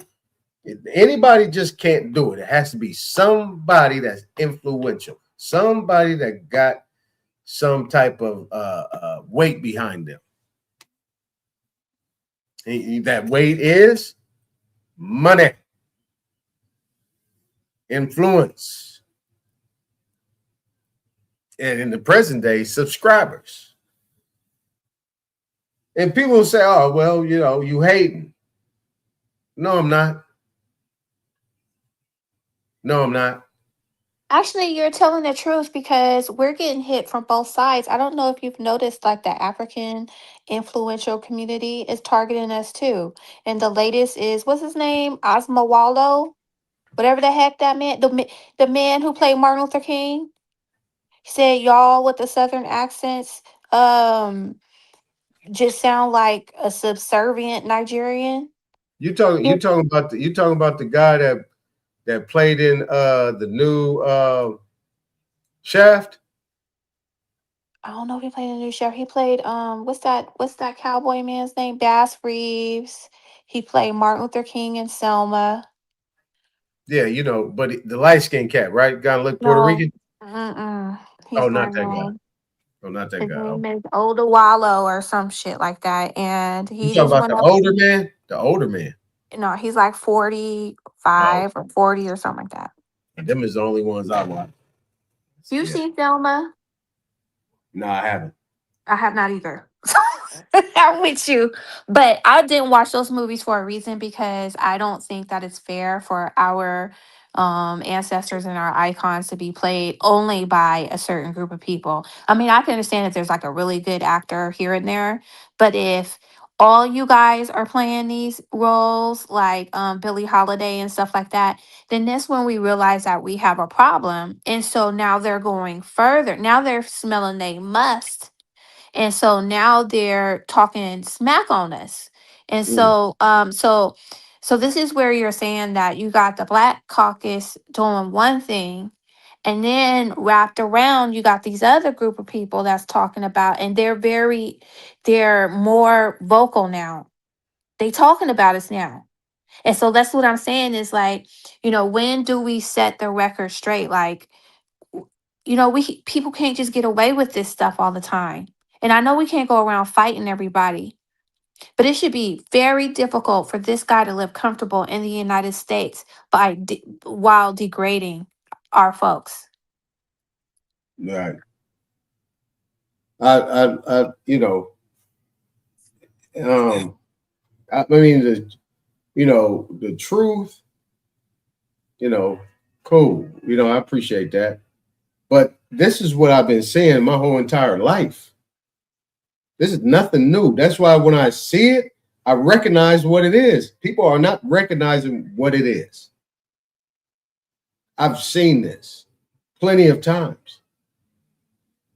That's why I don't need to read another book unless it's dealing with economics or some other aspect that might be interesting. I get books just in case I need it for an occasion. I don't read it at all. The books I showed, I ain't read it yet, but I got it, and I don't read that Black's Law Dictionary front and back. Why? And it's reference. When I need it, that's when I pull it up. And that's just what I'm saying. It ain't gonna take a rocket science. It ain't gonna take a rocket scientist to understand that this is the same play being remixed all over again. And now it is so obvious now. I mean, over the last 18 years since Barack Obama's been in office, if this has not been more obvious than anything, I don't know what is. If people want to sit there and just play dumb and then in their fear, because this is what I call it fear. It's fear. These people are scared. And scary people lash out. And who do they lash out? Against their own people. They will not step to what they consider to be the opposition and say anything to it. They'll rather do it with themselves because that's where they're safe at. And those same people are the same people that are Black Caucus. They will bring all that funk and all that energy to our own people. They won't take it over there. They go run to the TV. They'll go run to the podium. They'll go run to a TikTok or Instagram or YouTube or some interview and get to talking about all this shit. So that way everybody else can say like, yeah, that ain't right. Yeah, he's a racist. Biden ain't. Yeah, he ain't doing nothing for us. What has Obama done? People don't want to talk about that. It's a safe haven for these people to be. Well, it's a How way to you- be like it's a way to be lazy, I think. I think at some point we have to have self accountability, right? And so it's really easy to blame them folks over there, right? But if them folks wouldn't have such an influence if we just stood on business, right? They wouldn't have that influence. We wouldn't be able to be like, oh, look what they're doing over there, look what they're doing. If because we would be on guard and half this stuff wouldn't even be happening. But what's happening is it's really easy to sit on your hands and be like, oh, the white man this and the white man that. And I'm just sitting here looking at the TV. But, if I'm addressing BS as it comes, I mean, I'm not saying that everybody has to go out there and be like super duper, ninjas and stuff, right? But just as you walk your daily life, just swat away all the flies, right? Don't sit up there and be swarmed by flies and then be like, oh, look at all the flies. No, just swat them, get rid of them, spray them, get some raid or whatever. And that's what we're not doing. What we're doing is we're sitting up there letting all kind of bullshit happen. And then we'd be like, oh, the white man. It's and this about being, oh, go on. and this is where you get into this secret squirrel shit. You know what I mean? And so you're not saying what you're doing in your communities. You're not saying what changes that you're making, what empowerment that you're giving, because you're pretty much up here talking big shit. You know what I'm saying? But you're not putting nothing on the table, but you want somebody to show what they're doing. You see what I'm saying? And all that right there, people think is cute. They think it's cute. They think it's funny. They think it's trolling or whatever you want to call it. Think it's funny. It's not. It's not. You might as well talk about sports, acting, music, the next nigga getting killed on the street behind a rap song, the man that cheated on his wife or whatever. You might as well talk about some shit like that because that's gossip. Because that's what you're doing. You're gossiping. You're in a sewing circle and you spend a lot of time doing all these extracurriculars that don't mean nothing, but you're talking about something that is very substantial in the possible monumental change in people.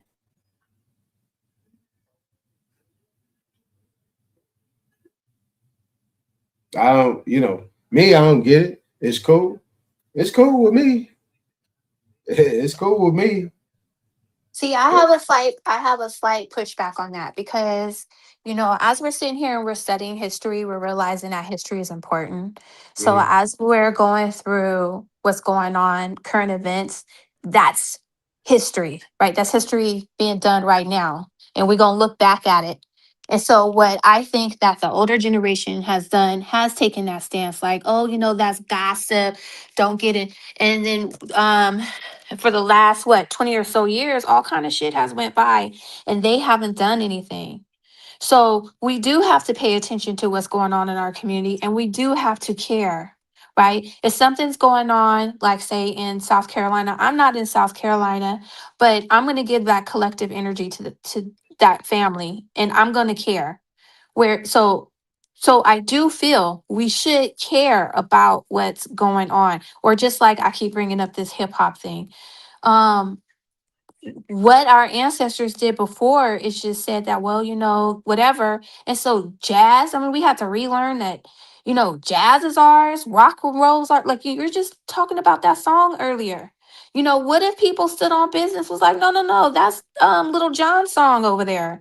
We do have to um stand on our business, not on theirs. We don't need to recite their history all the time. We need to be reciting our history. We need to be teaching our kids. And then when it comes to helping our community, it's not always going out there and giving food baskets. Like none you see her. She's always with her kids and stuff. You can tell she's teaching her children the right form of history. I'm sitting up here in my house. So that's giving back to our community. It's teaching our kids the right history. So community service doesn't always look like a food basket or a backpack.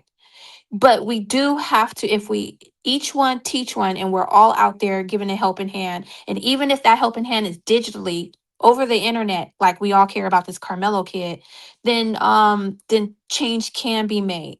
But what happens is that they use when we do care and they kind of twist it a little bit sometimes. Yeah, well, this is why I approach it the way I approach it here. Is as I'm showing these things, I'm as I'm showing these videos and what's going on, I'm actually like, okay, let's talk about it in law. Let's talk about it in law. Here's the issue. Here's what I see. Here's the possible remedy for that. What is it disguised under? I point all these things out, and everybody's looking at it, and I'm seeing a lot of different moves in regards to how people are looking at this versus this being a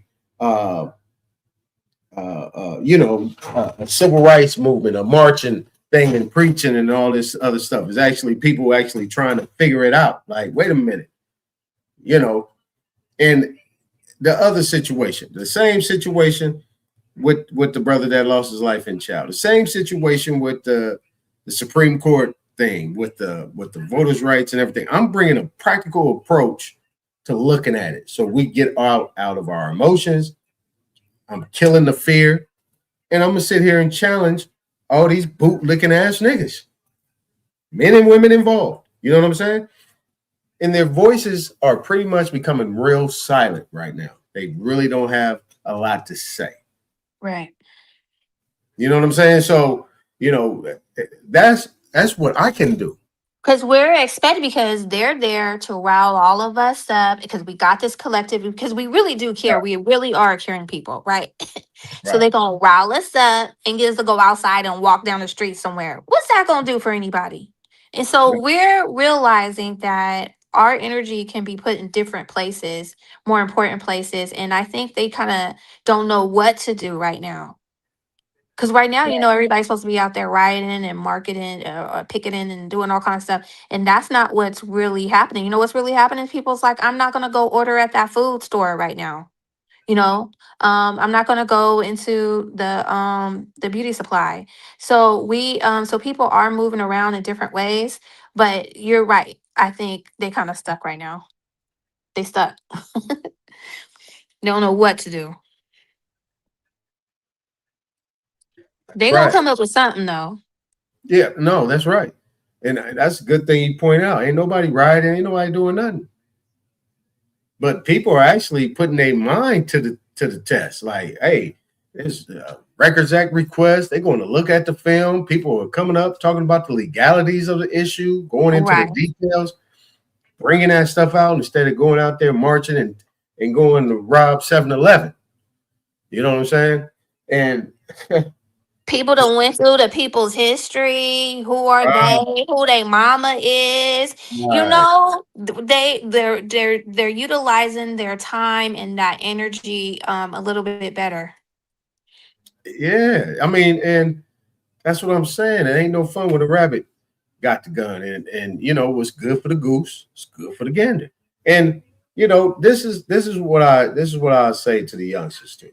Y'all, this is our, like, them people that you seeing up there doing that, them people is in their 50s and 60s. It's my generation. We are that generation. It's full of fire. We got our mind. We think for ourselves. We are intelligent and rough and rugged at the same time. We have a whole platform where our arms can stick to the past, be present and be relevant in the present, and really reach out into the future as well. And that's what you guys got to know. What you guys have is the remnants of what you think that was in existence prior when we was your age. No. Now, we fought the power. We challenged authority. We looked at everybody. We knew who was who. That's without a doubt. What y'all got is the mixture of things. Your dress, your attire, and how you function is like these white boys used to do back in the day. Yeah. You guys could mesh together. We couldn't mesh with them. They lived with us. They lived in our communities. They had to adjust to us. They had to function. And like I tell everybody, when that Rouge came out, they could not go to school. They stayed in their house. They could not come out. But that was another gaslighting shit they did to turn us up on some shit that really wasn't even true. You know. But hey, what do I know? But nevertheless, appreciate you coming up here. Is anything else you want to add? You know, we're going to get up out of here. I think I got it out. Thank you so much, Aton. Have a great night. All right, you do the same. We are going to play our little lovely music. And hold on. Let me get it. Nope, not that. Let's go to our history. Let's get the history jumping off. You know, I got to bring the young brother up here. The young brothers. The young brothers. You know what I'm saying? The young brother. Hold on, real quick. I ain't getting no old dude music up in here. Let me get some old dude music up in here. Real quick. We just do a little slow thing while I'm getting this going.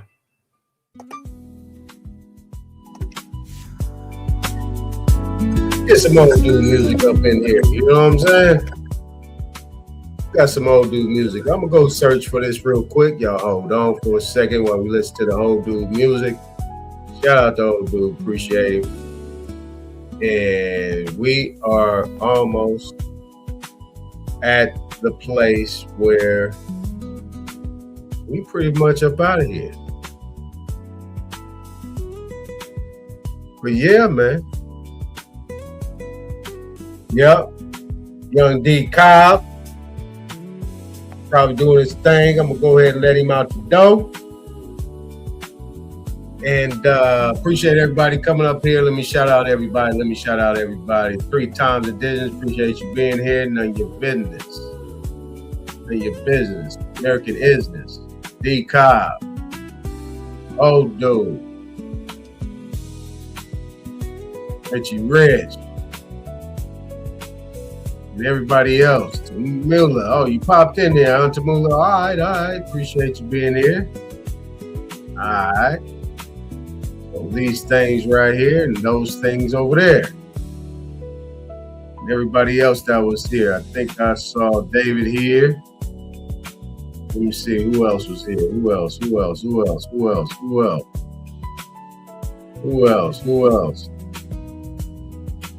This was cool. Oh yeah, nonetheless, popped up in here.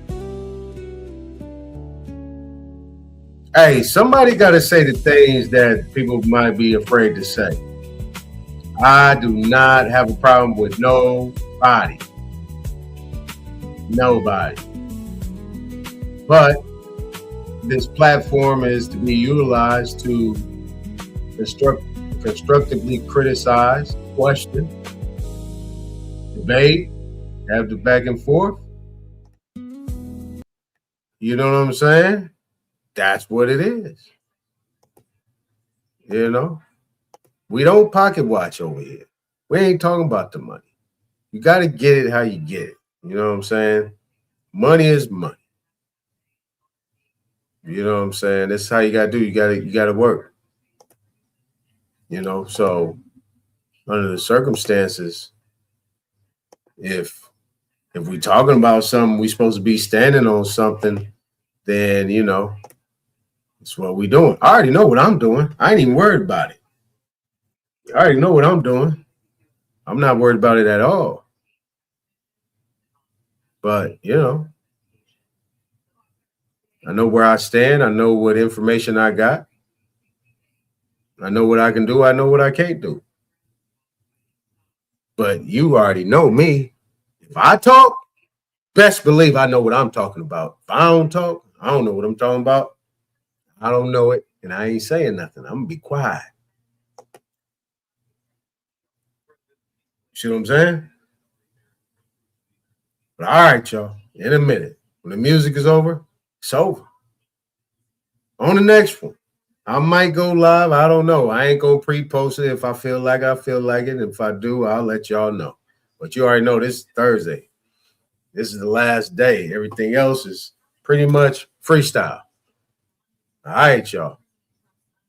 Go back and look at them videos we done, them videos we did, we live, because, you know, everybody that's up here listening, I think they want to do something and get to a better place of what you're doing.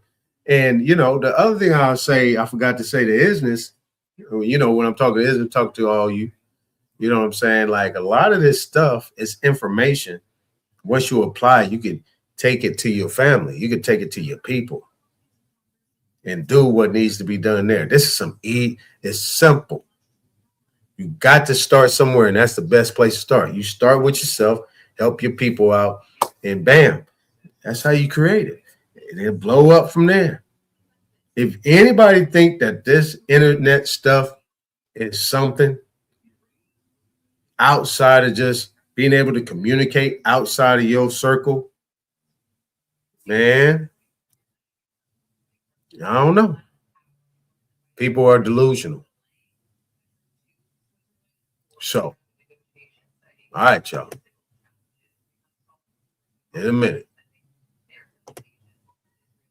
We want freedom by any means necessary. We want justice by any means necessary. We want equality by any means necessary. We don't feel that in 1964, living in a country that is supposedly based upon freedom and supposedly the leader of the free world, we don't think that we should have to sit around and wait for all of your assets, you have to protect it. Just set your trust up, come get your status corrected. Yeah, you know we moving more than mountains. Fuck your school, fuck your voting system, fuck your water fountains. Melanin, I know you heard of me. You can never murder me. I want that gold you owe me now and gold from 1933. I want y'all to stand on all the treaties that you sold to me. Cause we was already here, y'all came on a boat to me. And know this God-given land we all holding feet. Simple, absolute gratitude, your majesty. I am not in my straw man, you not controlling me. Certified, signed, sealed, stamped by the notary. Don't try to lie to my face like you ain't just a colonist who tricked us with contracts, but you fail to acknowledge it. And history books of fertilizer, one big pile of shit. Acting like you freed us from slavery, but ain't abolished it. The plantation just got renovated. Driver's license and passports are the new slave papers. How they foreclosing on the ones they gave acres. We allowed them entry, even trusted them as neighbors. They took everything from us and made us ask for favors, and posed as the only helping hand that's there to save us. Boycott, don't try to keep up with the fad, cause the money that we save, the properties that we rehab. Tears don't fall from my eyes, cause they see our what, but they don't see our why. You was born in June, but I only seen July. Influenced by bad spirits like a DUI. You ain't do no estate planning, but you think you fly. Now we gon' need 3 fish fries to see you die. We the revolt, boy, don't play with me. The time is now, this royalty over slavery. Damn. I let you hear that verse again. Hello? Listen, I did everything you told me to do. What? I was filing the paperwork. You said I was gonna get discharged. The motherfucker.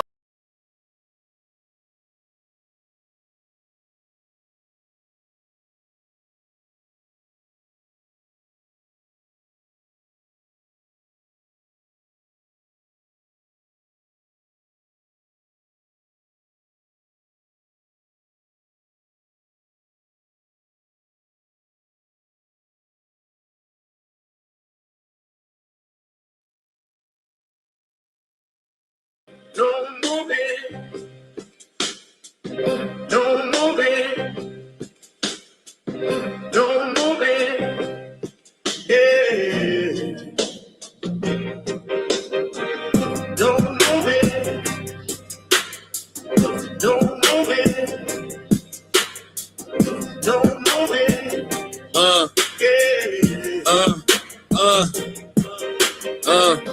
I'm the coach, Quotes coded in oak with a ghost loaded focus. Chrome in the coat, king with the cloak, smoking that hocus pocus. Infinite styles, pivot and pile up the mileage. I'm wild with the science. You see the line on my avatar, iron jaw pride. I to devour the silence. Why you niggas steady lying? Got me laughing hard, satire and fraud. I fire the squad. Wise get crossed when I'm sparring with all the guards. Author of art, carving a mark in the bark of the market at large. Target the sharks, heart of a Spartan. I sharpen the margin with bars. You rather bargain and dodge. I'd rather you come get your taxes done.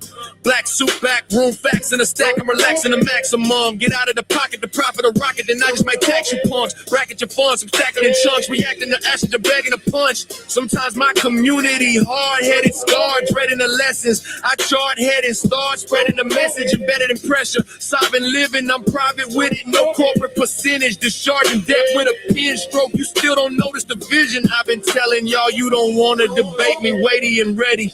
Great with machetes, linguistically shredding the petty. Grab these 15 acres. Landscape major, plan made paper. Land patent stamped and sacred since my campaign greater.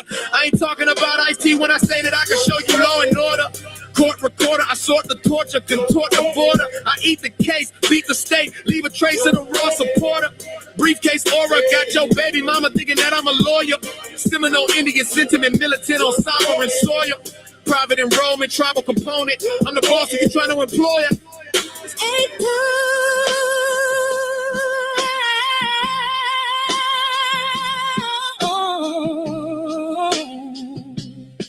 Gosh, baby, infinite.